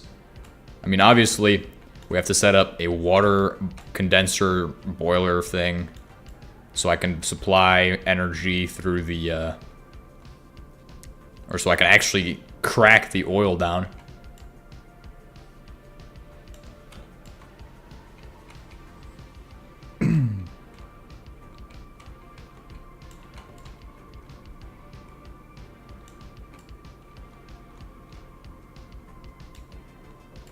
Oil cracking is so complex.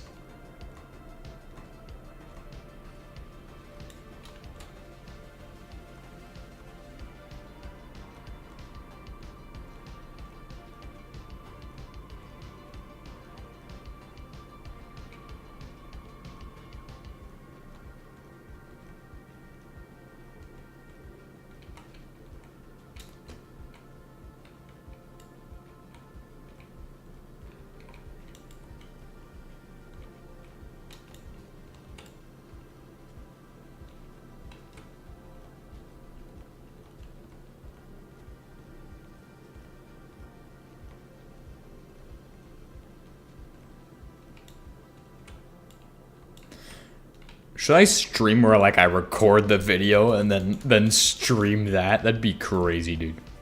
I gotta be up all night because I have to be up at 2 a.m. to confirm whether I'm supposed to be in at 2 a.m. That's how I'm gonna figure out if I'm supposed to be at work at 2 a.m. Like, you don't understand. You don't understand unless you've lived it. But having to be at work at 2 a.m. Who? I think people have definitely lived that. It's not uncommon. People work night shifts, but still, like, if you work a day job, imagine working a day job and then a night job. Okay, imagine that. That is like what I have. It consumes your entire soul, your entire essence. And is it worth it? I don't know. Am I supposed to say that? No. I'm supposed to say, oh yeah, it's actually amazing, guys. And I used to tell people that, but now if I had to tell somebody, I'd be like, I'd think what you do. Think about what you do. Think about the decisions you make, but you make your decision on your own, man. It's your choice, your soul. You choose what you do with your soul and make the correct decisions. Everything will be okay for you. But it's okay. It's okay. Only got 6 more years. Bro. 6 more years. Psychopathy. Sociopathy. Sussy-path. Hey, that's pretty cool. Supersymmetry path. Hey, who knows where I could be in 6 years? In 6 years, I could be the happiest or least happiest person of all time. I think I know which one is gonna be. Least happiest person. Cause I'm gonna be real. If this stuff just keeps getting stupider every single day, it's like, okay, guys, you're gonna go out to the field. It's gonna be good. We're gonna get some good training in, right? Next thing you know, they're saying, you guys are going to spend 4 days in the field. You're not going to do much. Okay, you're not going to do much. We've changed. We've changed our minds. Now, that's my criticism. What I would like is to get a lot more opportunities to do some, like, training. So it's okay, because you can do internal training, but still, like, what if I wanted, like, could we please have more range time, please? Like, I like to shoot. Please. More range time, please? I don't get what I want. It doesn't matter. Doesn't matter what I want.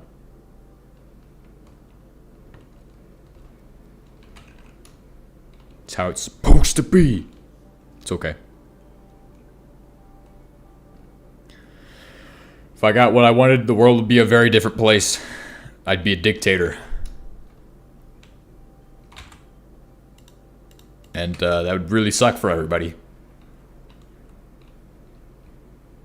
Because what's great about the world is that there's freedom out there. So people can choose and people can do things. When the freedom's gone, well, then you have no choices. And then you don't have an identity at that point. Like, what are you at that point?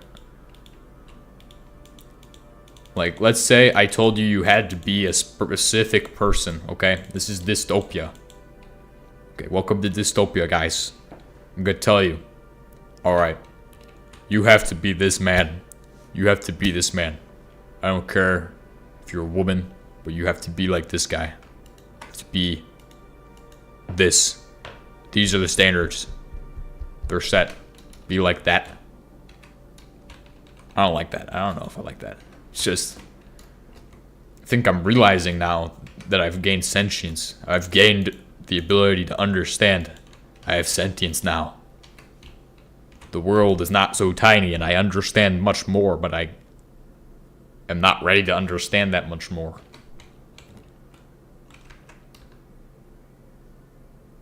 Like, I used to be an idiot because I didn't think beyond what I knew.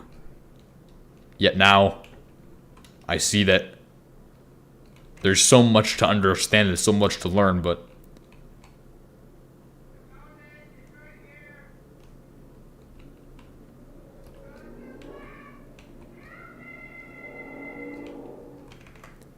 But is it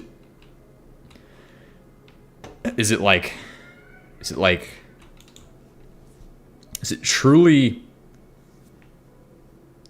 valuable to be like, all right, guys, you all have to be this way.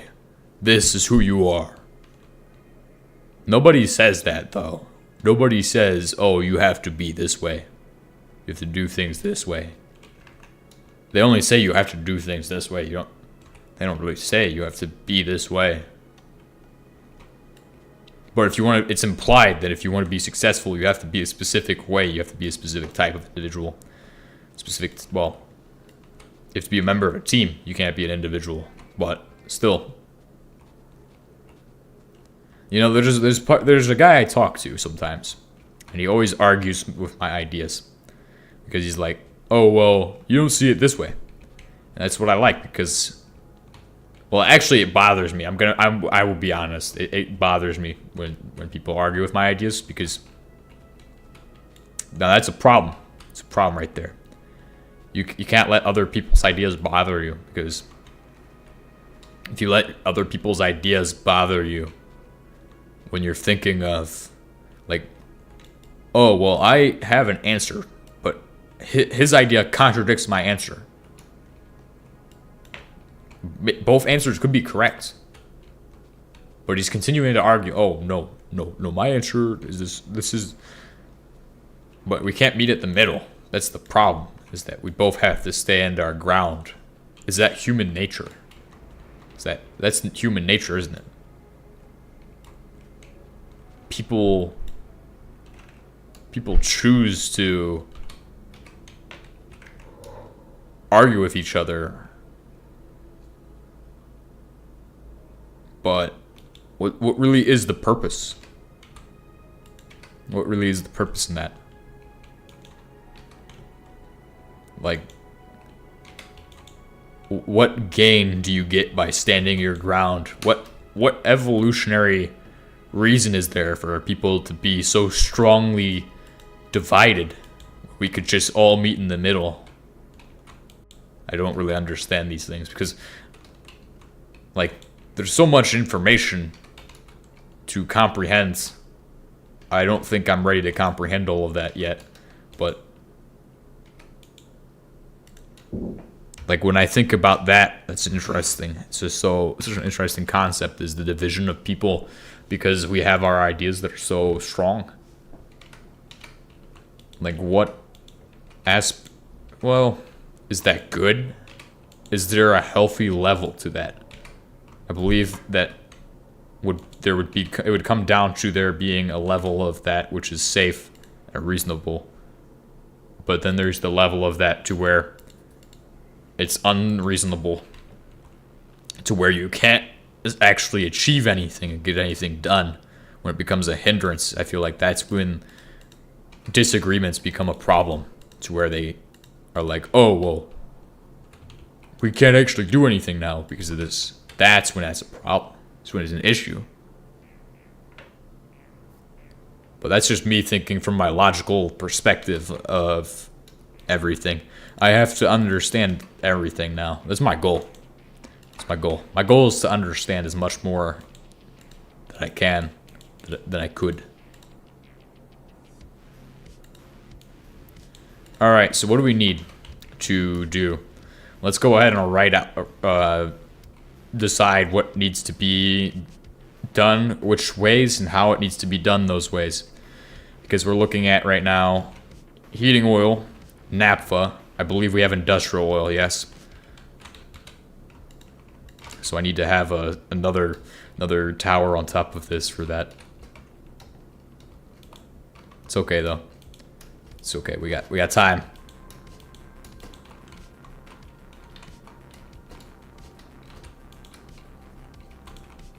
All right, so we're gonna set that up in a second.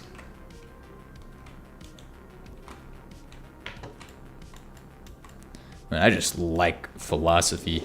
Philosophy is awesome because, like, you can spend hours thinking about something to come up with like an answer to what the question might be. It might not even be the right answer, But if you have enough prior knowledge that you can build from, if you have enough of that, then you could build an answer that's very solid and could even be the correct answer. But you can't just philosophize math. You can't philosophy about math, bro.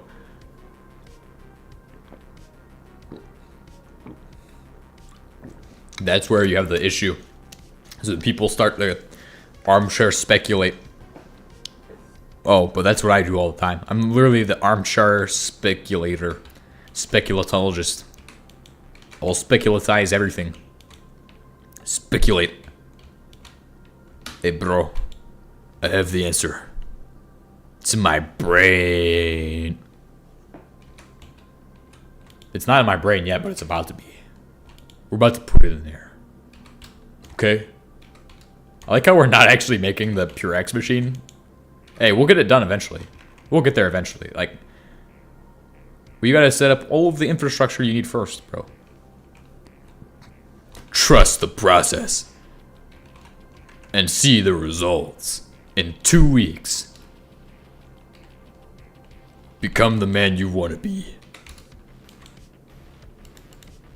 With my 2-week course. Trust me. It's gonna be the 2-week course of all time. I'm gonna teach you how to construct hydrazine in your backyard, bro. You're gonna become the backyard hydrazine. Backyard scientist? No. Not anymore. Backyard rocket physicist, bro. That's what you're gonna be. Actually, there's a word that I don't want to use for that. Because I'm afraid that would be like the worst words to use. I mean, it'd be a funny joke. It's almost like that, the fruit punch joke. I can't say that joke. That's it's a little bit. People will be offended, dude. People will be offended. But let's just say it has to do with boxers. It has to do with a boxer, okay? Somebody who's a boxer. I mean, I'll tell you that joke a later time if you want to hear it. You'll have to just be like, just contact me on my Discord and be like, what's the joke about the fruit punch? I'll tell you the whole joke. I'll be like, what do you call a fruit punch? What do you call a boxer? A blank boxer, a fruit punch. Boom. There we go. I said it without saying the words, so therefore it's implied. Implied. Ah. Hate science, bro. Hate science. Hate physics, bro. Hate chemistry, bro. Hate chemistry. Do it. I dare you. Hate chemistry. See what it does. See what happens. Don't worry. The chemistry club will come after you. The chemistry nerds will. They'll melt you with with hydrogen chloride and sodium hydroxide, dude. They'll pour them both on you. You'll get titrated in like 50 seconds. Chemistry cult is after you, bro. You better watch out. You better watch out. Ah. I don't know what you're on about, but you better watch out.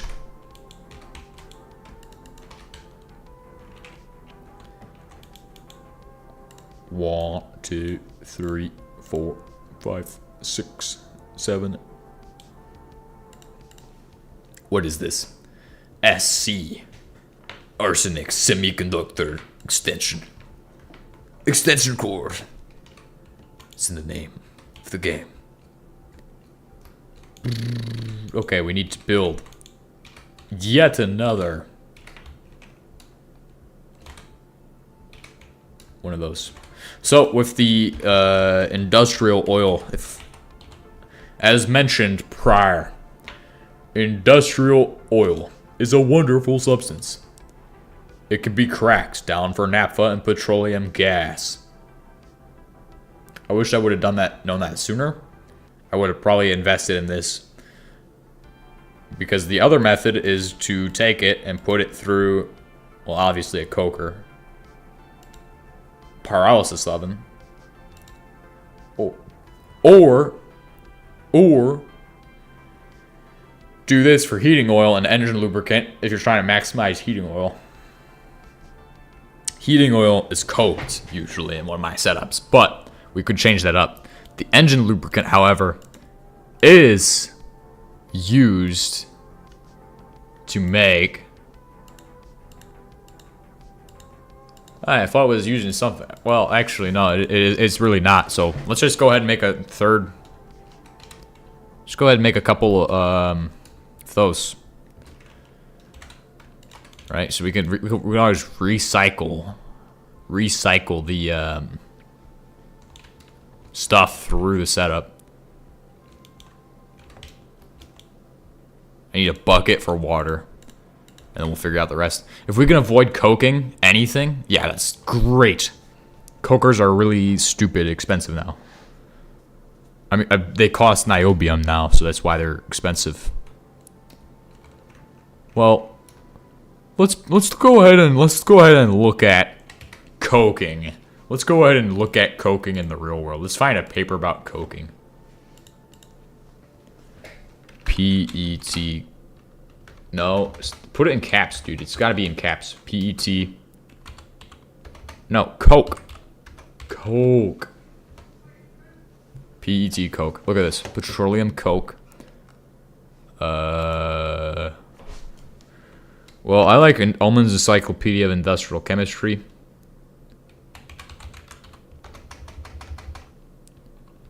Let's go ahead and look at literature.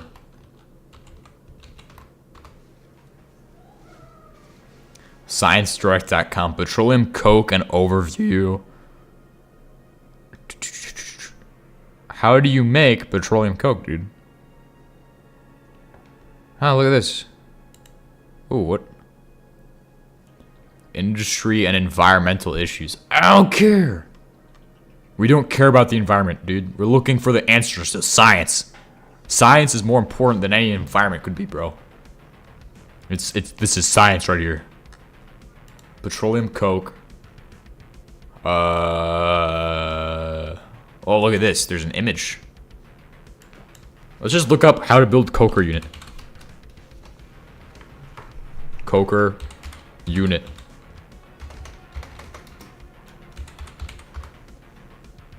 Oh, look at these. Look at these, bro. Ah. Optimizing coking units in refineries. I want to read about coking, guys. Please. Is there you guys have scientific papers on how to do this? I like how we're just reading about how to do it. Coking is a unit operation found in more complex refineries to convert tarry residual or resid streams from vacuum and atmospheric distillation into value-added products. Basically, what that means is that what we're doing right now is atmospheric distillation, right? So we have our cuts of oil, which are like, oh, hey, the first we got. So in HBM mod, you got your heavy oil cut. That's the way distillation works. Is we're basically separating it by the weights of it. So it goes heavy oil, naphtha, light oil, and then petroleum gas will be at the top because it's a gas. So it's going to be at the top of the distillery tower. So that's why it's a tower as well. Each section of the tower, if I have GIMP open. Oh, nice. Awesome. Hold on. I can actually draw out how this would work. I can actually draw it out for you guys.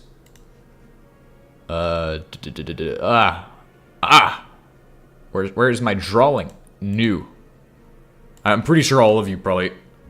Why is it red? This is not... We're not making like some kind of communist flag, bro. We're trying to make the answers to... Just to black and white. Okay? Do it like that. Make it make sense. Okay, red is... Why? Why? We don't need communism here. New. Okay. Yes. Okay. Time for me to draw it out. So... In our wonderful refinery right here, so we have that's a terrible brush size. Like, can I get an actual decent size? So here's our refinery, right? We have this wonderful tower. Ooh, Ooh, tower, bro. Do a little circle on the top of it. Do a little circle. So that's our tower, right? So then we have our cuts of oil are going to be separated into these little tiny... Why am I teaching you guys about how this works? But still, it's interesting stuff. Little sections here, like these are condensating or condensing the stuff down. So this one will condense stuff and it will drip down to that one. Blah blah blah blah blah. Obviously, at the bottom is going to be your heaviest cuts of oil. So like, oil is a little bit less of, oh, we have specifically this material in real life. There's a little bit more to it. And these are like kind of like a bowl almost. Well, that's how you could do it differently. You could probably do like a bar that goes, you could do this in any, like a billion ways. This is literally basic chemistry. It's all there is to oil. But why do you need to know this? Well, so you can make benzene in your backyard, bro. Then at the bottom here, we have the bottom of the refinery. So bottom's here. And let's say at the bottom of this, we have like our actual heater or something. It has to go in for somewhere else. So this is like our input piping, right? So it goes in through here. Oh, look at that. So our fluids are inputted. Boom. So we now have fluids at the bottom. We have like this tar.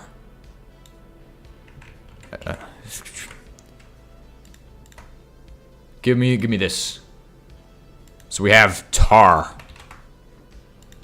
Like really sad font right there. Really sad font. Stop. Stop. I'm trying to move the text. Okay. So we have our tar at the bottom. Then on the next layer, right, in this little bowl I drew out. Now these have filters, okay? They're like little serrations in some of them usually, but they'll have that.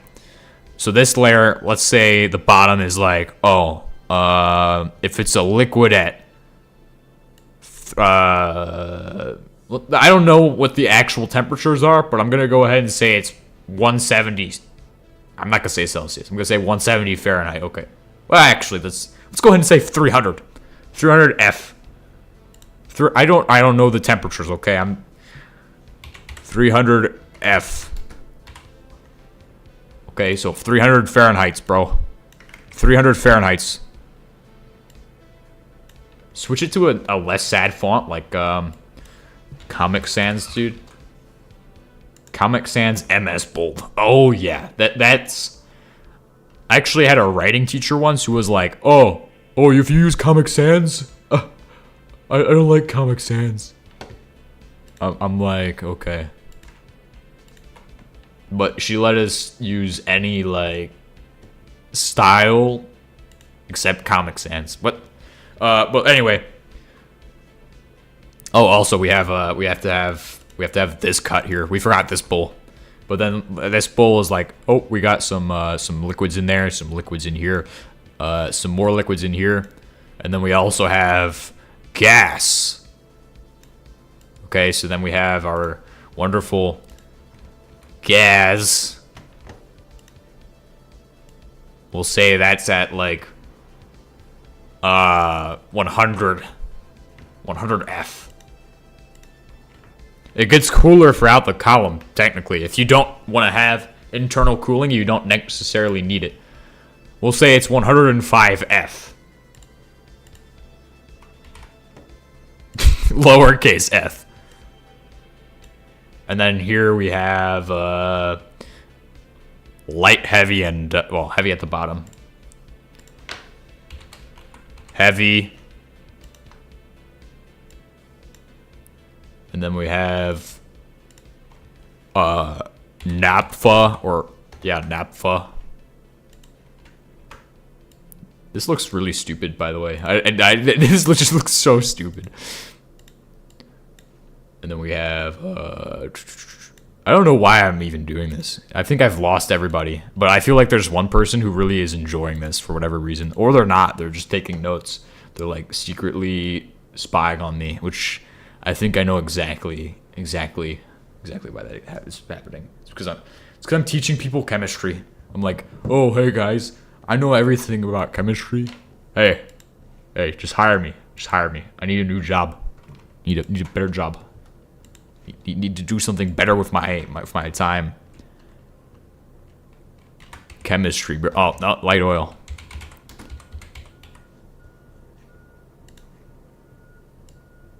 Boom. Right, so it goes from 300 to 105. You could say whatever the heck you want with these inside ones. Now, this is what's gonna get coked. So that's where that happens. Okay, that's where that happens. Yeah, this is an interesting law. Yeah. So this is made of coke. I'm teaching you guys chemistry, bro. It's chemistry. Okay, it's coke. So that's what this paper's about. I will accept all of your cookies. I don't care what you do, okay? So then, obviously, it's pretty much a furnace. There's many ways of doing this. They do it in, like, drums and things. But you're basically burning the fuel without oxygen. You can do it with naphtha. You can do it with... Looks like you can do it with any of these. Heavy gas oils. Coking is often accomplished via a delayed coking unit that includes a furnace, 2 coking drums, 1 online and 1 in regeneration, and a fractioning column. Also, there's LPG. But apparently... Oh, here's the diagram. This is all you need to know. So you basically send in your feed, and it goes to the fractioner column, and then boom.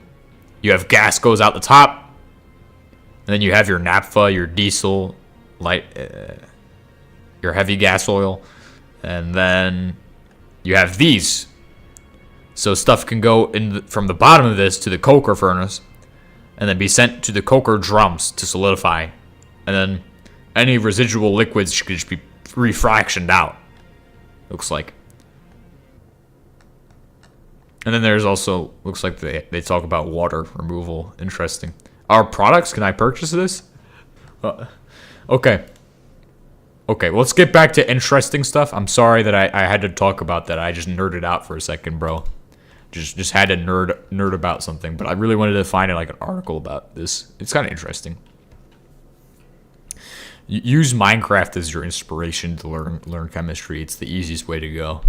If you want to learn chemistry, like just play Minecraft and then be like, well, how do I do that in real life? Oh, nuclear physics. How do I do that in real life? Oh. Figure it out, bro. Just figure it out for yourself. Just trial and error. You'll get it eventually. That's messed up. It's messed up. Oh, we were going to set up the coker unit. We need water. 1 water bucket. Coker unit. Plenty. We should have plenty of extra ducts over there. So, at least this part will be set up for when I get the actual fracking tower running. It's going to be a little while, though, on that. I don't think we're gonna get it done today. We've been going for 4 hours, apparently. What? Crazy, bro. Crazy. So, as long as we keep these all in line with this, that will be my output for those.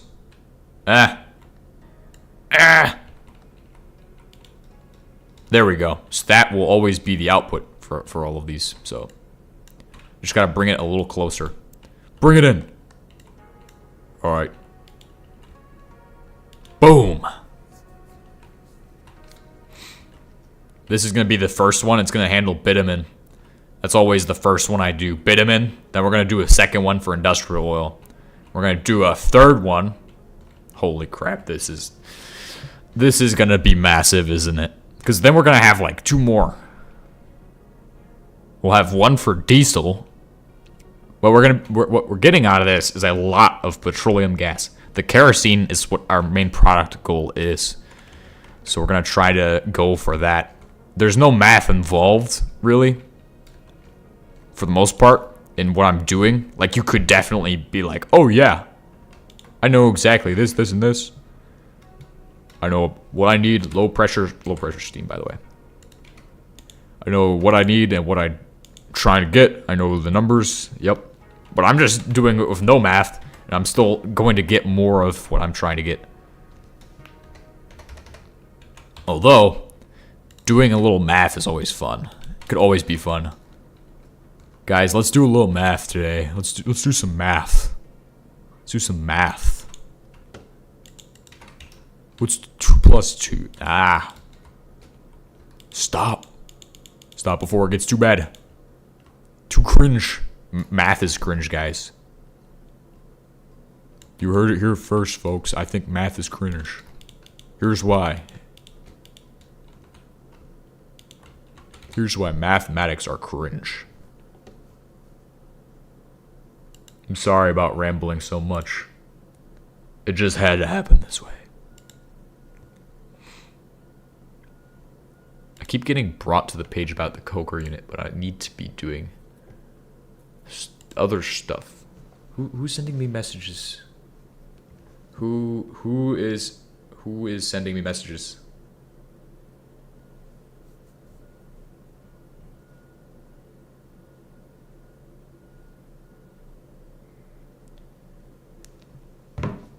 Okay.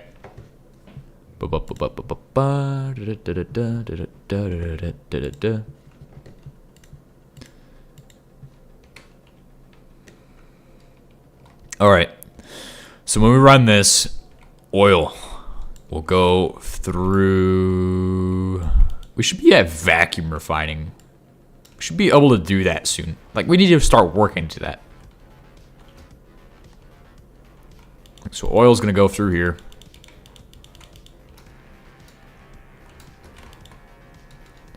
Or bitumen.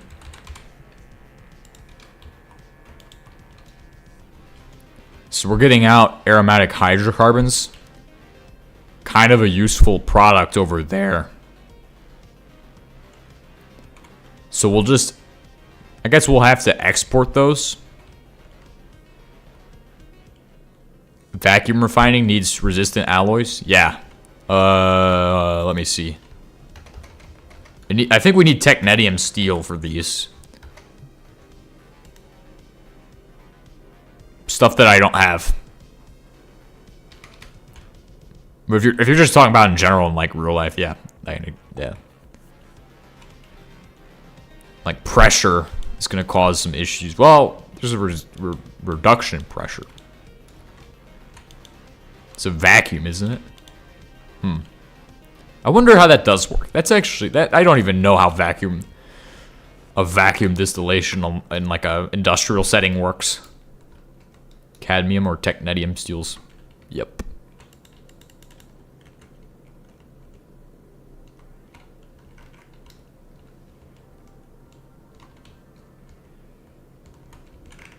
Alright, so it looks like I'm gonna need one cracking tower for that. Gonna need a cracking tower for naphtha. Gonna need a cracking tower for light oil.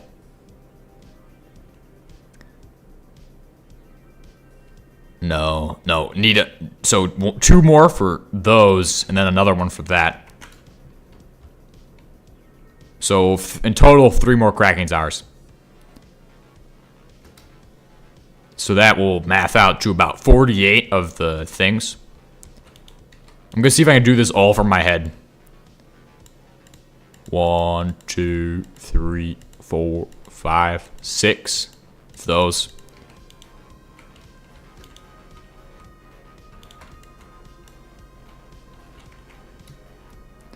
Then we're gonna need polymer and niobium. This isn't that bad. Still, the vacuum. This is not bad. Well, cracking is not bad. Next easy thing is probably those clay filters. I don't like running back and forth to do things. It's wasting energy, but we can just be like, oh yeah. Know exactly what I'm gonna build.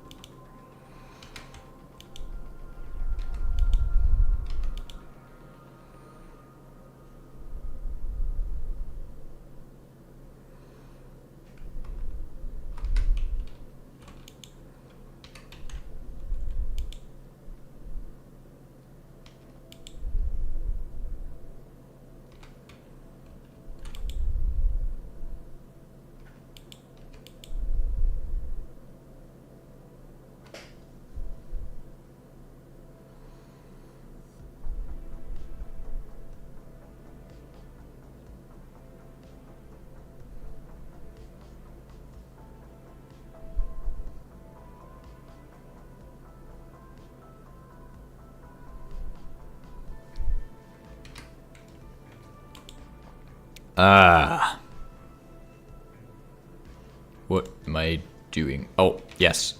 Need iron powder. Fortunately, I have a bit of this. We need 48 of those as well. Actually, 1, 2. We need to have 36.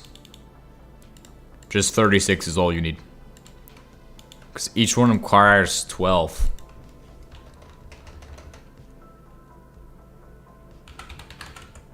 And then we need steel. That's why this is problematic. That's problematic right now. It's not gonna be easy. It's kind of something we don't have much of. I would say 6 of those. Plenty of these. Give me some of these. Okay, and I can make all of that. Boom. And then we're just down to the steel part. It's gonna be the fun part. Steel fun. Steel is fun. Ha ha ha. I love steel. Steel is fun. Because now I need iron. So I need to go back to the mine and just start digging.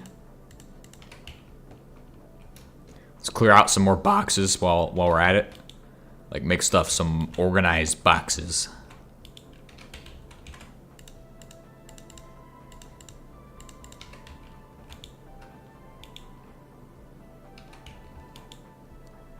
Where do I have space for like machines? Like let's just start making this the machine box. Everything machine related can go in this box for now on. It's not a question of if it's just machine related. Put it in the box. Machine, go in box. Item, not really, but machine, yes. Things I use regularly for building.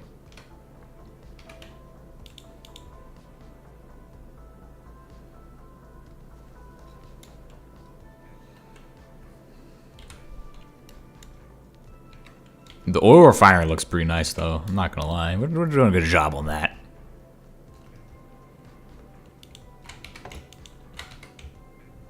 We need to pull out like 6 or 7 stacks of iron ore.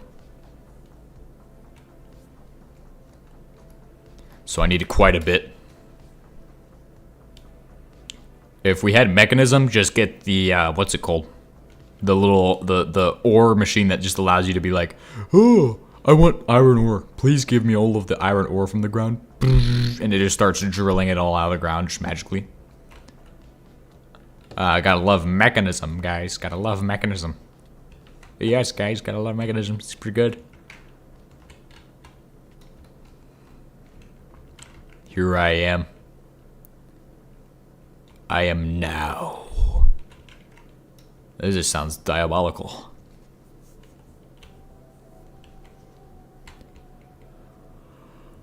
Alright, men. We need to mine all of the iron in 60 seconds.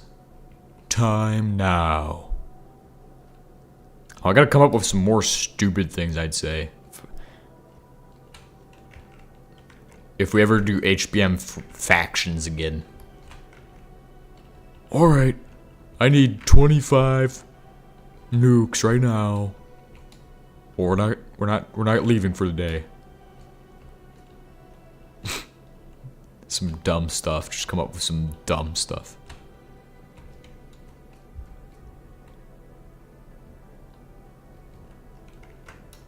It's okay, guys.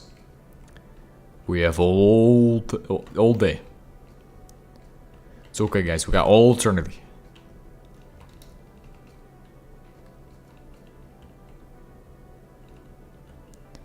It's okay, guys. We won't go home until we find out. Oh, it's okay, guys. We won't go to bed until we find out whose this was. Somebody's actually knocking at my door.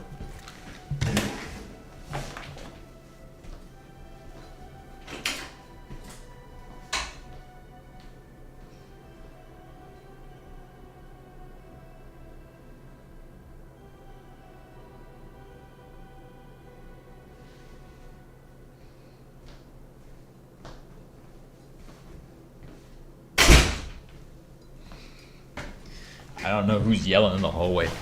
Bro, there's like somebody just walking around just yelling.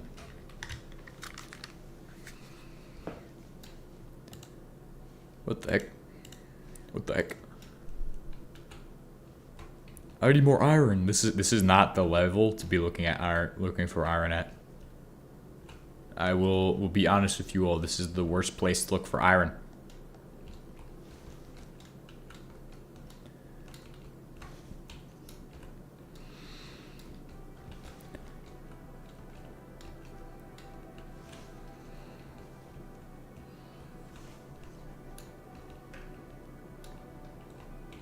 Ah, fancy pants. Zirconium pants, bro. Wait, he's got a stop sign. Give me your pants.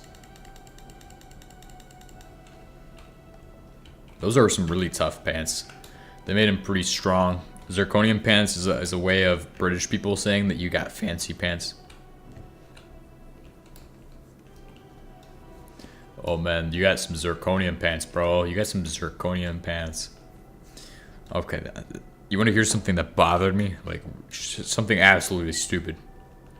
Something absolutely stupid. This guy, he bought a knife so he could put it on his gear like he's cool or something. Like he's cool. Bro, like, first of all, he's telling me, oh, you fight with your knife face down. Like, what technique? You're just exposing your wrist. If I'm also fighting you with a knife, I'm just gonna slash your wrists until you submit. Like, at that point, like, I'd be very brutal. I would not really care.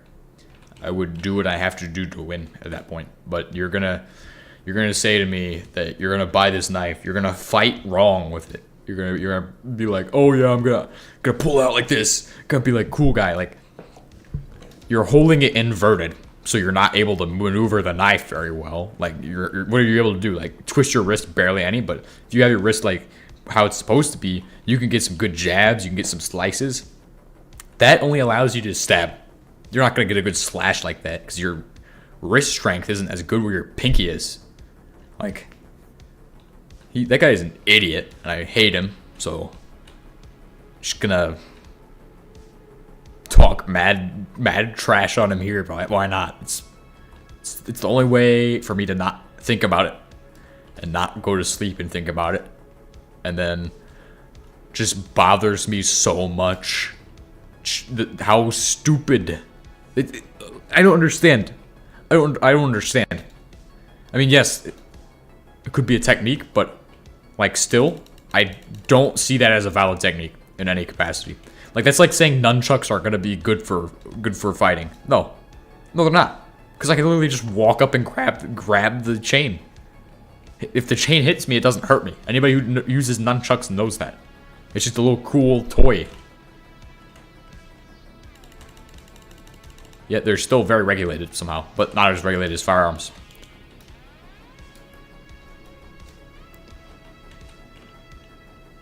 It's just this guy. He kept arguing, no, you hold it down. You hold it upside down. I'm like, dude, you're an idiot. Also, the other reason you don't hold it inverted is because it has a hand guard.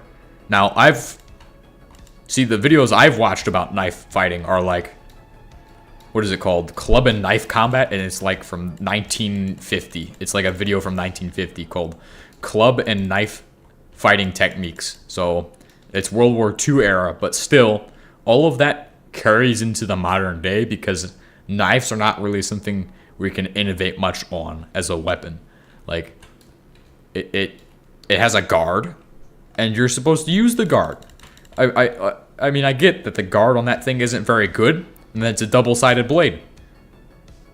So you have to keep that in mind as well with a blade. Is if it has a double side, well, holding it inverted, and I can just push the blade back with my blade if I'm holding my blade correctly, and I have my blade guard. I could probably just push my blade into yours and slice you with your own blade. Like, because your grip is not going to be that strong inverted. This guy was stupid. I hate this guy. hate him. Because he needs to use his brain and start thinking correctly. Well, I don't know. Maybe I'm wrong, because maybe we just think differently. I don't know. But still, it just made me mad. It just made me mad. I was like, dude, no. And then the other guy who argues with me just came in and was like, oh yeah, no, that's how you're supposed to fight with knives. Like what kind of background in knife fighting do you have, bro? Like, this guy also claims all kinds of wild stuff about that. Like, I don't know what his background is. I don't know if it's true or false, the things he says. I know what my background is. I'm not going to talk about my background, where I come from, like what makes me me, but I'm just going to say I have more knife fighting experience than him, probably. So,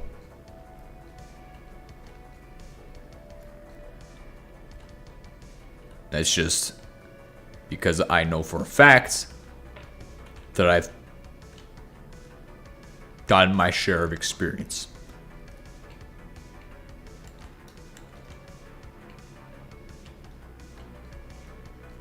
But still, it's like how is somebody that brain dead, that brain damaged? And then again, physical capabilities come into play when you're gonna be like, oh yeah, I want to have a knife.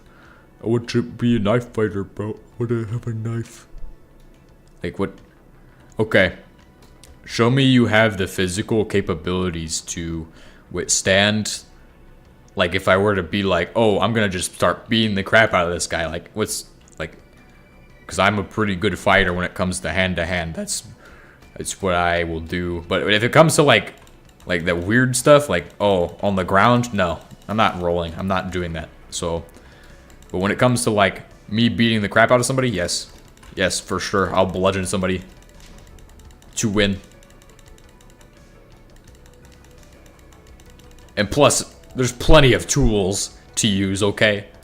Plenty of tools. You don't just have to use your hands, okay? I mean, if you run out of ammo and you're like, oh crap, I'm out of bullets, I'm all alone, what am I gonna do, right? Let's say we're in that scenario. I'm in a 1v1 somehow, right? Just in a one-on-one fight. So, this guy, he has a knife. And he's holding it inverted. And I already know that I'm good at hand-to-hand combat. Fist fighting, staffs, stuff like that. So if I go up against a guy with a knife, I have, let's say, oh, I have an M4, right? No bullets, just an M4. Well, the M4 itself is a weapon. It's literally a hunk of metal. If you don't got bullets and you got a hunk of metal, there's a lot of ways to hit somebody with a hunk of metal. I'm just saying. Plus, I get the distance over him with his knife. He's got to get past my hunk of metal that's massive. So, like, that guy's just dumb. Like, let's say I was on the other side, right? I have an AK. It's a little bit bigger. It's a little bit bigger. It's crazy. Like, a tiny knife is going to be able to effectively defeat somebody. Like, you're not even gonna be able to get it through their armor. I know that guy's physical capabilities. He's not gonna be able to hit through somebody's armor. Like, that's a challenging feat. I know it's just ceramics and metal, but it's still strong. Still strong enough to stop a knife, for sure. Especially a little cheap knife like that. Like, if you're gonna get, like, a knife, right? The way to go is a bayonet that fits your weapon system. And that might even be, I don't know if that's even allowed. That's probably not allowed to, like, actually fix a bayonet. Because I think there is, like, Geneva Convention rules about that. I don't remember. That was in history class. They were like, oh yeah, you guys, no bayonets in history class. Like, oh, World War I, they had bayonets, so you can't, I don't know. Don't know about that. But what I do know is that that guy is stupid, because he should have gotten like an M9 bayonet. Literally, it would be perfect for the weapon. Literally would be perfect. And it fits to the weapon still. It even fits to the weapon. So you literally have a spear versus what? What, you're just gonna look cool? You just want to look cool? That's what it is? That's all it is. He just wants to look cool. I get it. I get it. I get it. Like, looking cool, but like still. It's just gonna keep me up at night. Just gonna keep me thinking, oh, man, I really hate that guy. Really, he's so stupid. Oh my god. I can't stop talking about how stupid this guy is.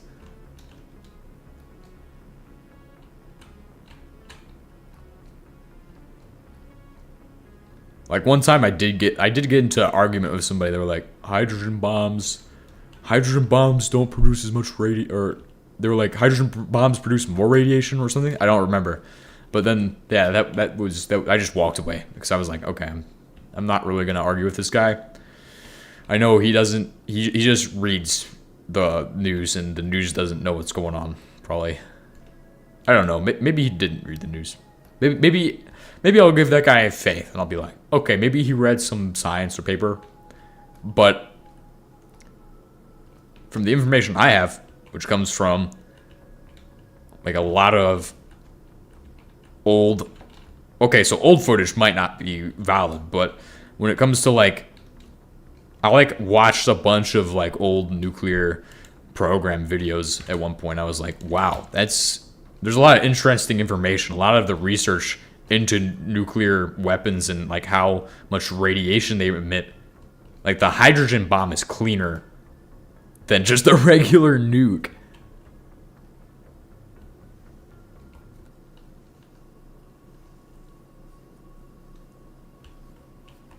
There's less fallout from it. That's what the argument was all about.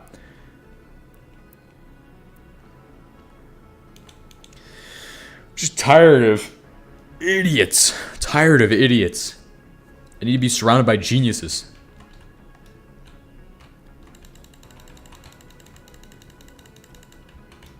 Like, if I had a little bit more power, like, I'd probably be like, okay, you're so stupid. Well, okay, fine, we'll fix it. But I would go insane. I'd be abusing power at that point. I would just every single turn like, oh, okay. But at the same time, I mean, you don't gotta be evil with power. You just gotta correct stupidity. Okay, so you would be stupid? That's fine. We'll fix it. We'll fix it.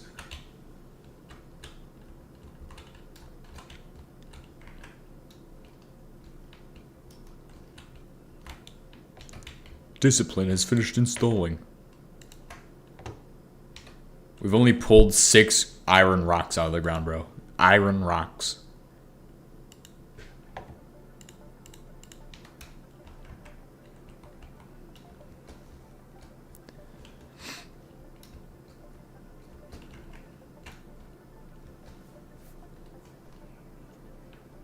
HBM's oily tech mod.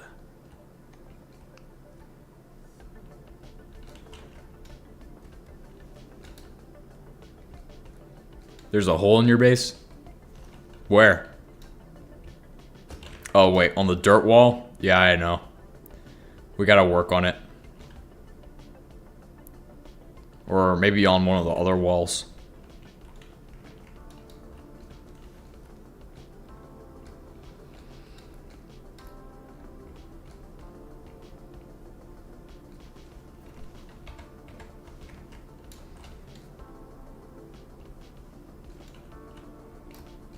We're working on the kerosene production, but we ran out of steel. Yet again, ran out of steel.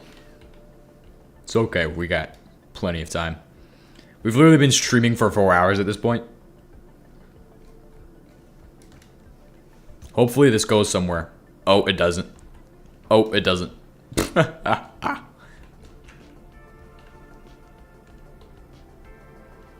Now that one goes somewhere. Oh yeah, you all missed it. I went over the 112 features and they're not bad. The 112 Community Edition features are actually pretty impressive. You just gotta I think it's got a little bit of work, but it's actually pretty in line with HBM mod. It's a little bit more towards the James 2H fork side of things, I feel like.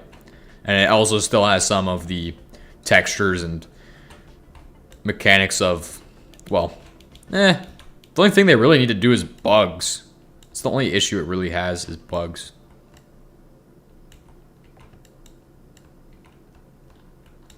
The only severe issue is bugs.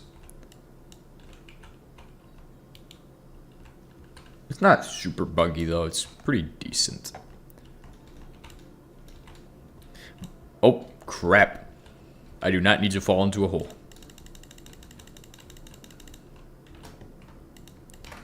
A hole full of diorite. Diorite makes me crazy. Crazy? I was crazy once.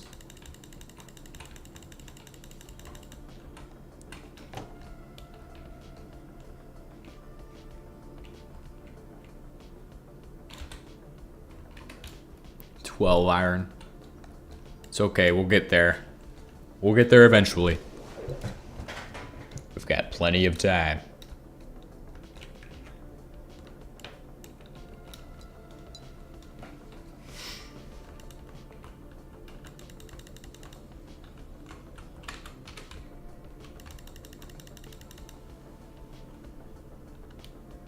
The rotten flesh diet has taken over. It's the new fad. Guys, if you try to have the rotten flesh diet, you'll lose 20 kilos. 20 kilotons. Cease to exist. Vaporized.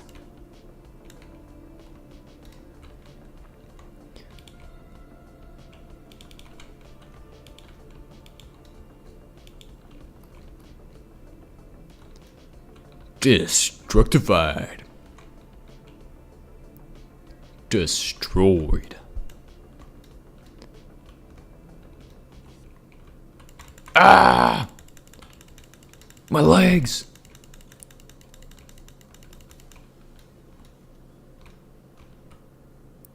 Oh, you know what this is. Oil and hematite. I mean malachite. I found the oil. We will beget. Ooh, wow. Oh, ill. Oil. We've gotta go stupid mode, guys. Stupid mode activate. Maximum intensity.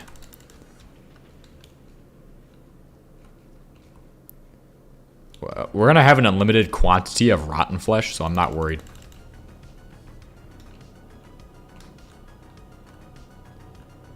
It's okay, guys. It's okay. It's gonna be okay. Oh my god. Oh, I'm gonna be tired.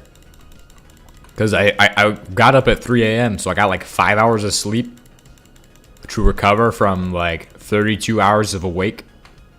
Because I stay awake for like 32 hours at a time now. It's great. It's great. I love that. Just need to achieve something. Need to become more successful, so I don't have to be awake for 30,000 hours. Hematite. Boom. Yes.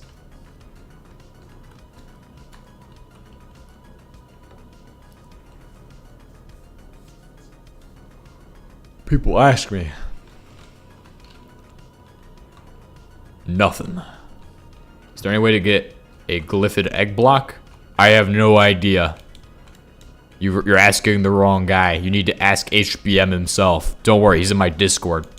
You can harass him. Don't tell him I said that. But to get there, you need my Discord link. So ha ha ha ha ha ha. We do have HBM in my Discord. So he exists there. He showed up one time and then he has kind of stopped being active there. He used to just post in the Pony channel, which was made specifically for him. TB Slapshot.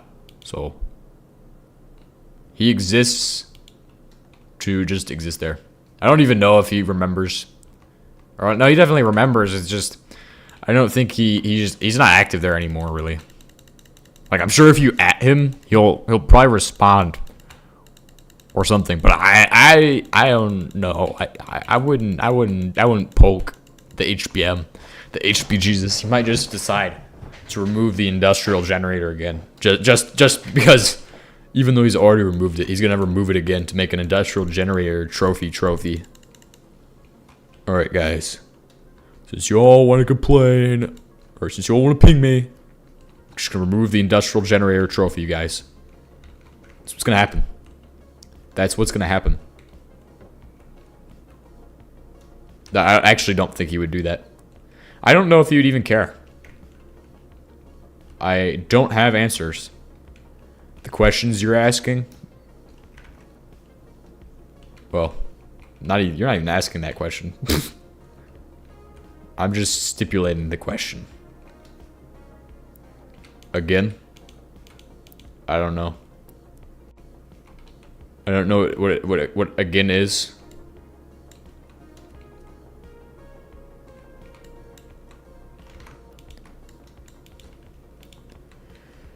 Vein Miner, Silk Touch.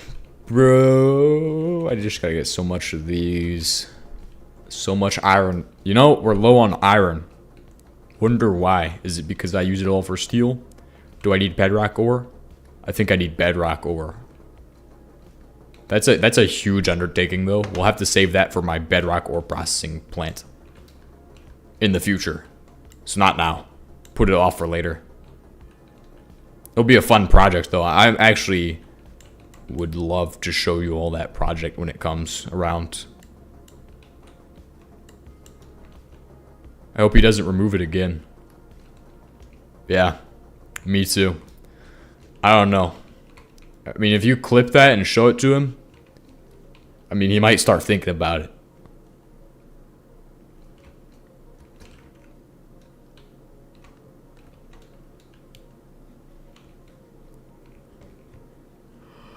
We're planting the seeds to get the new industrial generator removed again.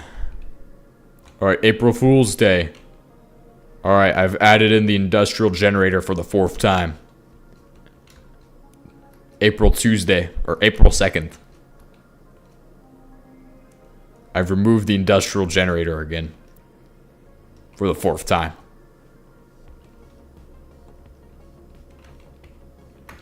He's removed it so many times, though. Like 5 billion times. Well, actually, he's changed it 5 billion times, but not necessarily removed. Correct grammar. Grammarly.com. It's not correct grammar, though.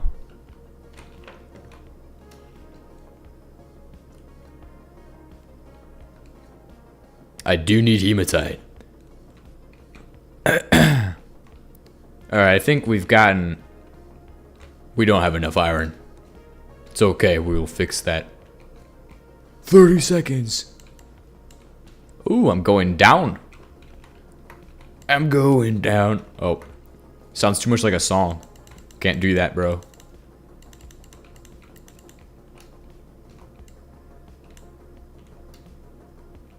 Can't be singing, bro.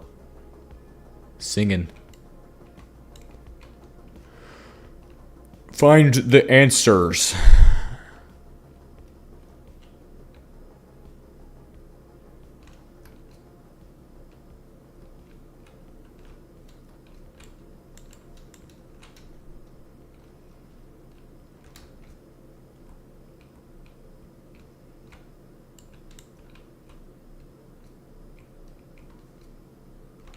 There's hematite in your blood. Yes. Yeah, actually, legitimately, that is. Like, isn't it? Isn't like iron? It's iron 3, like, isn't it? Iron 3.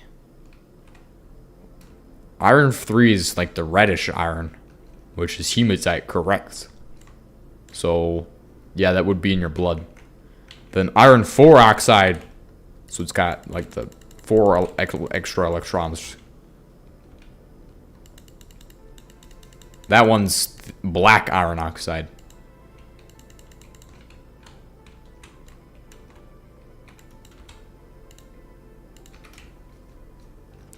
Stop! Oh, is this the other side of that oil we found? Yeah. Oh, yeah. This is actually a huge oil vein, by the way.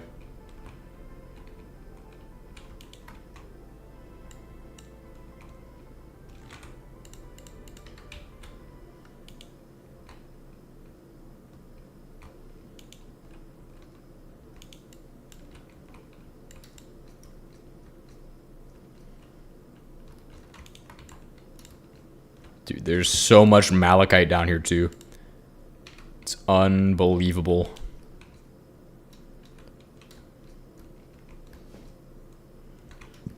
Unbelievably useful. I do need more malachite, though. Okay, there we go. We've confirmed there is no more iron there.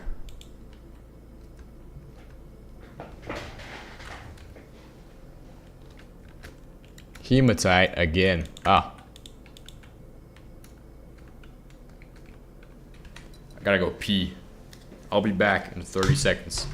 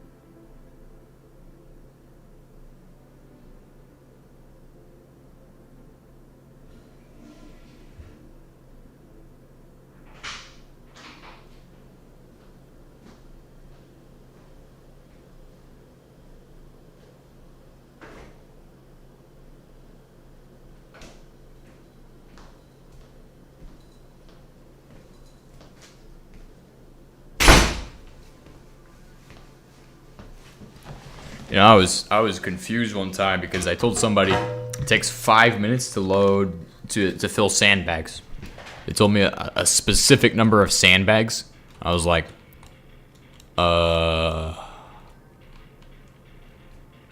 you guys think 5 minutes is too fast or too fast? It's just dirt. It's not that hard. It's not that hard. It makes me angry. It makes me angry.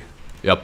That's what it is. It just makes me angry that people will be like, oh, wow, that's impossible. It's impossible speed. 5 minutes is reasonable for sandbags. To fill, like, let's say I had to fill 2 sandbags. 5 minutes is way too much time. It should take you about, like, I'd say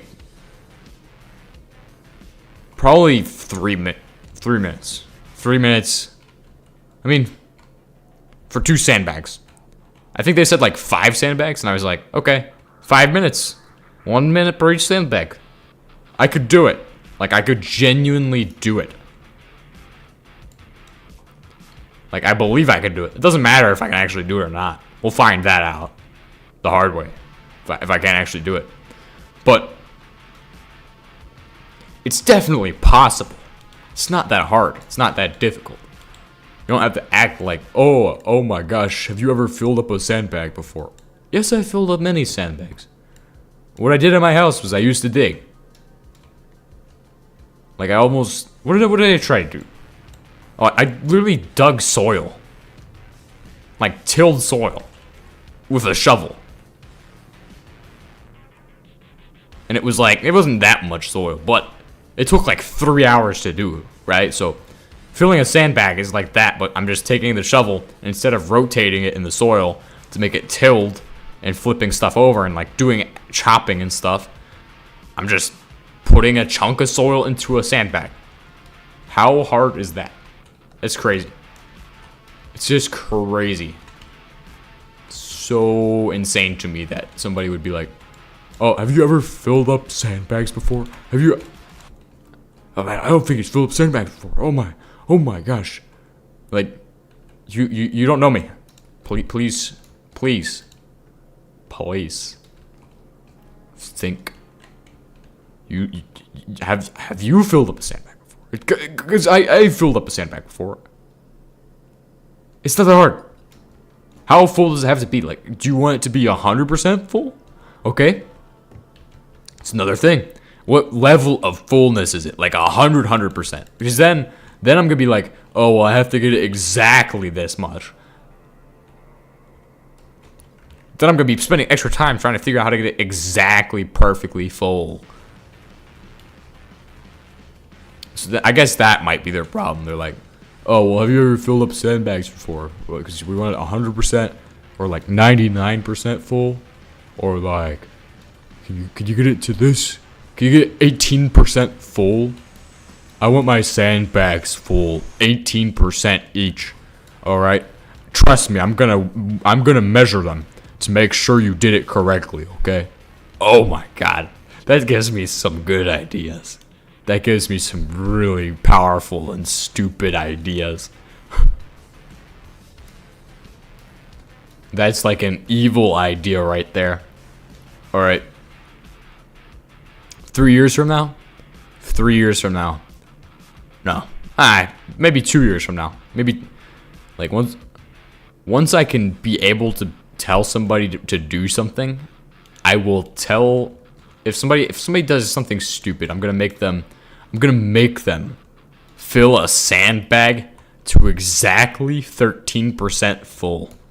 Or something like that. I'm gonna be like, alright, since you wanna be stupid, how about you fill up these sandbags to 13% full? And if they're not 13% full, well, you'll have to carry around 5 of these all day or something like that. Just actually evil. That's actually diabolical. You better get this sandbag exactly 13% full. I'll check. I know the volume. I've already measured it.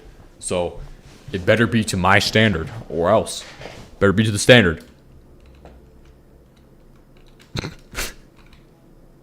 That's diabolical. That's evil.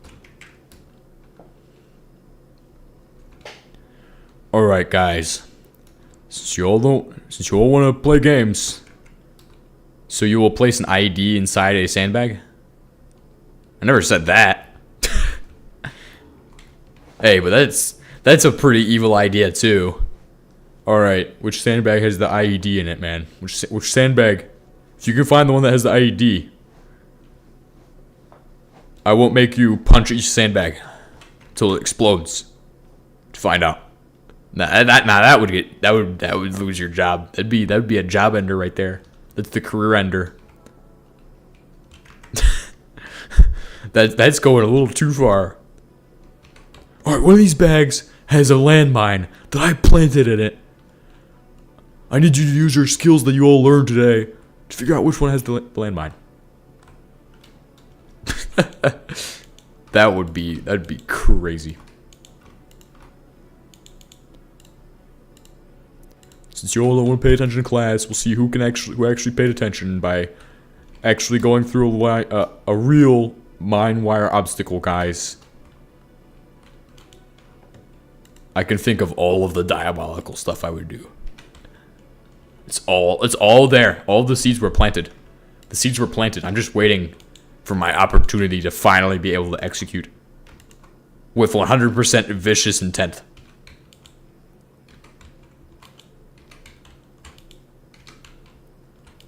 Because once I have the power, once I have the capability to like be in charge of like even like three people, right? 3 or 4 people, like a team.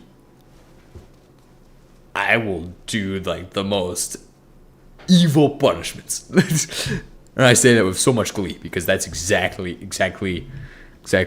what will happen. Like just oh, you want to sleep? Okay, that's fine. Figure out some kind of punishment for sleeping. I haven't figured that out yet. Oh, so you want to fall out of the run? That's fine. You'll just run all day, man. You'll just run all day. That's right. You'll stand in place running while I teach you about proper running technique. And then just give a class about proper running technique. That would be diabolical. That'd be pretty evil. Abysmal. I like that word. That's a new one I've used today.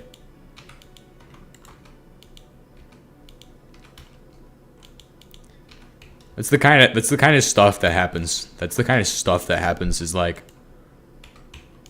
I'll just be at work and some guy will start screaming some random stuff like downstairs. They'll be like, ah. They'll have to do like some weird stuff downstairs. Downstairs is like the people who are downstairs are like a completely different breed of just punishment. Like those guys, I see them every day. They're just suffering. Agony right there.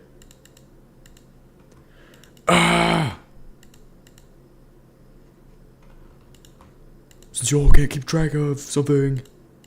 Or something. I don't even know. I don't even know what they've done.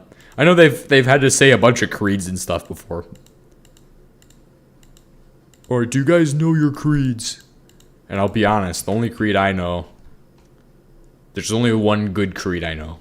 Because the others did not matter. Because that other creed meant my life. So it was valuable. Because if I didn't know that creed, oh, I would have been running till I died. Or just non-existent. Like, hello, we see that you don't know the creed. You're going. You're done. You're done.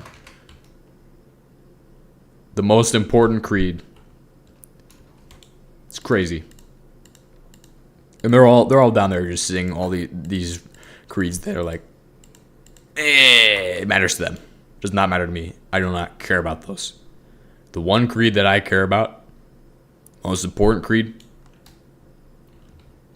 it's going to stay in my heart forever. But nobody's ever going to ask me to say it. Because they're going to be like, oh, well, do you know this creed? Do you know this creed? This creed that doesn't even have any value to you. Even though it probably should have value to me. Should have value, but... like, what? Just being average is value? You want me to say the most average creed? We do not need that here. We need the most effective, most lethal force ever. That's what we need.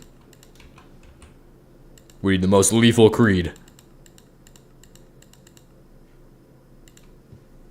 Creeds are just wild. Just having them down there saying creeds, just screaming them. Songs and creeds. It's all they want.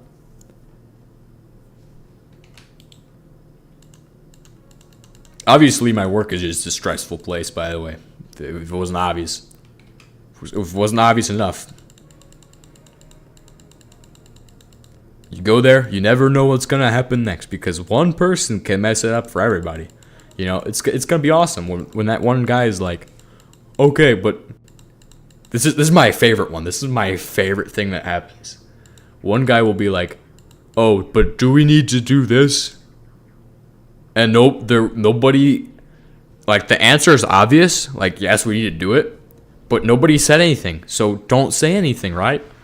And this guy goes up and he's like, it's the same guy with the knife. Same guy with the knife. But it's this guy who, same guy as the guy who bought the knife, right? But he goes up and he asks something. Oh, but do we need to have it mounted to the, do we need to have our grenade launcher on our weapon, or can we just fire it as standalone? And then he asks. It was so stupid. It was so stupid what happened next. Because then we were like, alright, you have to have it on the weapon. And I'm like, oh, really? And I'm just like, okay, well, I guess it is what it is. But you see, if I don't grab the weapon first, right? We only have a limited number of weapons that have grenade launchers. We only brought 3 weapons. So that means that there's 2 of us who still have to have a weapon with a grenade launcher. And so I was like, well, if I just don't touch their weapon, don't grab it, I don't have to get one of theirs. I could just get one from another squad. And that's exactly what happened. Because I got one that was not even attached to a weapon, which was so easy to shoot.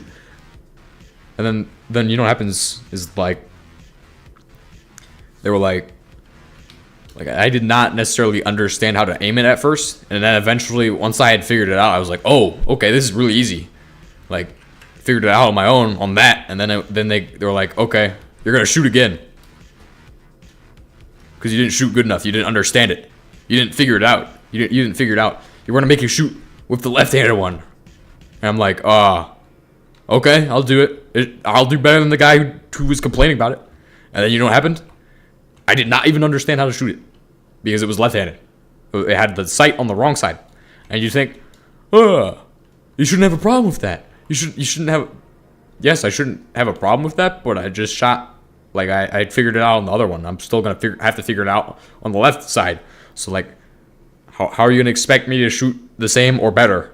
Like, I feel like you're just diminishing my skill at that point. Like, obviously, more training is good, but at that point, I feel like you're just insulting my skill. Like, I just figured it out on the right side. Now I'm on the left side. And it's on a weapon now, which is different. I didn't have it on the weapon on the right side, so just really bothers me that was the case. Like, why not just, like, let's not change any variables. If we're gonna do that, let's just be like, oh, okay, well, you had a right-sided one that wasn't on the weapon the first time. Like, if we're gonna do that, why not just give me the... I understand, though. It's the training value. You get more training value training both ways. Like, I should definitely start practicing to shoot left-handed, because I don't do that.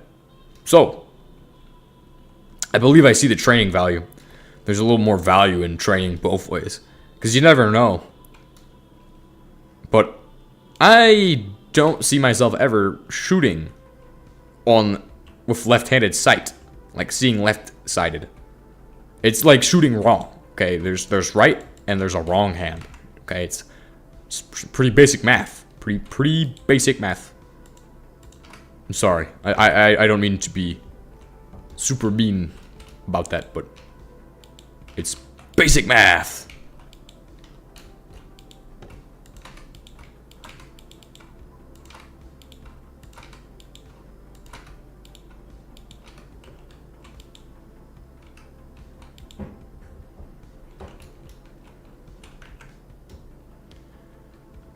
That bothered me so much, though. It's fine. It's fine. I figured out so much stuff. I figured out so much. Like, I always like to talk about, like, shooting in the dark without even having, like, an optic. That is a skill that needs to be trained, because, like, you might not have a laser in the dark. And I don't think anybody's going to ever be like, oh, well, let's train that.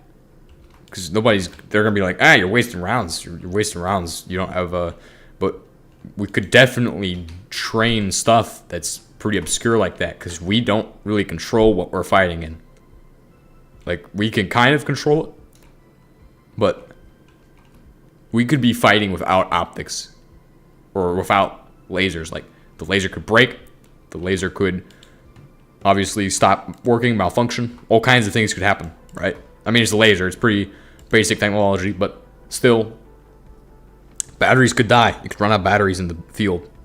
Like, get cut off, your laser somehow breaks or something, is busted, and you're like, well, it's nighttime and I have to fight these guys to get back, to relink up. Like, what am I gonna do? Now, the way I always talk about this is like, so when you're holding a weapon, you can change your hold to make it into your aim.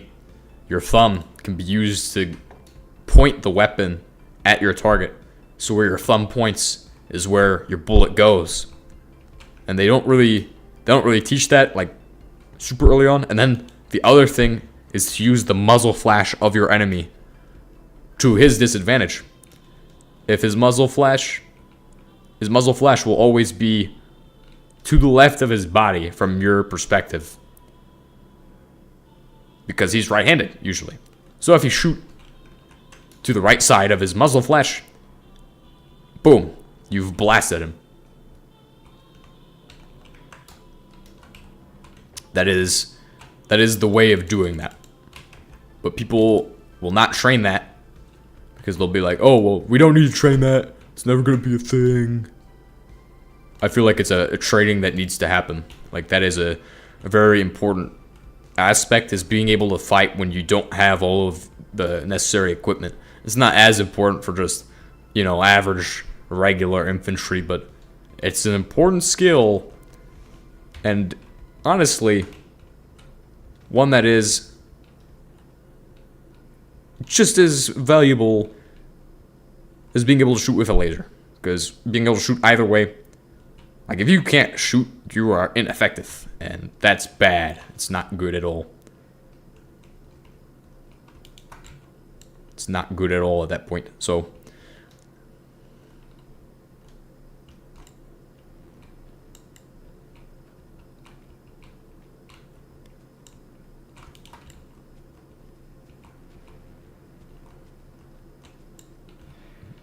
training like that is, there's a lot of training that should be done but isn't done usually. Like, a lot of training you can get, like, you don't want to always be doing, oh, let's go to the field for the nth time and do the exact same thing we did last time. Like, let's branch out and be like, oh, hey, we could do this, we could do that. Of course, I'm not in charge of training. I'm not gonna be in charge of that. Probably someday we'll be in charge of something, but probably not that. So that, I believe that comes down to, like, officers, usually. How and what to train. I mean, obviously, then you have to have somebody who knows how to shoot in the dark without a laser.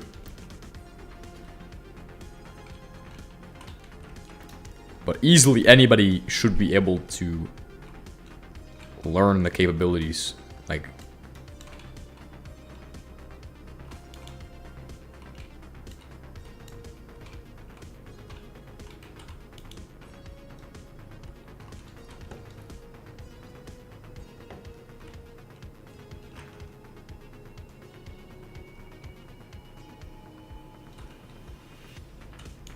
alright, we're gonna put the other one here. So, actually, yeah, this is for diesel to kerosene.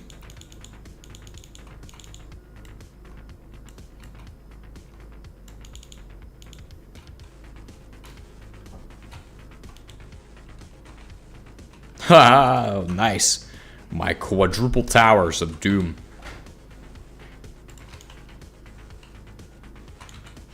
Alright, here's what's gonna happen. We're gonna take a pipe, and we're just gonna take diesel. We're gonna take industrial oil, right? What is this one? Industrial oil. Boom. Boom. Okay, so that makes naphtha. Which goes where? Oh, right, it makes diesel. Oh, I know exactly where it goes now.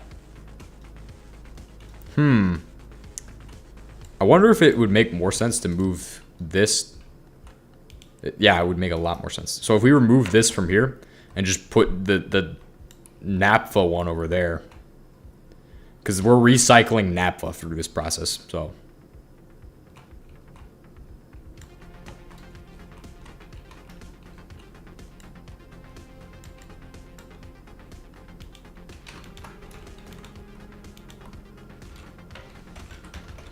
People tell me that I am like super smart, stuff like that, but I know that anybody could be as smart as I am. They just do not put forth the effort to try. It's just like intelligence is an application. It's just something you have to apply yourself to. It's messed up, I know, but it's the truth. We hold it inalienably true that this, and this, that. Alright, we're gonna put these in the ground.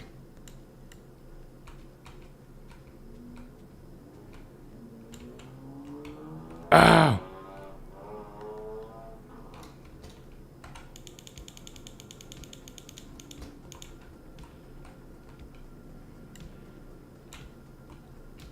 This one's for naphtha. So naphtha comes out of here. It's gonna go to here. Boom. Boom.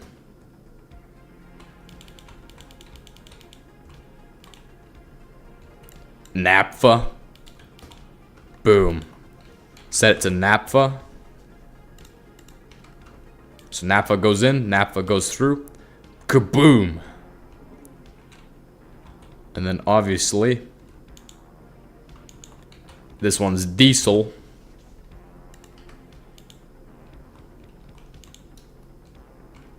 That one's also naphtha.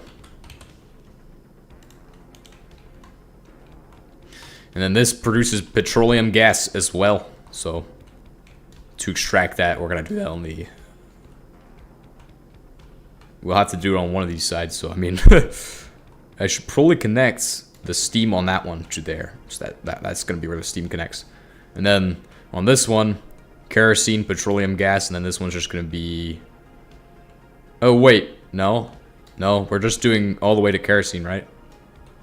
Huh, yeah. Okay, well we don't even need this one, so. I made an extra cracking tower, will come in handy later.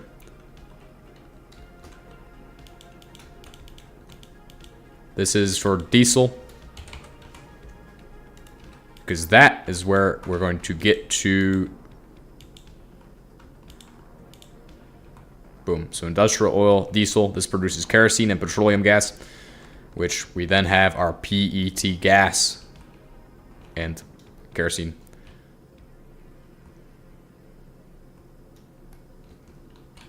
I can just route this through here. Just do it there. This is set to diesel, correct? Yes. Kerosene can come out and then it will be stored at the very end of my massive cracking tower setup. Petroleum gas produced throughout this, and heating oil as well. We must figure out how to recycle heating oil. Heating oil, what the heck? Heating oil is what we're after.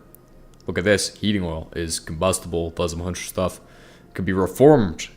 Reformed. Not possible at this time. Heating oil is able to do a bunch of stuff. It could be solidified, coked, pyrolyzed, 1800, or mixed for engine lubricant with unsaturated hydrocarbons. What you want to do is you want to coke it.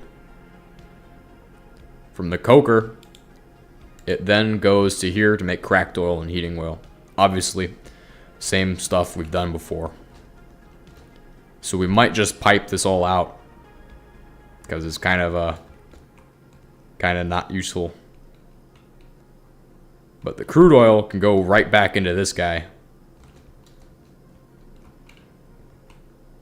So if we reroute this so it goes correct to here. That's industrial oil. This is naphtha. Then we need one for light oil, which produces kerosene as well. Kerosene and PET gas.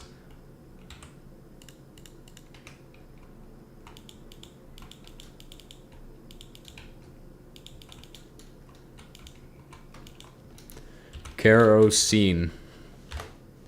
No, light oil. So we need to produce a lot more. I already know what we need. We need a lot of ducts because this is going to be a huge project. So we have light oil. We're going to need a lot of iron for that then, since I use iron for my ducts mostly. Or we could start transitioning to aluminum, but I think we'll do that for a space base. We'll do aluminum. It's light oil, diesel. Obviously, diesel needs to go into there as well. So I might just move this down the line. And then we just route this into the ground.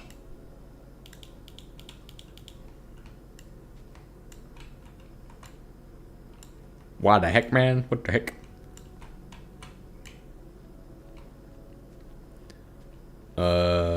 Diesel right here. So when we set this up, outputs are going to be diesel. It's useless, right? We don't need it. We don't need it.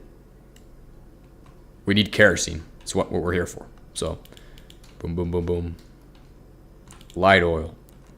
We're going to set up a pipeline for light oil. It's going to go into here.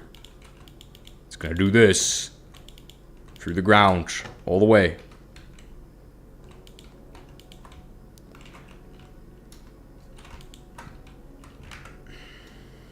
Kerosene and diesel. I could just pipe it out of both of them at once. Like, what am I doing like that? Like, that's... Just do it that way. Diesel.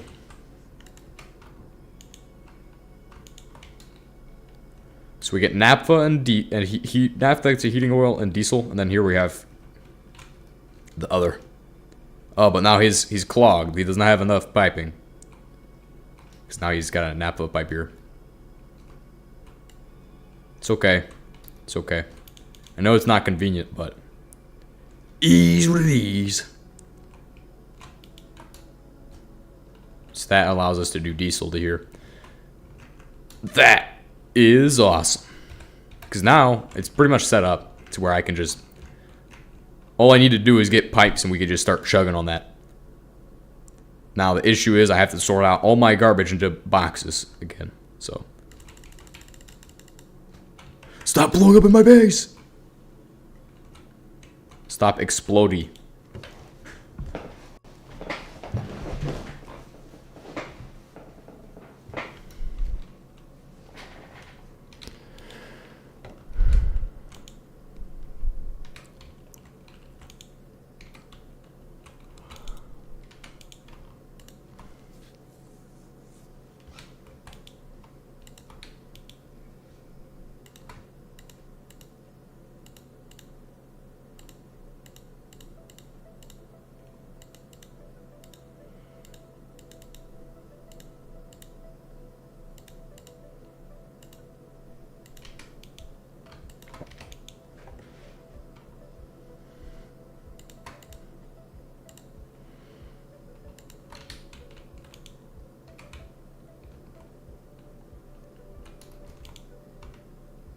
Alright, so with what we're about to do, we will need iron, obviously.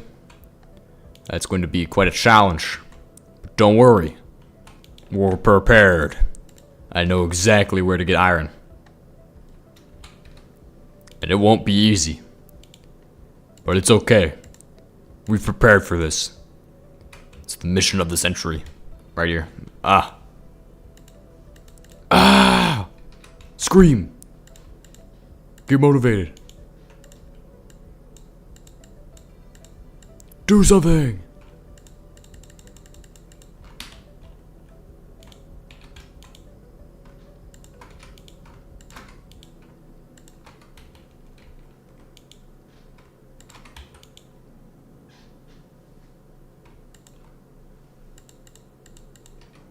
Organizing boxes as well is important, by the way, so That's the reason I'm doing that right now. Organizing my boxes so that way I don't have to worry about it later. We'll make this into like a item storage box.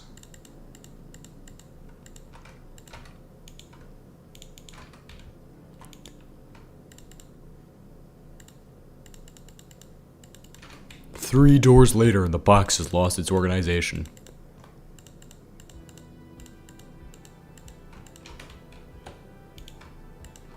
Oh crap, we're out of storage space in that one. Oops. We'll just start on this one then. It's already got nuclear fuel in it.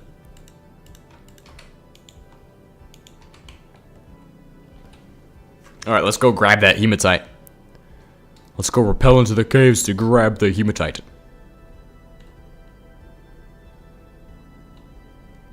This, I have to admit, this is a lot cleaner than the other oil setup.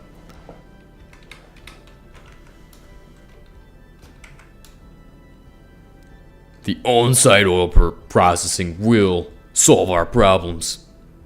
Don't you worry. Don't worry one bit at all. It's not the end of the world. Not yet. It will be, though.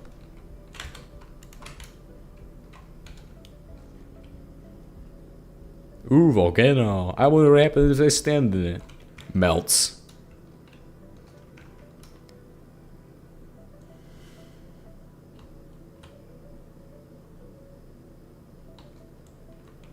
Bingus oil processing.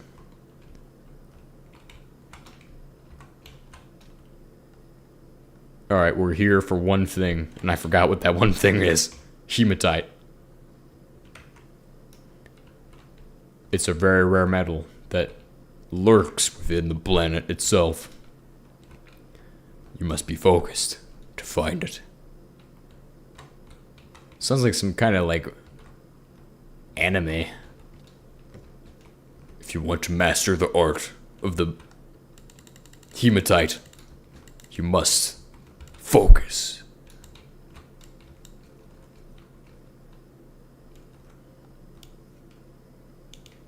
You must focus your mind into a pencil so that it is sharp. It has many edges.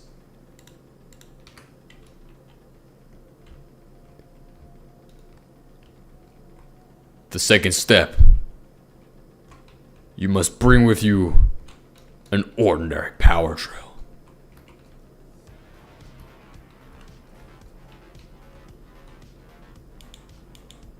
Do so on the third hour of the third day of the third year. After I said so. And we will see who can find hematite. Ah! Ah! Guys! Oh. You know what? That arc, just the arc right there, dude. Bro. That is incredible. I sound like a news anchor for like CNN 10. My name is TH3 Fish, and that is incredible. Up next on TH310. Ah, my legs! They're broken. Police violence.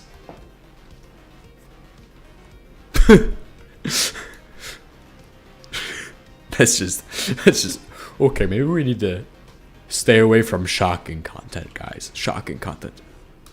Oh yeah, it's shocking content. He's talking about MP5 players, bro. Shocking content. Shocking content. I'm so shocked. I'm electric.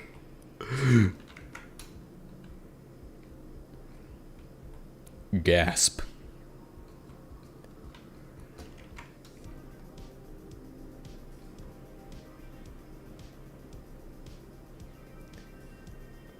Your scheduled program will be back to you after this advertisement. My name is Neil. And, got hired for this advertisement. Can tell you, I didn't wanna, but they paid me, so I have to. have to, man. I didn't want to do it, but they paid me for the advertisement.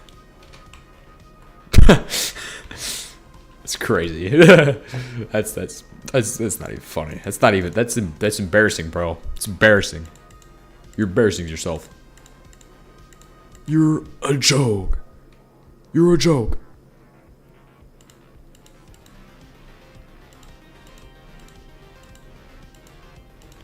I think it's because I called everybody stupid. That's why it was shocking content.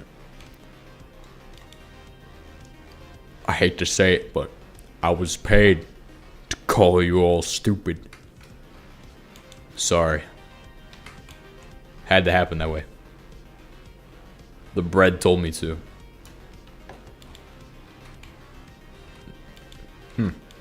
We need to talk about the Purex process, guys. We need to talk about the Purex process. I need to stop screaming because I know I can't hear out of my left ear right now. So if I can't hear out of my left ear, I'm probably screaming like loud. I'm going like, ah! I'm screaming. Oh, it's like it's 8:56. Everybody should be in bed. They should be sleeping. Should be sleeping. But no, because I exist. I'm screaming in their ears. Their dreams will just be me screaming and going, ah! In the middle of the night. Like they're like, what's he doing over there? What's wrong? He broke his legs. His legs. They're broken. Hey man. My legs are never broken. They're just more flexible now. Yeah. Just gotta accept the fact that my legs are more powerful. Built different. Specially selected. Not actually, just specially told to do stuff. At the end of the day, I'm the person who tells my legs what to do. It's my choice. At the end of the day, there's a right answer and there's a wrong answer. There's a red pill and there's another red pill. You can't get what you want. Because no answer is wrong. I don't know what I'm even going on about. Like, this sounds like I'm like I just drank like 2 gallons of alcohol. Like, which I can assure you I have not done such a thing. I can assure you that I haven't even had my monster yet for the morning. So, therefore, I have not yet slept as well. This is a part of the new strategy. Part of the new strategy, right? We're gonna see what happens with sleep deprivation. I love it. It's an experiment. I've already tried this one out. I made it to like 2 days. So 2 days is like where you physically start to, well, yeah. It's where you will start to experience the symptoms of sleep deprivation. I think the really noticeable symptoms of sleep deprivation are actually more like mental. Like, it's definitely a mental thing. It's like your mind is shutting down and it's going, and it starts to get stressed. So like it'll become stress-based symptoms from sleep deprivation. However, the thing is with that is that I can, like, I've already experienced, like, that's just mental control at that point. Like, right? Because you're trying to deprive yourself of sleep. You don't have to get agitated when you're sleep deprived. It just kind of happens. Like, you can control that 100%. Like, you don't have to.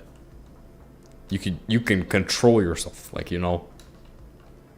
That's the type of stress. I mean, it's going to produce that result, I believe. But that's like the first sign that somebody is sleep deprived, is when they start to kind of have outbursts and outlash it and stuff. Like when they start doing that. What were we doing? We're getting a red key.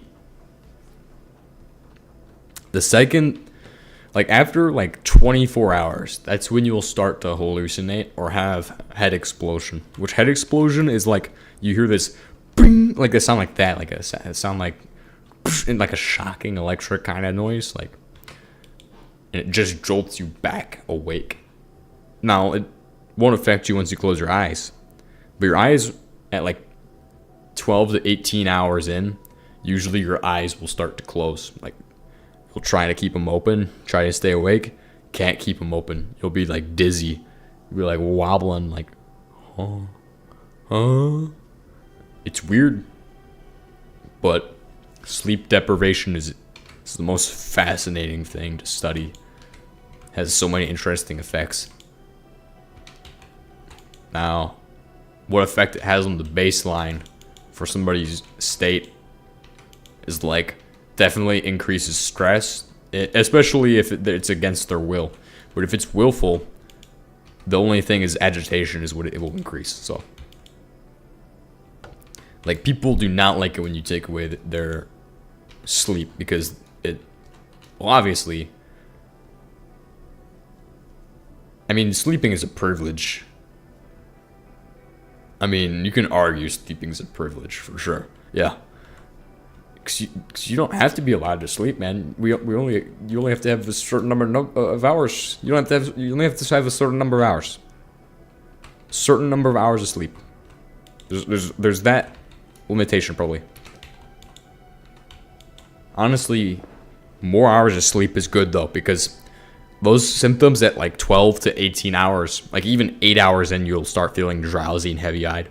Well, that's actually normal. 8 hours in is fine. 12 hours is when you start heavy-eyed.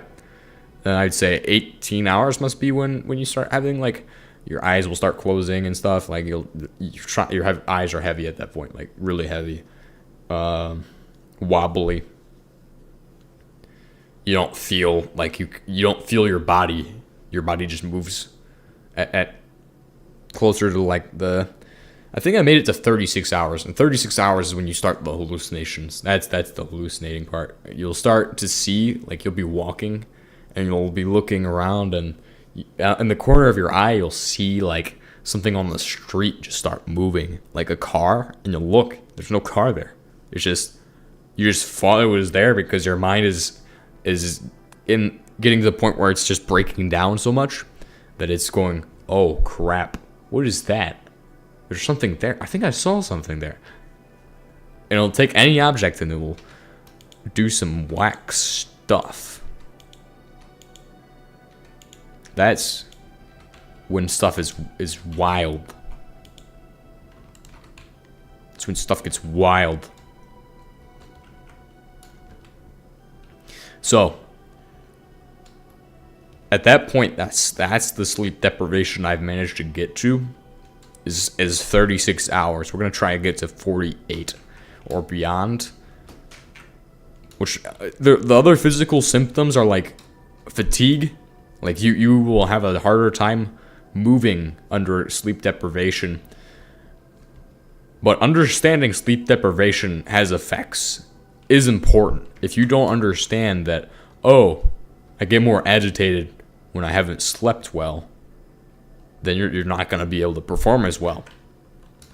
You won't understand that sleep is important. It has its value. You have to understand sleep deprivation to be able to be better at something that's going to require you to not sleep. I understand sleep deprivation, but I don't understand 48 hours of sleep deprivation yet. But no, the hallucinating part's awesome, though. That's my favorite part. It sounds weird, but like, it's just so odd. I don't know how to explain it. It's just like, I've only made it to the minor parts, like where it's just, sometimes you get auditory ones where it's like, you'll hear something that just isn't really there. You'll be like, huh? Did you say something? And like your friend will be like, no, what? Why? Because you just heard some random stuff. I was like, oh, okay. Oh, crap. No! Bro. Stupid. You stupid idiot. I'm angry, bro. I'm mad. I'm mad. You stupid piece of crap. You just blew up my thing. You ruined my day. Ah! Okay, it's fine. We'll fix it. It's okay. You stupid piece of crap. Get out of my Minecraft mines. Get out of my Minecraft mines, bro. I swear I've had it with you. just screaming. Oh my god.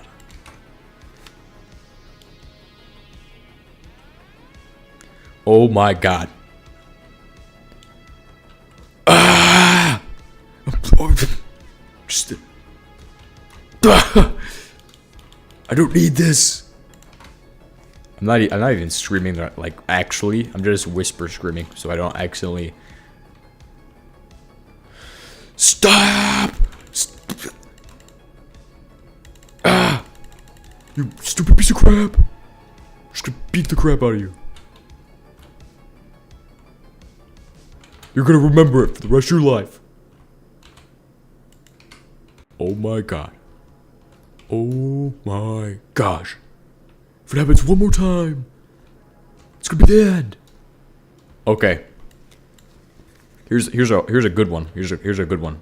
So when you do a yell, like when you yell at somebody, right? Here's the hardest hitting one. It's like you have to change your tone of voice. You have to know. Okay, so here you go. All right, so since you don't want to do the thing correctly, everybody's gonna. I swear, if you. Then you do that. You pick up a pitch. You go up an octave. It sounds like you're even more angry at that point. It's how you go from angry to more angry. That's it. If you want to try to imitate anger, that's the way to do it. To get the results. To actually intimidate.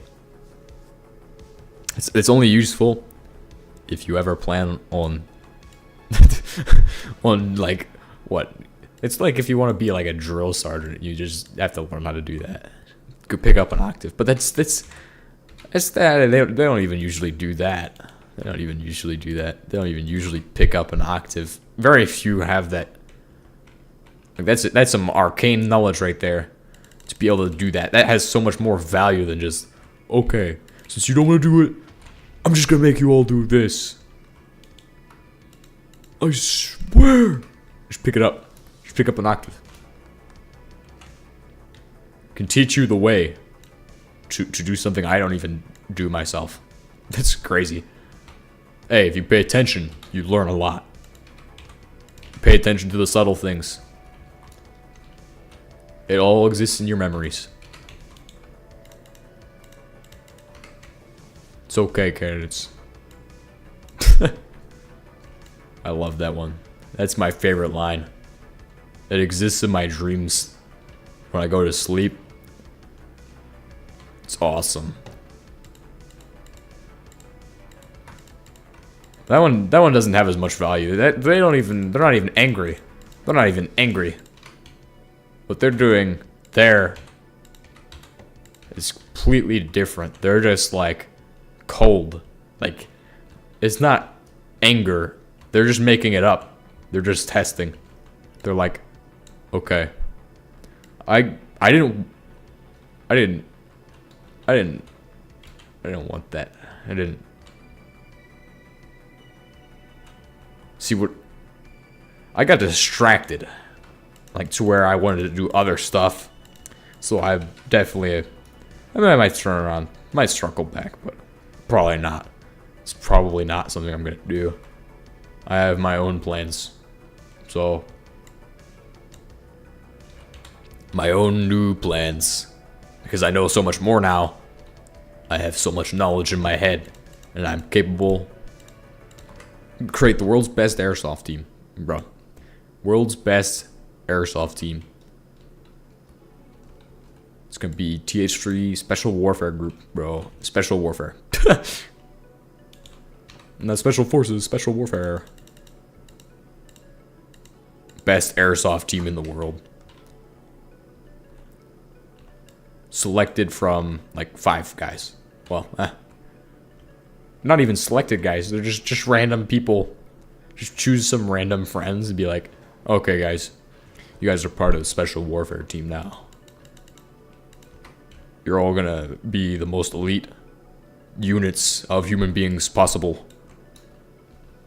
Don't worry, we'll make it that way, so it's gonna be easy. It's gonna be light work.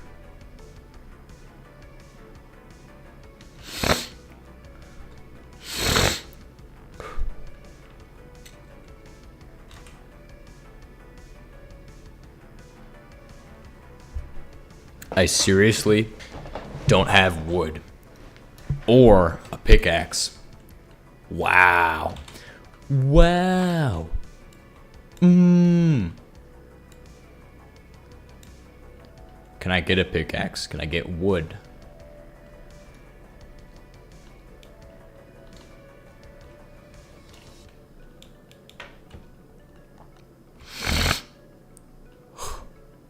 I just need something that can mine stone.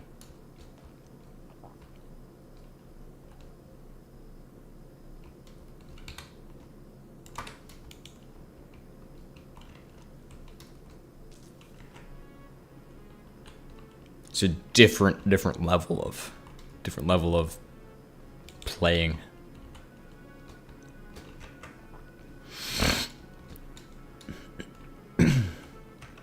Like I think something that's really valuable to train is shooting while moving, because if you're just sitting still, like what are you doing?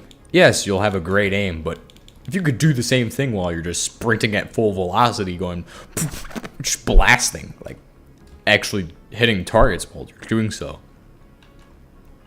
that is the ultimate level of skill. Like run and gun, stop with the stay in place. I mean, obviously that's a skill level that's so high that the problem with that is that you can't get people to that high of a skill level in like 100 shots. It's not happening. Requires like billions of bullets, or they just have to naturally be that good, that high of a skill where they're able to blast a target while running.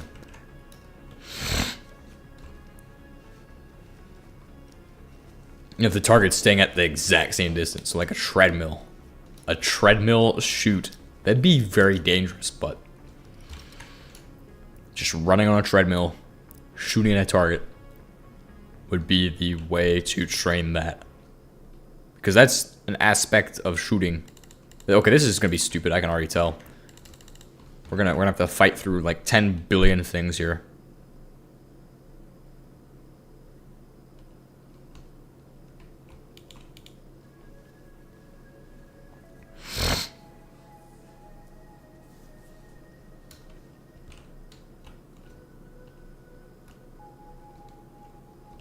What's the problem? What's the holdup?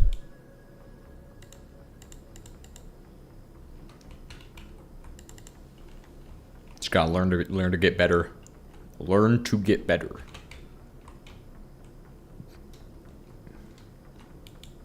I can't believe that the creeper blew up. Literally blew up the one thing I needed it to not do.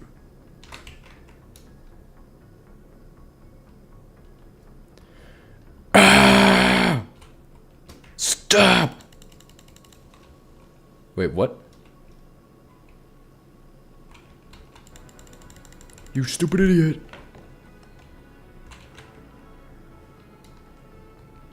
Those are the nice words you have to learn to scream those ones. Those are awesome. Awesome words. Just learn like the least intelligent insults and then just combine them all together.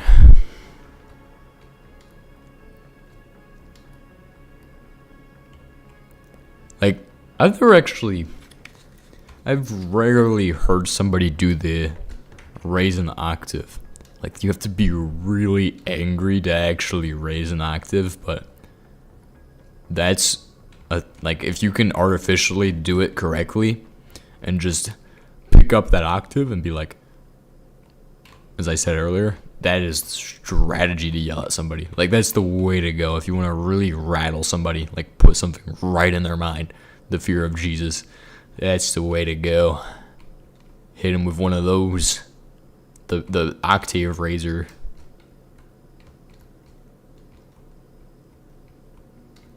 Hit him with what they least expect. Pick up an octave. Since you want to be stupid, we're gonna get stupid. You gotta learn how to talk. Just gotta learn how to talk. Talk more efficiently. More goodlier. Obviously, you want to actually yell too. Like, you don't want to just be quiet. But I'm being quiet because my neighbors are the people next to me are sleeping, bro. They're sleeping. If I yell, I'm gonna wake them up. You just gotta become animated. You gotta become animated. Animation. Become animated to get best result. Highest training value.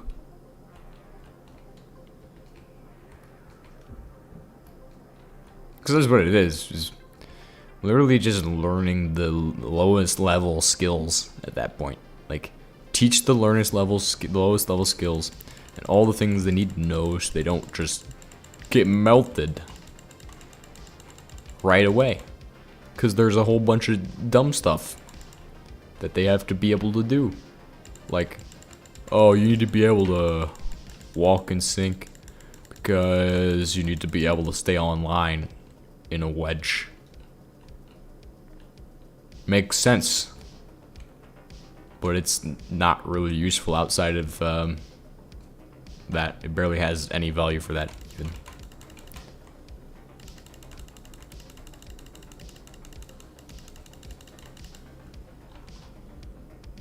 Please consider the following. This message was advised and developed by me. Where's my crates? Where are they now? Give me them. Hurry up. 30 seconds. How much time do you guys need? 30 seconds. See, this is the answer to any question. How much time will it take you to fill up sandbags? 30 seconds. How much time do you need? 30 seconds.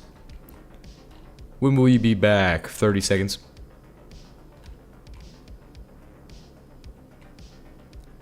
How much time does it take you to 30 seconds? Answer to all questions. So when do you do 30 seconds? Okay. So how fast is your 30 seconds? It's not even a lie. It's not even a lie most of the time. It's the honest truth. Technically, it takes me 5 times 30 seconds. Ah, it's 2 minutes. 2 minutes or something. YouTube is not receiving data. What the heck, man? What the heck?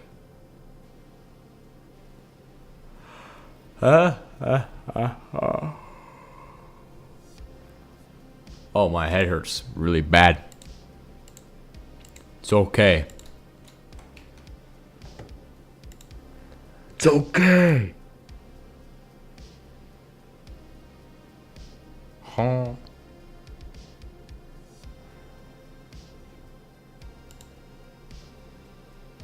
No, we're still receiving data.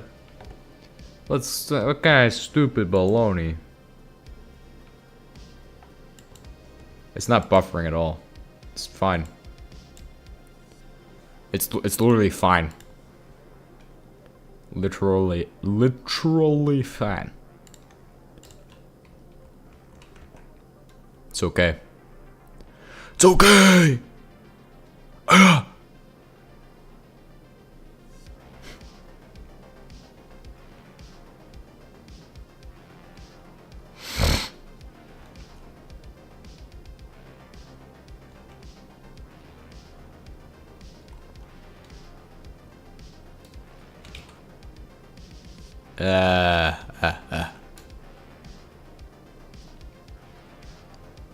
Yes. Oh yeah. What? No, please do not do it. Do not do it.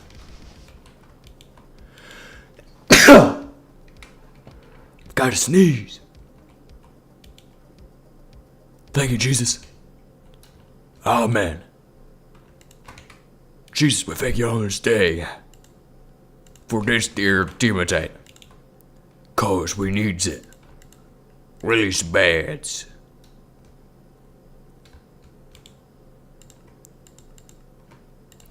Duct. Tape. Duct. Tape. Hey. Iron plates. Coker unit. Da-da-da-da-da.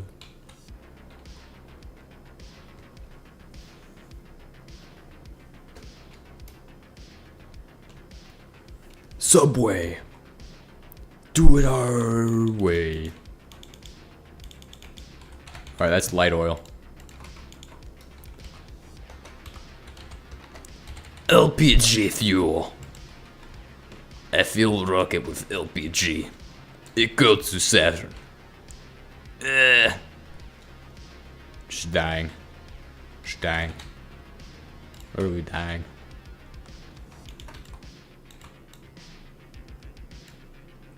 How are you today? Dying. Huh?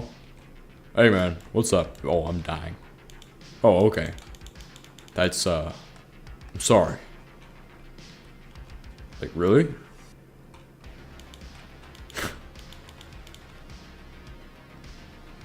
Hey man, what's good today? Dying. Oh, okay, my bad.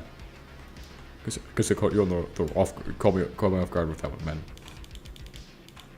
Oh, really funny, bro. Haha.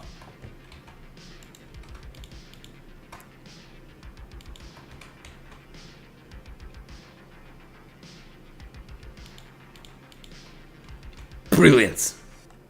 Ah.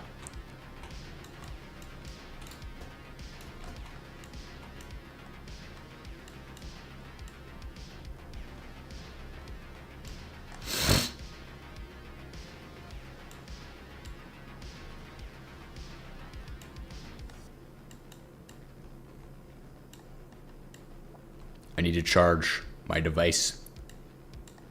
It's okay.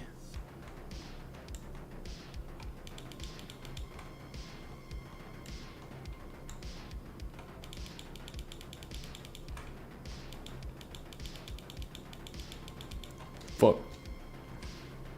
Man, I gotta scream about something again. I just realized it happened today, and I just gotta scream about this because it's so stupid. So stupid. I just hate this place. I hate this place. I know it doesn't get better. It doesn't get better. There's nowhere that's not like this. It's just stupid. Like everybody's all hopeful. Everybody's all hopeful, right? Until they get to realize that, oh, you're gonna be told one thing, and then another thing's gonna happen, or you're gonna be told that because you're gonna be in the field, your health care doesn't matter, your well-being doesn't matter, because you're gonna be going to the field. So try to schedule. I mean, obviously try to schedule around it, but still, you're going to the field. Schedule around it. That makes me. I feel like I messed up, but I didn't, because that appointment was actually important. It's actually important that I go to that. And that was scheduled like months ago, like way back. So it's justified. I feel like it's justified. But that's just me. I don't know. Like, I feel like I'm being personally attacked. Personally attacked. I just take things too personally. I guess is my problem. I guess that's the problem. You know what? It's crazy. It's the problem. All I know is I'm just done with stupid stuff. I only have really been doing stupid stuff for like 6 months now. 6 months of stupidness.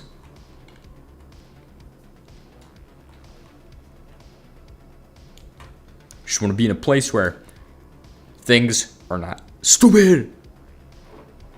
They're not stupid.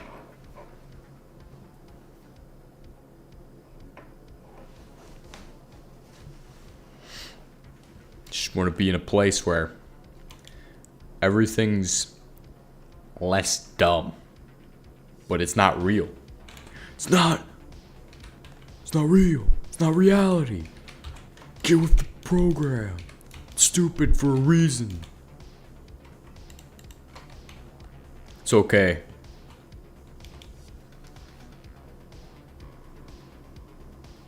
What am I doing? Next up on the list. Assemble. I don't even know what I'm assembling. This is the longest we've ever streamed for, bro. 5 hour stream, 5 hours and 48 minutes, bro. Because all I know is that all I've done is like barely anything on this frac. Well, we've done a lot of progress. We're like 70% done. We just need piping for a lot of the stuff. It's the big thing is the piping. How are we gonna get stuff from one place to another? Maybe we should do drones. Cut down on the expensiveness. But drones themselves get expensive too. Oh, just a vacuum tube. Get you 2 transport drones.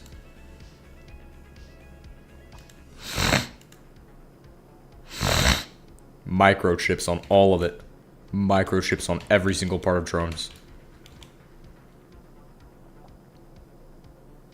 Transport drone waypoint. Yeah. You place one at the highest point. Or no? It will work. Because you can arc them.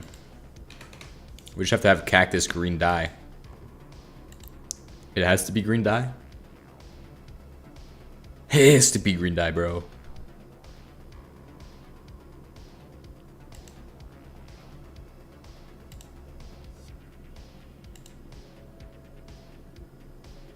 I could just use blue and yellow dye, I guess. Or we could pulverize. No, that won't work.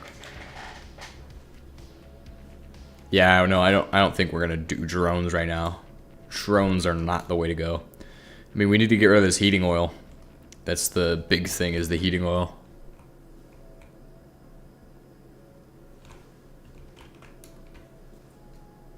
Heating oil and petroleum gas. Either we set up a coker here, we pipe it to that one, or do something else like that. Which, piping it, we could just go around this way and then take a left, and we'll be at the coker unit for that. So this would probably be the most optimal way.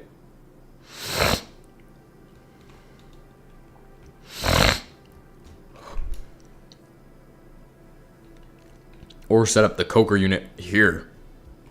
Or just burn it for energy. Well, what can you do besides that with heating oil? Like, you don't have much you can do with heating oil.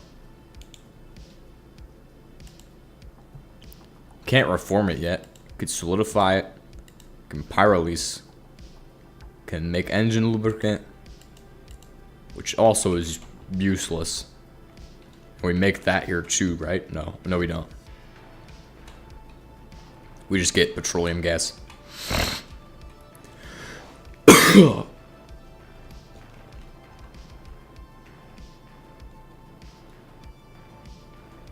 Yeah, I don't know.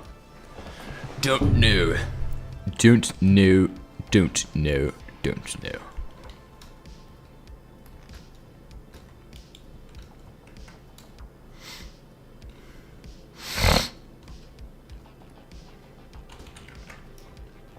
think I need to take a break. Because we just did a whole bunch of work on that. I don't know what we need to do. We just got that, so we have the ability to make ducts. So I can pipe. Need to put low pressure steam piping into the mix. Or a water barrel. Alright, give me a bucket. Do I have a barrel? Do I have a barrel? It's in here. Should be in here. So we just need to put water in. Get a other tool. Where's the other tool?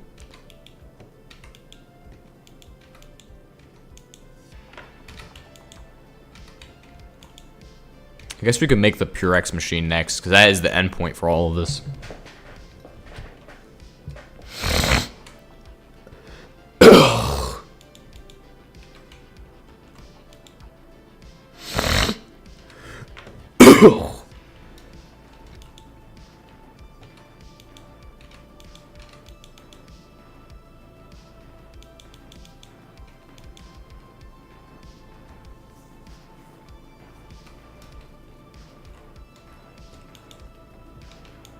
Purex machine. Purex. What am I doing? I'm looking for water barrels. I have that. I have the barrel for the water. I just need to... I don't know. Okay.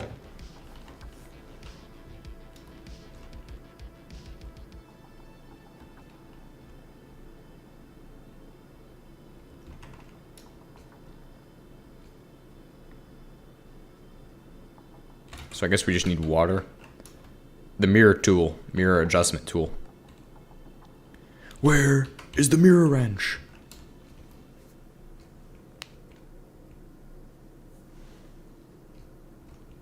We could do some work on the roof too.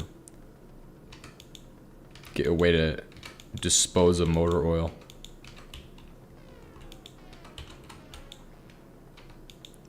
It's probably down in this one. Or one of these. There we go. That's what I'm looking for.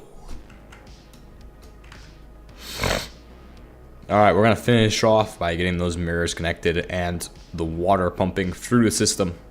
Also piping oil from our starting point to our end point. Setting up a tower for all the PET gas. Or end point for... Yeah, we'll get a smokestack or flare stack. Should be able to do that pretty easily. Aromatic hydrocarbons. How am I going to get rid of them? So obviously we have aromatic hydrocarbons and heating oil that both need to be moved from here to the other side. So over there. And that piping is not going to look pretty, but it is an option. I mean, we definitely need cactus. So we'll have to take a look at the map. See if there's a place I can get some cactus green dye. Or something along those lines.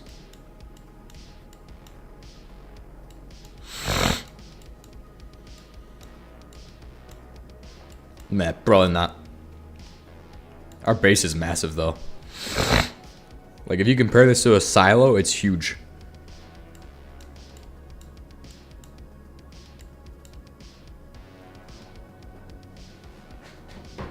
Huge base.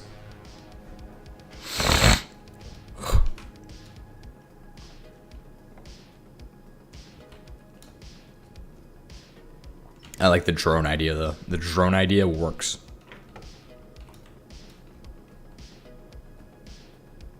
Alright, so we produce kerosene and diesel. Kerosene's obviously what I want. Then we also have all of these produce petroleum gas except for the first one. So the first one doesn't, but the rest of these do. So PET gas can go through here. And we'll end up coming back out this way.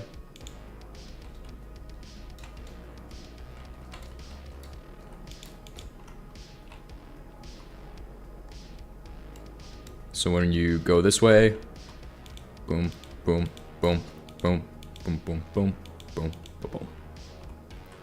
Then PET gas, like so.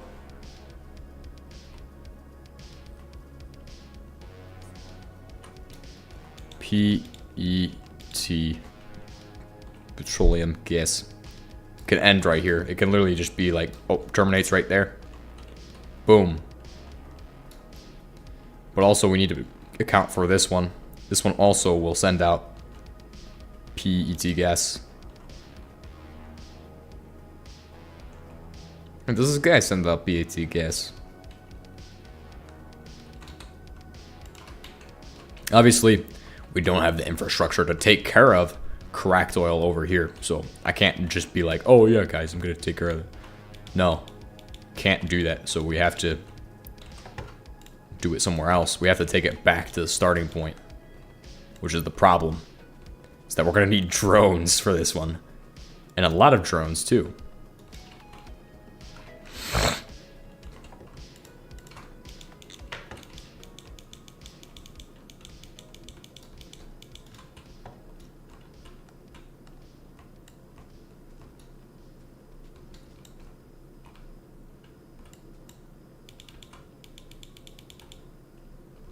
Ah.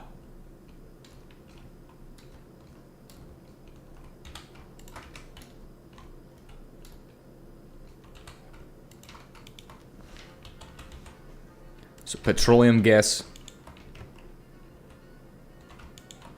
Both of those.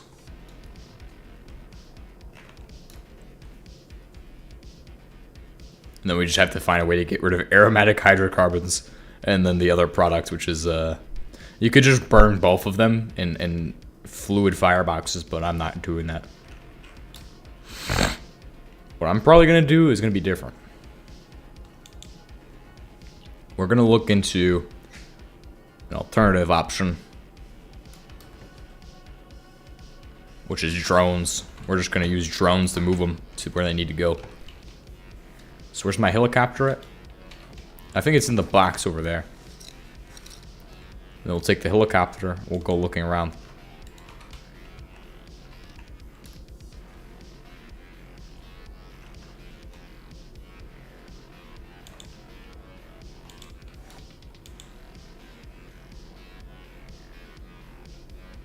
Alright, let's go find what I'm looking for. Green dye. What am I looking? Actually, is there a way to get green dye where I don't have to go out and get it? Yeah, we just have to find a cactus.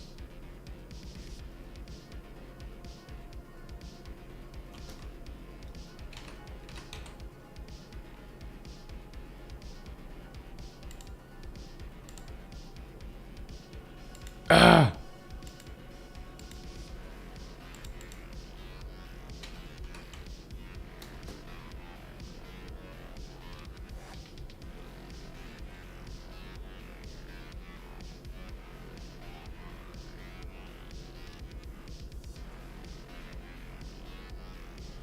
We're gonna be flying for 60 years.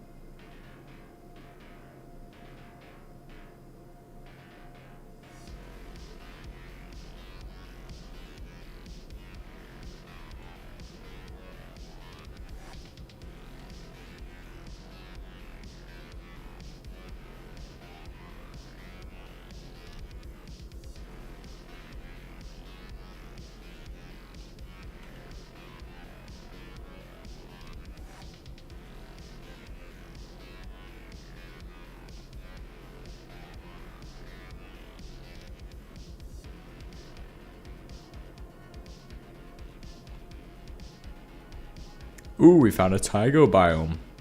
It's not as if we haven't found a bunch of those already. Ooh. Ooh.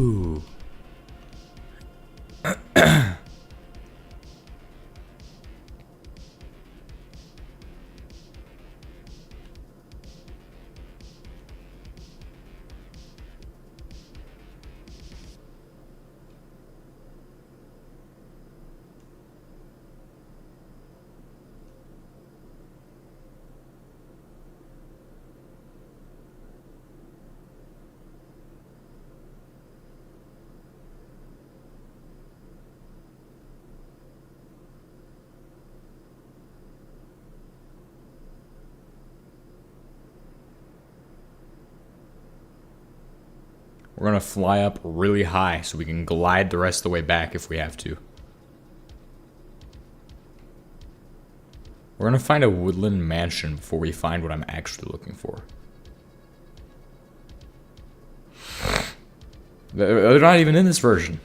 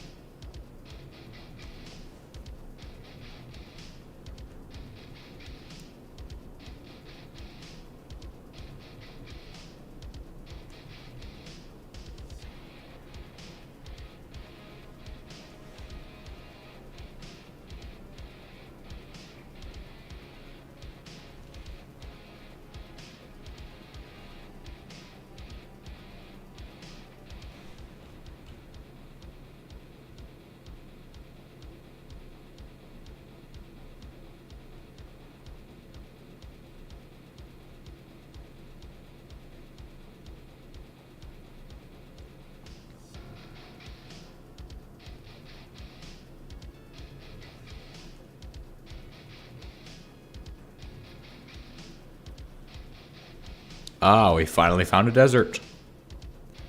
Wunderbar. Oh, yeah. Okay, actually.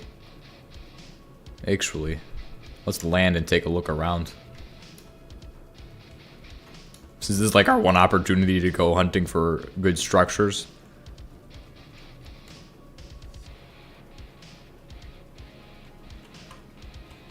I don't want to spend too much time on this one, but...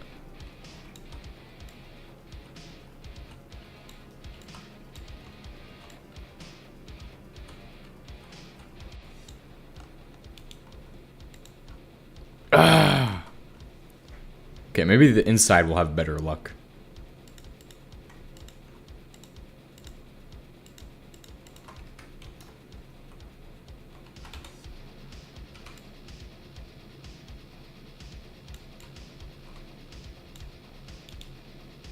Oh, okay. At least a little bit decenter luck.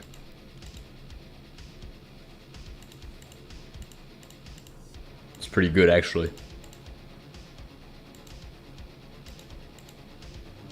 235, not bad. Not bad at all.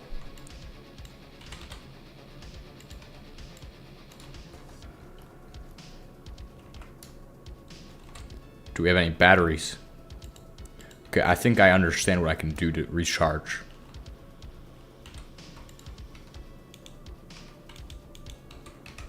If I put this in here, does this work? I need to recharge that drill, but I don't have a battery on me. So if we can find a battery... I know how to do it. I know how to do it. I know how to recharge the drill. How did I leave without charging? Okay, we'll have to find the answer to that at some point. Does this work?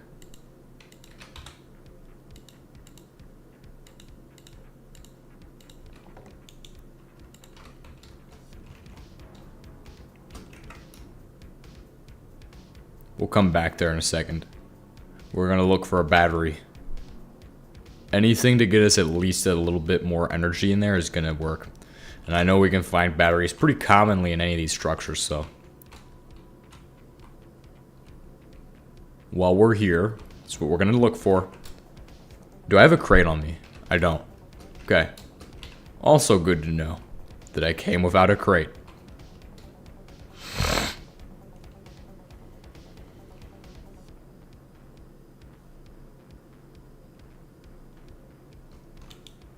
No battery. Of course.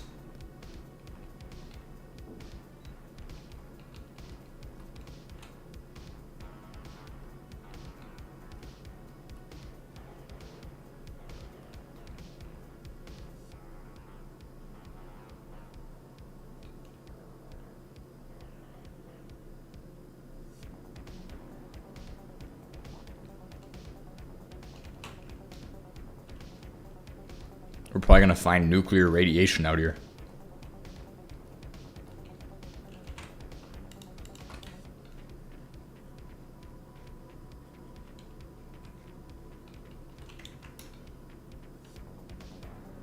Or landmines.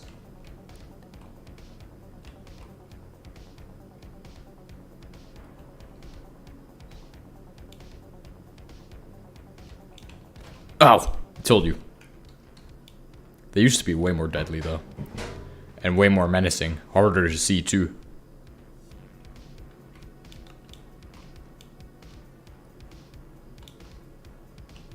You used to just step on them and boom, you're dead. HBM's a little more forgiving nowadays, I guess.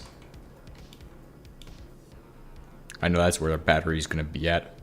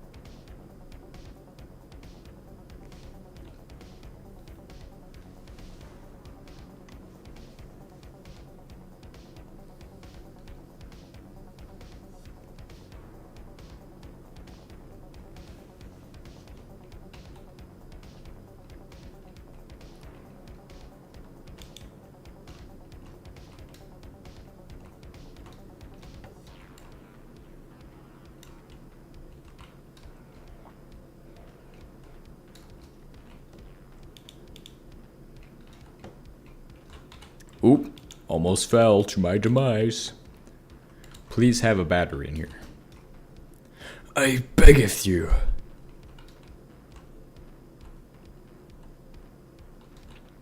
Ooh.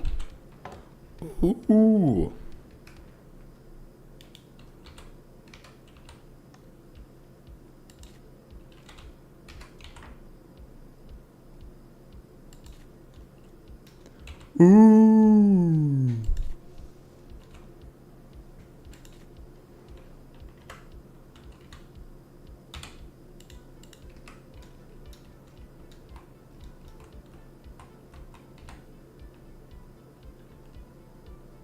How the heck do you not have a battery in this structure? Like, this is like the one structure you'd think, oh yeah, a battery would be really, really common. But no. It's in fact the opposite.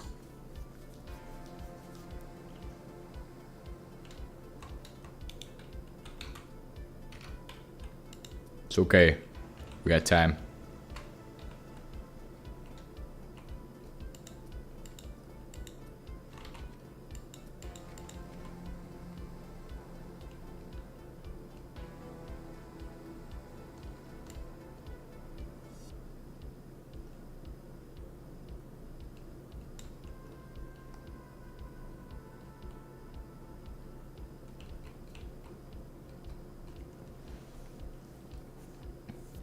Like, how am I gonna not find what I'm looking for there? We'll just auto map out the desert to find, see if we can find anything, and we'll go back, grab the energy cube and stuff. Well, we don't even need to charge our stuff for most things, but it'd be good to do so.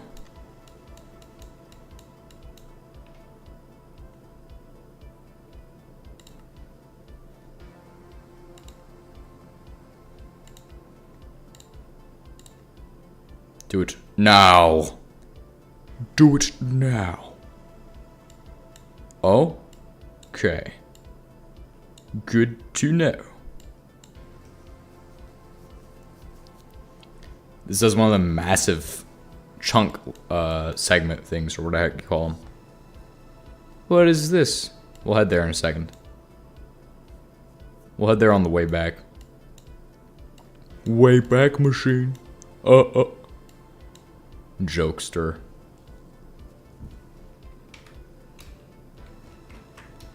Yeah, there's nothing else. Nothing else.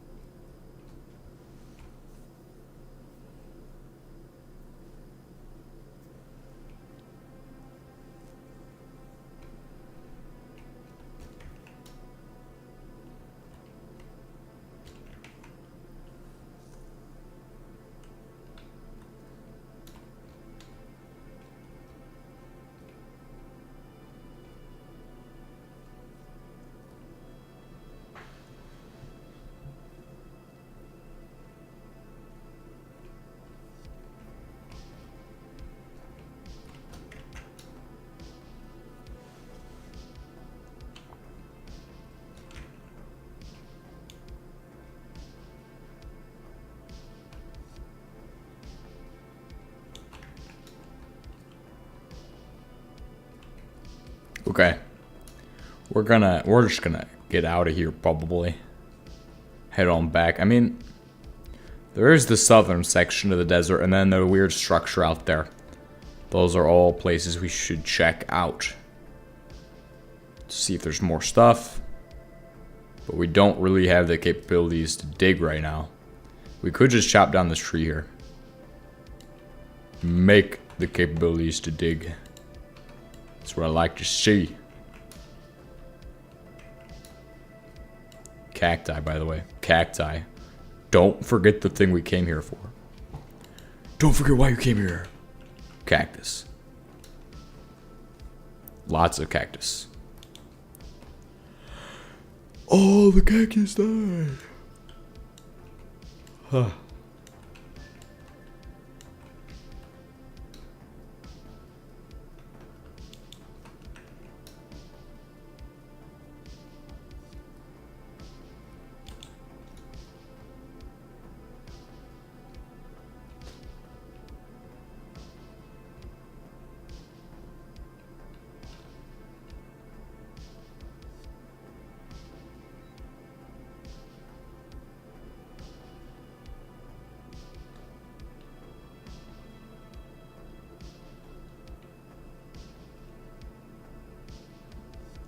Just gonna avoid that a little bit.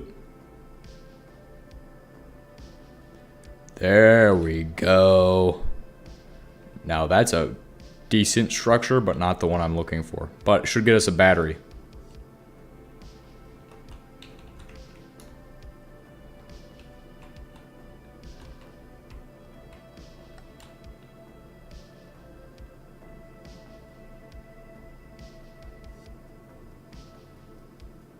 This is going to take forever, isn't it?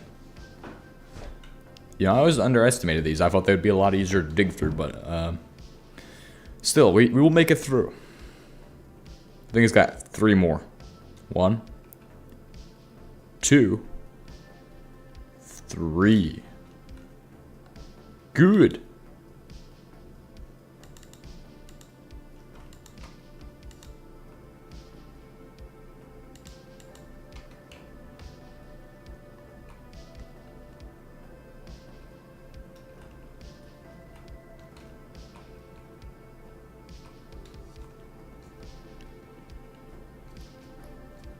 I just need a battery. It's all I need. It's all I need and want in life.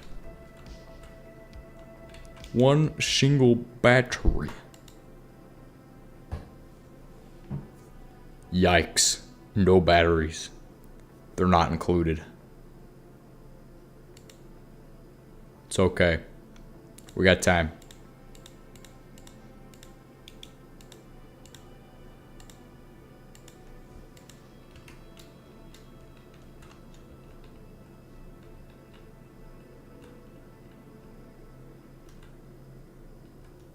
I know there's another crate, but I'm just not going to go to it.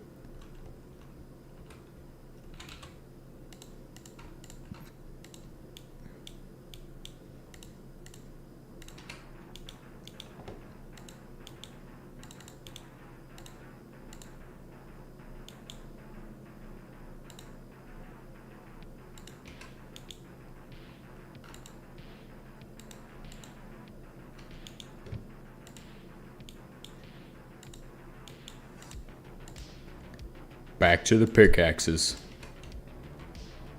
Unfortunate.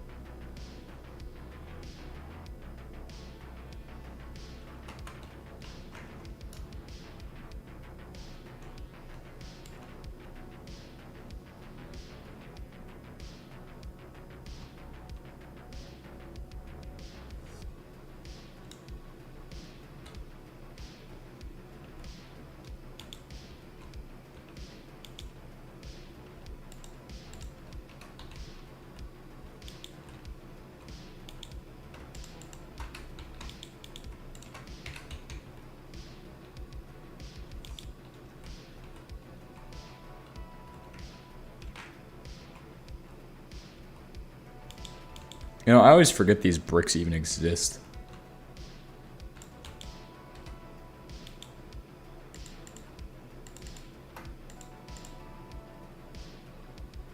Ooh.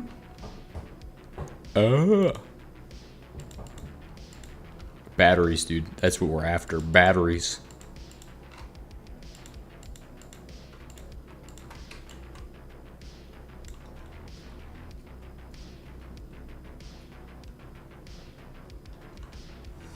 Oh, crap. Glyphid invasion, dude. Wait, they won't jump off a cliff that deep? What's wrong with you?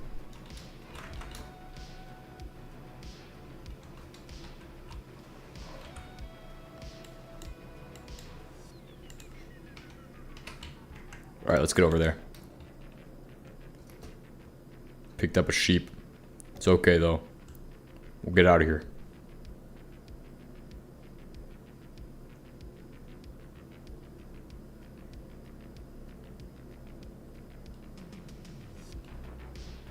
Oh, there's a lantern there, dude.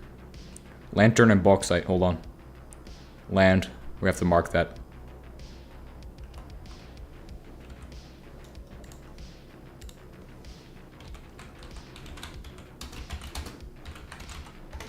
Okay, that is good. Lantern and bauxite.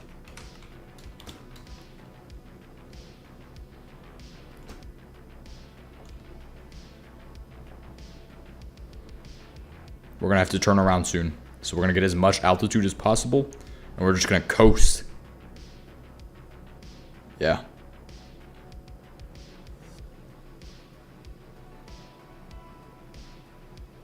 Oh, a lot of bauxite there. Holy crap.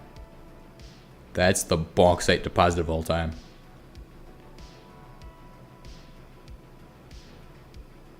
Alright, so we're going to cruise up to an altitude of like 10 billion blocks as we go forward.